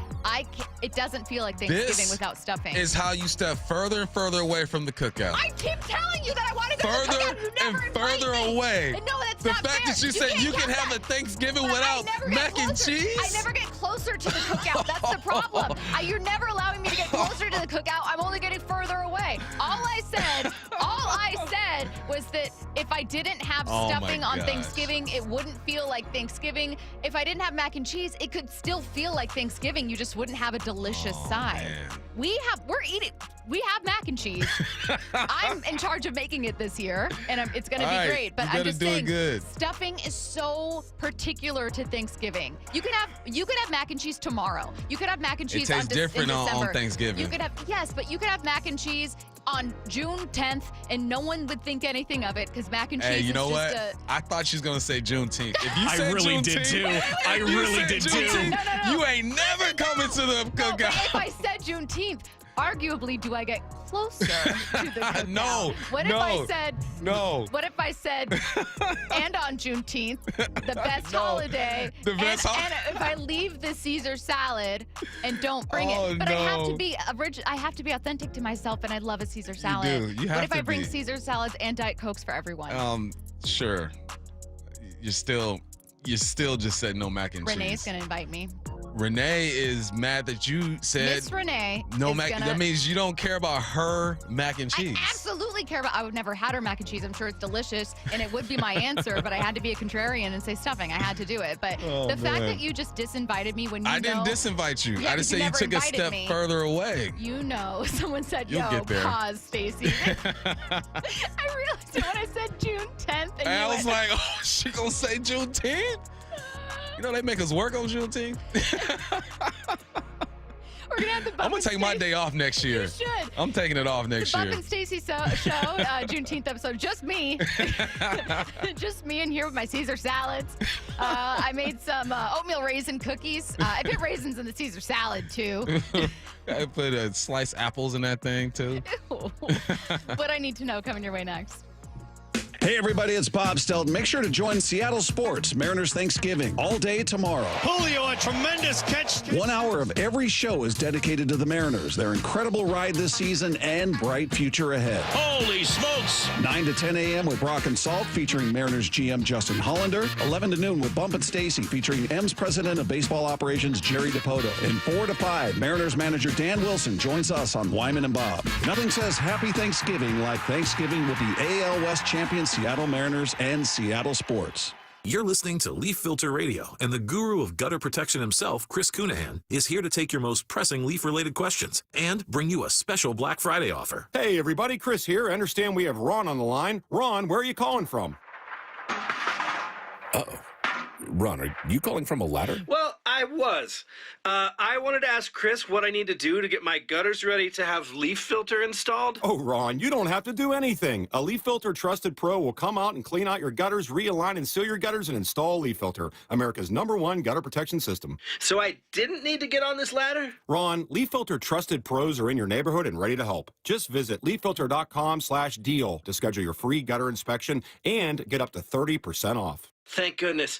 What was that site? That's leaffilter.com/deal. And now, as a special Black Friday offer, you can get a free gutter inspection, plus up to 35% off. This is our best offer of the season. Unlock it now at leaffilter.com/deal. See representative for warranty details. I know a lot of you guys are listening from your phones right now, so it's the perfect time to give a shout out to my friends over at AT&T. The other guys will make claims saying this and that about how great their network is, and I'm just here to set the record straight that AT&T is America's fastest and most reliable wireless network. I don't know about you guys, but it just gives me so much peace of mind when I'm going to do the things I love, and I know my wireless networks got me. Like if I'm going to a concert or a basketball game or even something outdoorsy, knowing I'm going to have fast service and can share what I'm up to is a game changer. You want to know you can post what you want to post, call who you want to call, and with AT&T, it literally doesn't matter where you're going. I promise you, they're already there. Don't just take it from me. Actual tests prove AT&T is America's fastest and most reliable wireless network. When you compare, there is no comparison. Based on RootMetrics' United States Root Score Report, 1H 2025 tested with best commercially available smartphones on 3 national mobile networks across all available network types. Your experiences may vary. RootMetrics rankings are not an endorsement of AT&T. It's comedian Tom Segura at Emerald Queen Casino Event Center with an encore performance Saturday night, November 29th. I want to be that type of old. It's an old where you get yelled at for saying you want to be helpful. Like when an old person's like,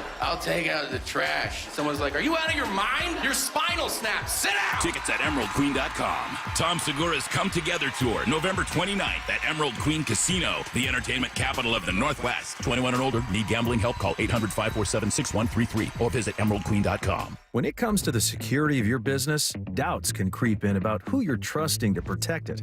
Are they a reliable service? How will I know if something happens? Are they keeping everyone safe? At Bay Alarm, we got you. For nearly 80 years, we've been putting our customers' minds at ease with our advanced technology and personalized support. Feeling insecure about your current security service? Visit bayalarm.com today to talk to a local security expert. Bonneville International radio station contests are open to participants 18 years of age or older that are residents of Washington State unless otherwise specified. Employees or agents of the station, Bonneville International Corporation, other area radio stations, or any entity associated with the contests are not eligible to win unless the station otherwise specifies at its own discretion. Persons who have won in the last 60 days from a station contest or event may not be eligible. Full general contest rules are available on seattlesports.com or in person at the station during regular business hours. The home of the Seahawks, Seattle Sports. Touchdown! Seahawks! Ken Walker III! Get everything Seahawks at seattlesports.com. New siding doesn't have to break the bank. We offer affordable options that add value and protection to your home. This is Justin Shirley, CEO of State Roofing and Exteriors. And while we're at it, ask about our roofing, windows, decking, and gutter services for even more savings. Call 866-ROOF-ROOF or visit stateroofing.com today to schedule your free siding inspection. State Roofing and Exteriors, held to a higher standard since 1968. State Roofing, the best roof you'll ever need. You gave years, maybe decades to your job. You showed up, worked hard, and planned for retirement. But now the company's changed. Or maybe you've taken a buyout or been forced into early retirement. So what happens next? I'm Jeff Jr., founder of Trajan Wealth. And if you've built up a 401k or thrift savings plan, now is the time to ask, is that money really working for you? Many workplace retirement plans offer limited options and even less guidance. At Trajan Wealth, we help people just like you roll over their accounts into IRAs with more flexibility and personalized investment strategies built around your goals. For households with $500,000 or more, let us build you a personalized plan. We operate on veteran values, service, trust, and doing what's right. Your next chapter starts now. Call Trajan Wealth, 206-466-3300. That's 206-466-3300. Advisory services offered through Trajan Wealth, LLC, an SEC-registered investment advisor. Join the stations of Bonneville, Seattle, and Treehouse for the 37th year of Holiday Magic, helping provide holiday gifts and year-long support for the more than 6,000 youth and young adults in foster care statewide. Over the 37 years of Holiday Magic, we've delivered 182,000 gifts across our state. Text MAGIC to 888-973-5476 to learn more. Text MAGIC to 888-973-5476. From the Quantum Fiber Studio, This is Bumpin' Stacy. weekdays 10 to 2. On Seattle Sports and 97.3 FM HD2. Get your questions in 866-979-3776. What I need to know. What are those pressures called where it looks like a blitz, but the four only rush? This was they asked you. That was what they'd asked you I that. know, but I think it's because of a conversation we had the other day. Yeah. The simulated pressures. Yeah. Yeah. What I need to know, we talked about cinnamon rolls being the most underrated pastry. They said, what's the most underrated pie for Thanksgiving? Sweet potato. And it's not sweet potato. It's sweet potato. It tastes like a better pumpkin pie. The answer is actually pecan. All right, hold on, I have a question. Do you like sweet potato pie? It's okay. I tried Never to gonna get see you a that step cookout. closer. Never I gonna tried see to that get you a cookout. step closer. Never, ever. I tried to set it up for Can I you. get a new question? I'm gonna find my way there. Yeah, you will. I'm gonna climb over the fence. road. It might be a long road, but we'll get you there. It's been three plus years now. Believe in It's myself. been we've been doing the show for like 3.5 years now. Yeah, It's and crazy. I've never once been invited, but I'm inching closer, and then I take one step forward and 2 steps backwards. Yeah, it's all right. But I'm honest, sweet potato You're pie right. is good. First of all, I didn't say mac and cheese All right, wasn't an amazing listen, side. listen, I said my look, personal favorite. it's I fine, like bread. it's fine. I like bread. It's fine. Okay. It's fine. What I need to know. I like sweet potato pie. What I need to know. This one is inspired by the fight on Monday Night Football. They said, I've never been in a fight, but is it fair to punch someone you know where if they started it? And then he said, Mortal Kombat style. If you're losing, you do whatever you have to do to win the fight. If you're losing, you do what you got to do.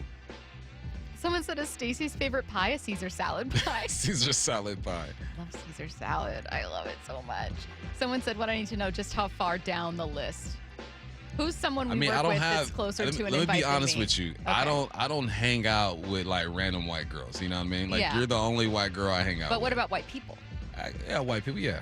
Okay. A few. Who's closer, me or Brian? Walters? Yeah. Brian's been in a locker room where there's predominantly right. black. All So right. I've been in a locker room. no, I say you I've been because in the same I'm locker closer room. to you. I've been in the same locker room with Brian. You have. I'm closer to you than I am with Brian though. So I'd say you're closer. Okay. Someone said, this one's a JSN question. Let's assume JSN maintains top wide receiver production into his contract year.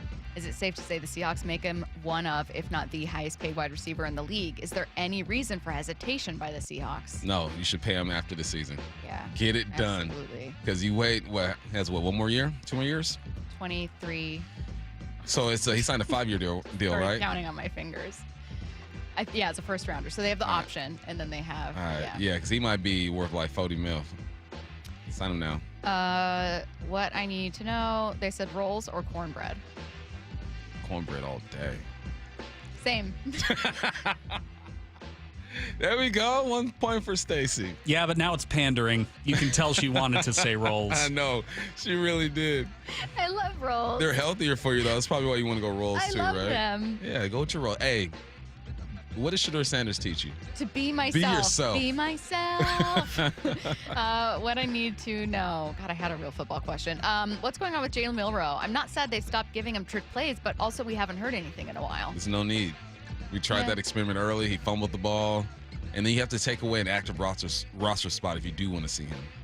Yeah, I started the offseason, like when he was drafted, we were all texting each other, oh my God. Not because we thought like he's automatically going to start, but it was a fun, oh my God, they drafted a quarterback. How fun. I'm shocked how quickly. It's not even in the backseat. It's like I'm driving a minivan and now it's 3 rows back where I'm like, oh, yes, Jalen. So happy you're here.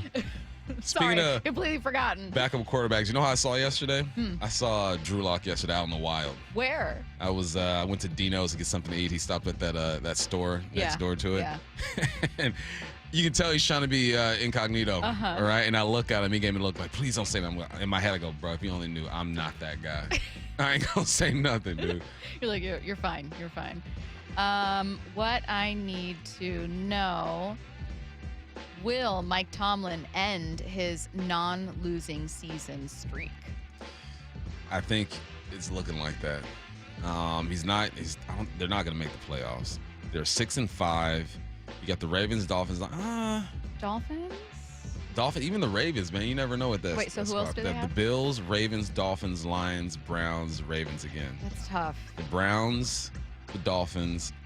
If you split one with the Ravens, that's 3 wins. They have to have an upset in there, though. Yeah. Are the Seahawks meeting or exceeding the expectations you had for them before the season started? I had them at 10 wins, so I'd say they're exceeding at this point. I didn't think JSN was going to do this. Yes. I thought he'd be solid. He'd get over 1,000, maybe 1,100. But yeah, this is crazy. Same answer. They're exceeding my expectations, and I'm very happy to see that. I thought that it would take longer for Darnold and Kubiak to get kind of acclimated, to build up the offense they wanted and to look the part. And outside of week one, we were like, I don't know what's happening here. It's not really the offense you saw in the preseason, but still, we wanted that offense. Sounded like you're from Jersey a little bit right there. Oh, God. Someone said Stacy's just agreeing at this point. No, Stacy, you be true to yourself. I was true to myself. I like cornbread and rolls equally. What I need to know, when the Seahawks get back to 100% on defense, will they be absolute fire? Yes. Yeah. For sure. I Imagine. think they'll be back to 100%. So you're missing, let's just say that. J-Love. Do you think J-Love and Ernest Jones are coming back? That's all we're missing at this point, right? Right, yeah. And both are set to come back. Yeah. Jaron Reed. Jay Reed, yeah. Jay Reed, who's set to come back, I think after this week or after week 14. I can't remember, but in the next 2 weeks. Yeah. Yes. It'd be good to I go. really like this defense, man. What I need to know. Joe in Bellevue says, is there ever drama in the huddle? I see in movies people arguing in the huddle about not getting the ball or something, but I have doubts that ever happens. What do you tell us? There's drama in the huddle sometimes. Really? Heck yeah. What's something that happened in the huddle? Tell us. Or do like a variation of it. I've been in the huddle and told my quarterback, look, I'm cooking. Like, find me. I am cooking. And then they call the play, and I know it's a play I'm going to cook. I'm like, hey, I'm cooking. Let's go. Or you get in there, and maybe there's drama with the offensive lineman trying to figure out the pass pro, and the quarterback comes in, hey, shut the up.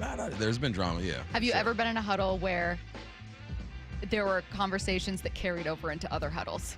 Like, oh, yeah. Like, you know what I mean? You get back in, and you're like continuing. Yep, most definitely. Do you ever say, most of the time, is it only the quarterback talking? No, when he comes in, everyone has to be quiet. You want him to play. But before, And after, there's side conversations. Do you ever say stuff you're seeing, or is that kind of up to the center and quarterback to talk about? No. I'm like, hey, they're playing a 2-eye shell. Hey, they're going to do this. Yeah. Real quick, though. Yeah. Let's see what I need to know. Oh, he said just bickering between players, like fighting. It happens. Not often. Not on Good teams. Yeah. I've I would been on have some- to imagine. I've been on some bad teams.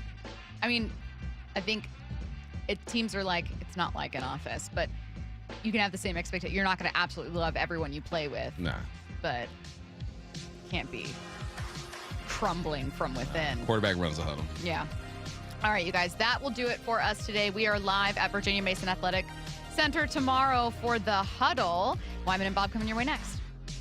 JSN's a superstar. Wyman and Bob. JSN is a star. 8 catches, 167 yards, 2 touchdowns. Every afternoon at 2. He plays a little game with the acceleration. He'll choke it down a little bit, and the DB can only react to him. Then, at some point, he accelerates.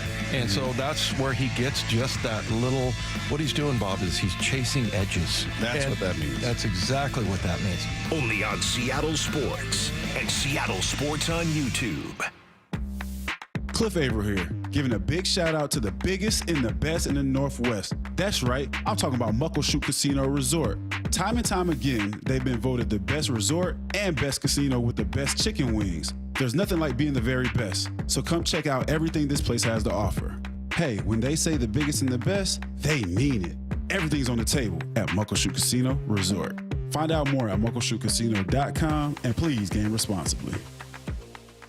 Imagine all that could happen in 5 years. Jobs may change, kids will grow, new memes will come out, but also, what if you had reliable, intelligent Wi-Fi and the price didn't change for 5 years? Well, thanks to the Xfinity 5-year price guarantee, you actually don't have to worry about that part of your future. You're guaranteed 5 years of Wi-Fi that boosts speeds to your devices that need them the most, that finds and fixes any issues before you even notice them. It's like a super intelligent Wi-Fi that keeps you protected from threats online. Plus, well, you get incredible gaming speeds on multiple devices with no one battling for bandwidth. And for the next 5 years, all your devices will be working in perfect harmony. And you get our best equipment with no annual contracts, no fees, and no strings. So even though kids will grow up and you still won't understand 6, 7, your internet will stay sharp, reliable, and most importantly, the price will stay put. All with the Xfinity 5-year price guarantee. Lock in your price and unlock the possibilities. Xfinity, imagine that. Restrictions apply. Select plans only. Running a business means wearing multiple hats. So if you're like me, you probably started out using your personal phone, taking client calls and texts nonstop.